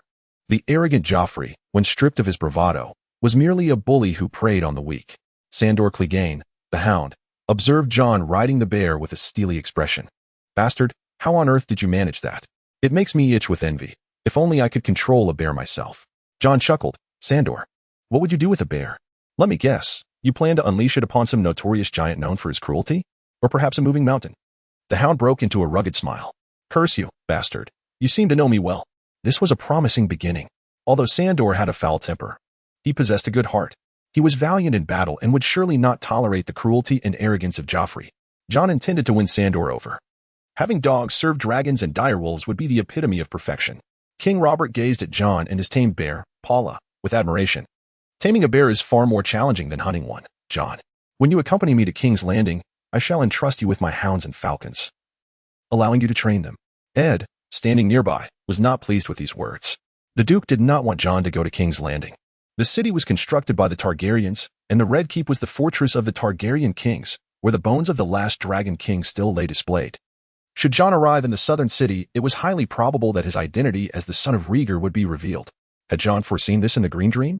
Ed began to doubt whether his agreement to accompany Robert as Hand of the King to the south was wise. After King Robert departed, Ed gently stroked Jon's cheek. "Jon, you are still a child. I hope you understand that taming beasts is inherently dangerous. This bear could easily crush your skull, causing your brains to spill forth." Jon replied, "Father, you need not worry. I have tamed Paula just as I have tamed the dire wolf, Ghost." The Duke remained unconvinced. "When you found Ghost, they were merely newborns. And Ghost considered you a parent. This bear is clearly fully grown and poses a significant threat. Jon, you must be cautious. I do not wish for the bear to harm you, nor do I want it to endanger others." As night deepened, the hunting camp in the Wolf Woods gradually fell silent. The sound of snoring emanated from Robert's tent. Tyrion, embracing the red-haired prostitute, Rose, remarked, "My dear, we ought to rest well." Rose smiled sweetly. "My lord, I can hardly wait." Tyrion had specifically sought out a prostitute named Rose in the town of Winterfell and brought her to the hunting party in the Wolfwoods. In the distance, Theon wore a mischievous grin. "Tyrion, with your imposing stature, can you truly satisfy a prostitute? Just be careful not to be crushed by Rose's weight." She had often tended to Rose's business, aware that she was a companion with insatiable desires. Tyrion scoffed. "Who does he look down upon?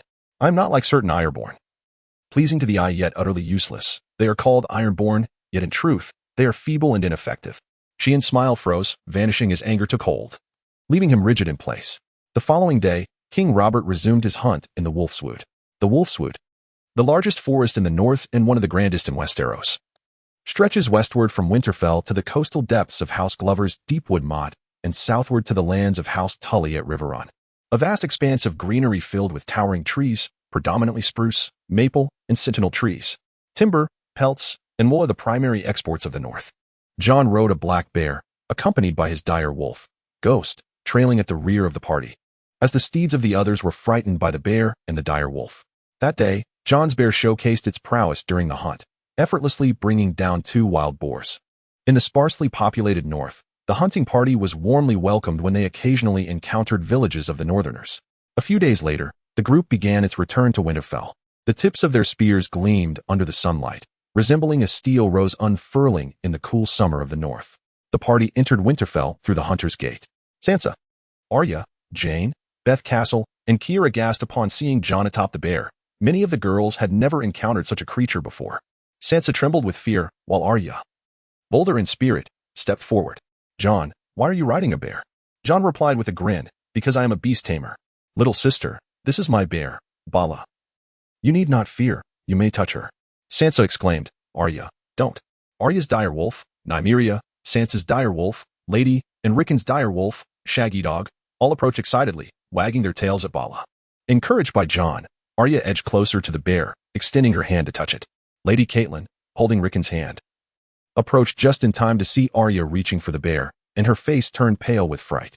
"Arya, stay away from that bear." Arya reluctantly withdrew her hand, while Sansa seized the opportunity to exact revenge for Prince Joffrey. "Mother, Jon wants Arya to touch the bear." Catelyn fixed Jon with a cold, piercing gaze. "Why have you brought a bear into Winterfell? What do you think this place is? And allowing Arya to touch it, clearly, you intend to harm her." In the past, a mere glance from Catelyn was enough to make Jon lower his head in shame, but now the tides had changed. Now, seated upon the bear. Jon regarded Catelyn with disdain, for he possessed both a dire wolf and a bear as companions, and was the prophesied green seer chosen by the three-eyed raven. He had little interest in the words of this meddlesome trout. Jon urged the bear onward towards the sacred grove, a pack of dire wolves trailing behind.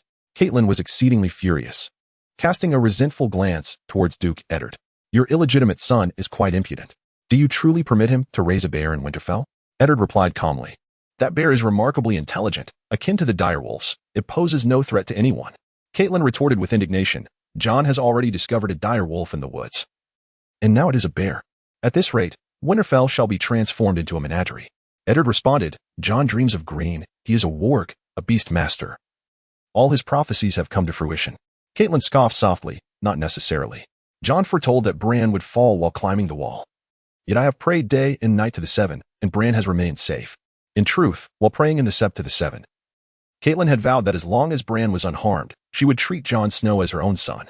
However, upon Jon's return to Winterfell, Catelyn stumbled upon him encouraging Arya to touch the bear, which terrified her. She began to perceive Jon's prophecy about Bran's fall as a malicious curse, and her disdain for Jon grew ever stronger. On the battlements, Cersei and Jaime looked down at Jon riding upon the bear's back. Cersei exclaimed in astonishment. The Stark bastard is truly uncanny. He can ride a bear? What sorcery is this? Jaime wore a sharp smile. I surmise that Jon's mother is a woman of House Mormont. The sigil of Bear Island's Mormont family is indeed a bear. After finishing his bath, Eddard returned to the chamber, where Catelyn carefully closed the door behind her. Catelyn produced a letter, her eyes filled with dread. Lisa had written. Eddard frowned. What does the letter say? Catelyn trembled as she replied. Jon Arryn has been murdered. Chapter 30.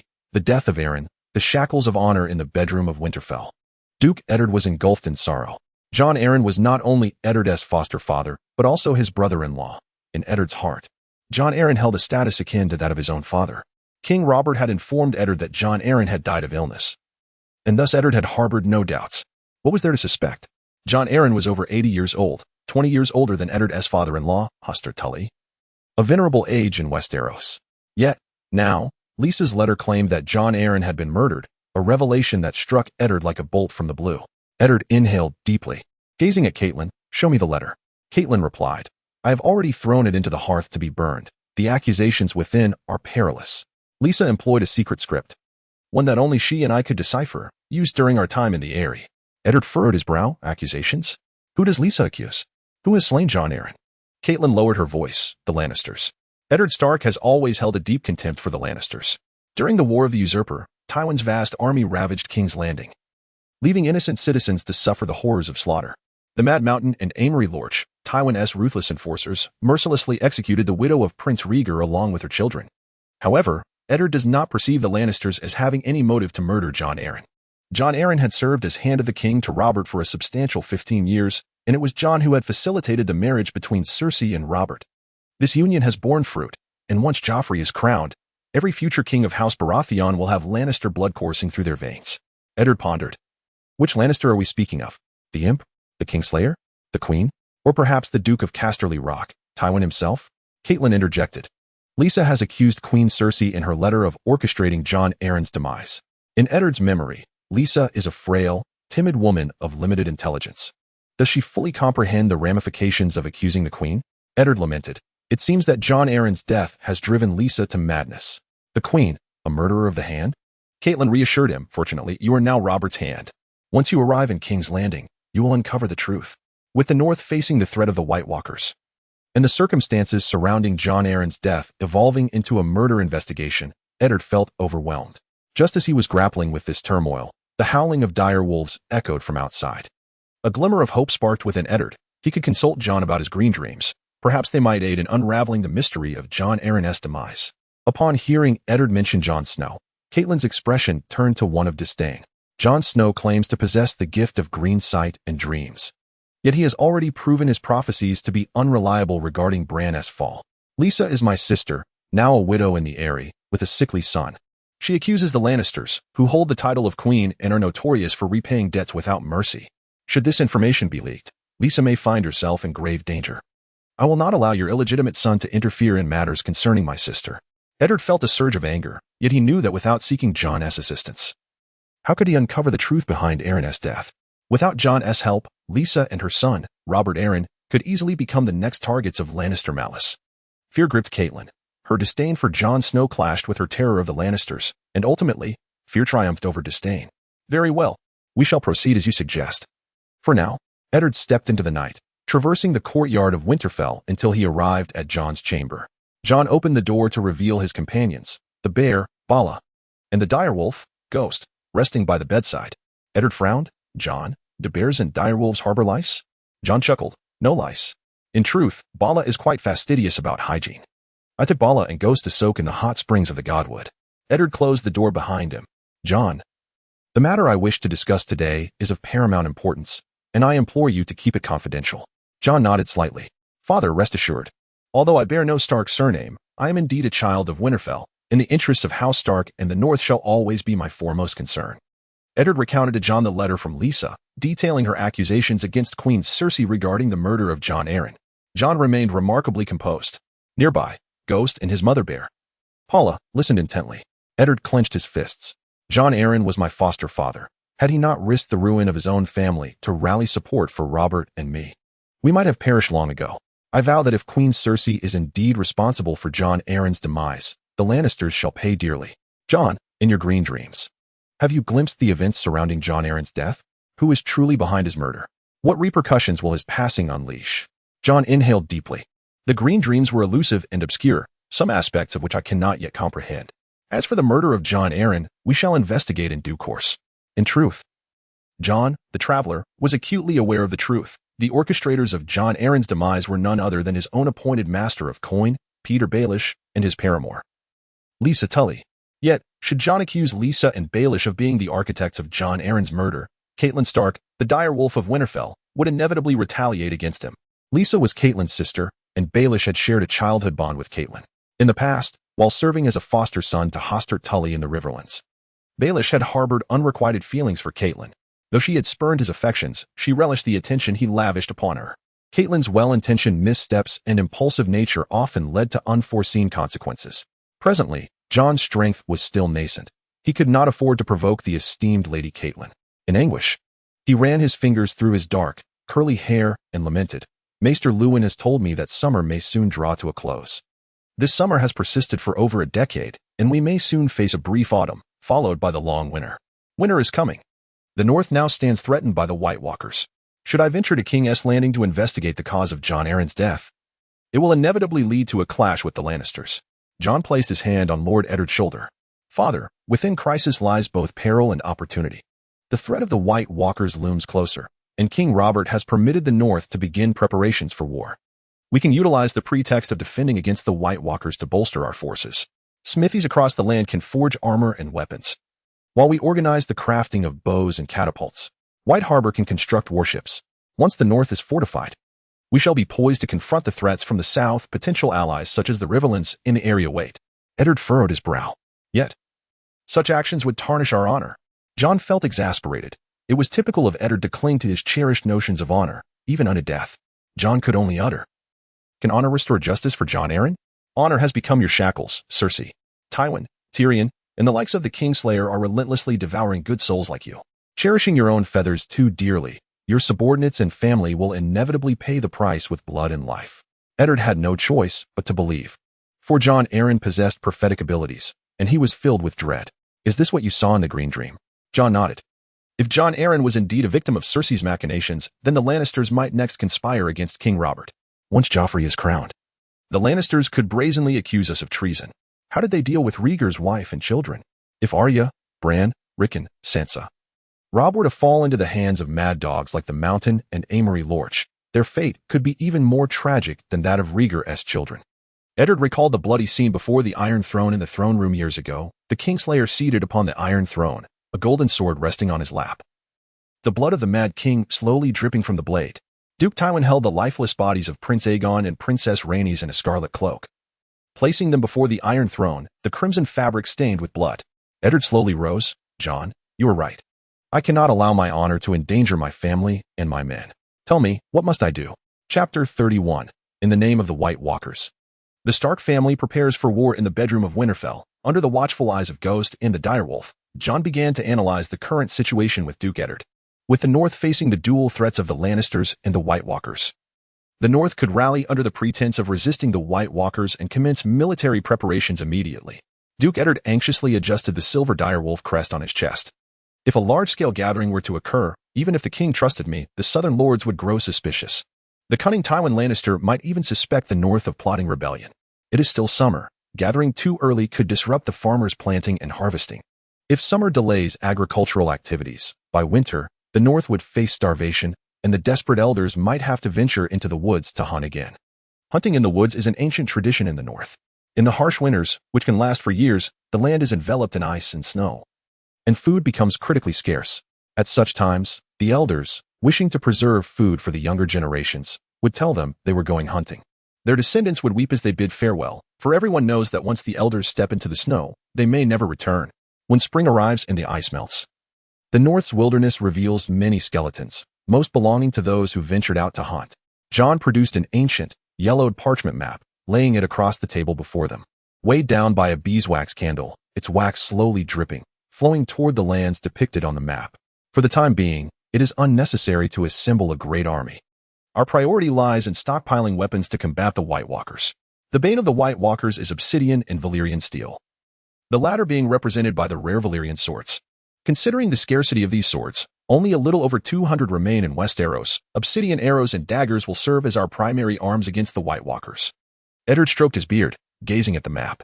His eyes skimmed over the dread fortress of House Bolton, past the castle of House Stark at Winterfell, and settled upon the vast isle nestled between the Shivering Sea and the Sunset Sea. The North is home to the abundant deposits of obsidian found solely on Skagos Island. While Skagos is nominally a part of the North, ostensibly vassal to Winterfell, in truth, Winterfell has never exerted effective control over Skagos, where the inhabitants have long clung to their stubborn autonomy. The Islanders, viewed by the people of the North as uncivilized savages, are descendants of the first men. Much like the Free Folk, the Marsh Dwellers, and the Valley clans, however, their customs are closer to those of the Wildlings, even more barbaric. They are known to practice cannibalism, and the neighboring Skane Island remains uninhabited due to the Islanders' gruesome appetites. Eddard sighed, pondering whether they should risk venturing into the territory of the cannibalistic Islanders for the sake of obsidian. Jon interjected, suggesting that the Islanders have resisted subjugation for centuries, and that Winterfell could conquer the island by force, compelling the Islanders to submit. Eddard scoffed, Jon, you have never been in battle. You cannot comprehend the challenges of mounting an expedition to such a wild land as Skagos. The island's vast expanse, being the largest in Westeros, comprises an area 3 times that of Bear Island, with its sparse population. If our forces fail to locate the enemy and our supply lines are severed, they would perish in the icy wilderness, succumbing to hunger and frost. I have not visited the island, but I have heard from some captains that Skagos is surrounded by treacherous reefs. Since the days of the shipburner, Brandon, the North has lacked a fleet. How then shall we cross the sea to assault Skagos? Jon pointed to White Harbor on the map, asserting that it is time for the North to construct its own fleet. The Manderley family of White Harbor possesses considerable wealth and unwavering loyalty to Winterfell. Believing that Lord Wyman Manderley would gladly shoulder the responsibility of building a fleet, Eddard offered a gentle smile, questioning whether it warranted such an extensive undertaking for the sake of a mere island. Building a fleet indeed burdens the populace and drains resources. The Islanders are not adept at seafaring. Should we truly wish to assault Skagos, we could request the king to dispatch the royal fleet, or alternatively, the North could invest in hiring mercenary ships from across the narrow sea, as long as the price is right. I am confident that the Sea Lord of Bravos would be inclined to lend assistance. Furthermore, I could even have Theon write to his father. King Balon of the Iron Islands commands a formidable fleet, and any leader among his Ironborn possesses dozens of longships. We could enlist the Iron Islands to cooperate with us. Let the Ironborn assist us in combating the Rockmen. What could be the harm in that? In Eddard's eyes, the Ironborn are ruthless marauders, while the Rockmen are savage brutes who feast on the flesh of the slain. If not for dire necessity, Eddard, a man of honor, would never consider fighting alongside the Ironborn. Jon calmly remarked, whether it be the fleets of the Iron Men or the Royal Navy, neither can compare to the strength of our own fleet from the North. We ought to construct our own fleet. The waters around the Horn of Winter, the Isle of Monsters, and Bear Island are perpetually besieged by the plundering of Ironborn pirates. Should we possess a fleet, those pirates would think twice before acting so brazenly. In a future where the North boasts its own navy, our ships could depart from White Harbor to directly assist our allies in the Vale and the Riverlands, and even venture forth to King's Landing. Jon's presence loomed over the map that depicted the Wall, the lands beyond, and Skagos Island. He continued, "Certainly. Our fleet must not only contend with the potential foes of the Iron Islands and the Lannisters, but it should also aid us in battling the wildlings and the White Walkers beyond the wall." Eddard scoffed at the notion. Do we truly need ships to deal with the wildlings? They cannot even manage to confront the Night's Watch brothers stationed at Eastwatch. While a few wildlings may craft canoes to cross the Bay of Seals and land upon the territories of the Amber and Stark families, the majority of these clandestine travelers perish at sea. As for the White Walkers, they do not sail the seas nor require ships to be dealt with. Jon recalled the ethereal armor of ice and the chilling blades wielded by the White Walkers in his green dream. And he spoke. The White Walkers seem capable of manipulating ice to create various constructs. Perhaps they are even in some hidden cove beyond the wall, crafting vessels cloaked in snow and ice. We require not only ships but also steeds, provisions, crossbows, shields, armor, longswords, and lances. I propose we delegate responsibilities among each noble house in the north. The Reed family, with their fertile meadows, should provide the horses. The bowmen of Deepwood Mock can be tasked to supply crossbows. White Harbor is to oversee shipbuilding and armor crafting, while Carhold shall produce lances and Dreadfort shall forge swords. Eddard gazed at Jon, a mixture of astonishment and pride on his face. Jon, when did you come to understand the lords of the North so well? You possess a maturity beyond your years. Your plan is utterly flawless. However, you have overlooked one critical factor. The large-scale production of weaponry and warships requires substantial funds. And the lords under Winterfell will surely voice their grievances. Jon moved the honey candle aside and rolled up the map. The North undertakes all these endeavors to fend off the terrifying White Walkers. I am certain that King Robert would be more than willing to open his coffers. Chapter 32. Do not speak of money in the Hall of Winterfell. King Robert sat in a chair at the long table, pouring golden wine from the arbor for Eddard and Jon. Jon, who typically drank ale and plum wine, found the arbor's exquisite vintage to be a divine delight. The fruity essence of the Riverlands grapes burst in his mouth. King Robert's visit to Winterfell brought with it 3 barrels of golden arbor wine, and after days of feasting, less than half a barrel remained. Jon swirled the wine in his cup, savoring the exquisite vintage. A tinge of envy washed over him for Lord Redwine, who resided in a land of eternal spring, indulging daily in such fine wine. Robert chuckled. Jon, if you have a taste for this wine, I have plenty in the cellars of the Red Keep. When we arrive in King's Landing, in addition to the golden wine from the arbor, there will be Dornish red meat from Mere, and Rhaegar brandy among others. Eddard, however, held no interest in the pleasures of feasting, stating, Your Grace, since Jon's green dream has foreseen the threat of the others to the wall and the realm, we must prepare ourselves post-haste. Obsidian daggers and dragonglass are the weapons we need to combat the others. To confront them, we must see Skagos Island, abundant in obsidian. Robert frowned. Skagos Island? I recall it being the stronghold of the cannibalistic clans. Isn't a part of Winterfell's domain? Eddard replied, The clans of Skagos nominally owe fealty to Winterfell. Yet they have long maintained their autonomy, refusing to heed the commands of Winterfell or the king. King Robert took a sip of his wine, excitement gleaming in his eyes. So, this tribe is a band of traitors to the realm. Why have those fools and sycophants in the small council? Pycelle, Varys, Littlefinger, never mentioned that Skagos refuses to submit.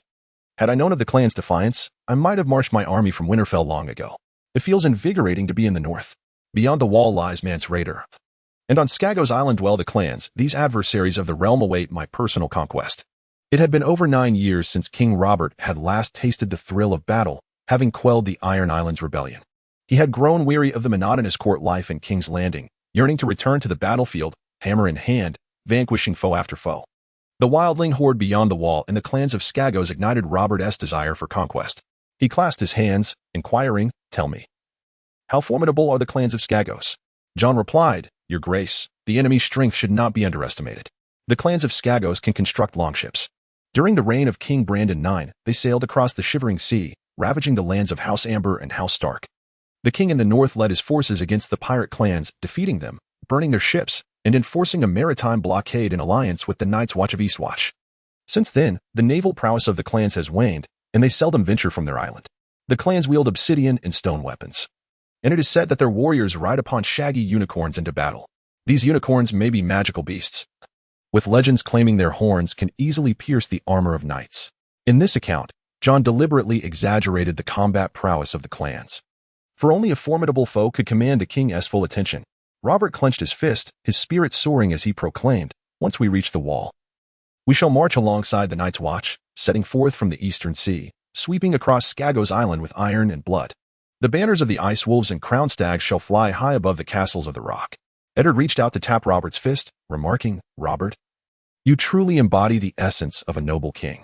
The threat of the White Walkers potentially utilizing Skagos Island to launch an assault on the North loomed large. The North must conquer Skagos Island and establish defenses upon the Rocky Isle. We need to construct our own ships and secure funds to recruit men. The menace posed by the White Walkers endangers all of Westeros, and Winterfell stands ready to resist them. Yet against such a threat, Winterfell finds itself isolated. Might the royal treasury extend a loan to Winterfell? Upon hearing the mention of money, Robert momentarily faltered, the spark of excitement in his eyes extinguished. Awkwardly, he replied, "Eddard, you know me well. I have always been generous. Should the treasury have funds, I would certainly lend them to you. Alas, the treasury has long been depleted." Jon suppressed a smile, while Eddard appeared perplexed. After a moment of contemplation, Eddard recalled, "I remember when we overthrew the Mad King Aerys. His treasury was overflowing with wealth." King Robert erupted into hearty laughter. "That was then. Those riches have long since been spent on tournaments, rewarding loyal subjects, hosting foreign envoys, and court feasts, each requiring substantial expenditure. In truth, not only is the treasury empty, but the Iron Throne is also deeply in debt. I have never been one to concern myself with the minutiae of finances, leaving such matters to Jon Arryn and Petyr Baelish. After all, the Lannisters, with their vast coffers, are the most significant creditors. And it seems the Iron Throne still owes money to House Tyrell and the Faith." After overthrowing the Mad King Aerys, Robert appointed Jon Arryn as the Hand of the King, leading to a period of peace and prosperity with a rising population. Eddard could hardly fathom that the Iron Throne was in such dire financial straits. As the next Hand of the King, Eddard had anticipated showcasing his abilities in King's Landing, only to discover the court was in disarray. Eddard remarked with dismay, "The Master of Coin, Petyr Baelish, who once served as the foster son of Lord Hotine Fry in the Riverlands, is a childhood friend of Catelyn. She often praises Petyr's cleverness. It seems his capabilities are rather mediocre if he has allowed the Iron Throne to fall into such debt." Robert filled his cup once more, asserting, "Petyr has performed adequately. Whenever I require funds, he always manages to procure them. Securing loans is indeed a skill. Eddard, if you wish to borrow money to build a fleet and prepare for war, I shall fully support you. While I may not be able to lend you funds directly, I can certainly assist you in securing a loan. The Lannisters are the wealthiest in all of Westeros. Once I speak, Lord Tywin will not refuse. I shall discuss this with Cersei tonight." Eddard, who had always held disdain for the Lannisters, felt a wave of nausea at the thought of borrowing from Lord Tywin. He retorted, "No need for that, Robert. I believe I can find a way to resolve this on my own."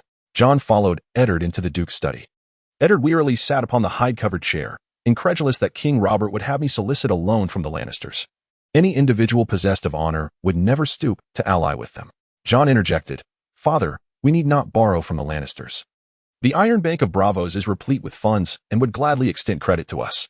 Eddard furrowed his brow, acknowledging the truth in Jon's words, yet wary of the exorbitant interest rates the Iron Bank imposed. Jon continued, "The North is vast. If we secure a loan, we could cultivate the untamed lands, raise cattle and horses, and construct merchant vessels to transport our timber, pelts, and wool products to the south and across the narrow sea, thereby reaping substantial profits.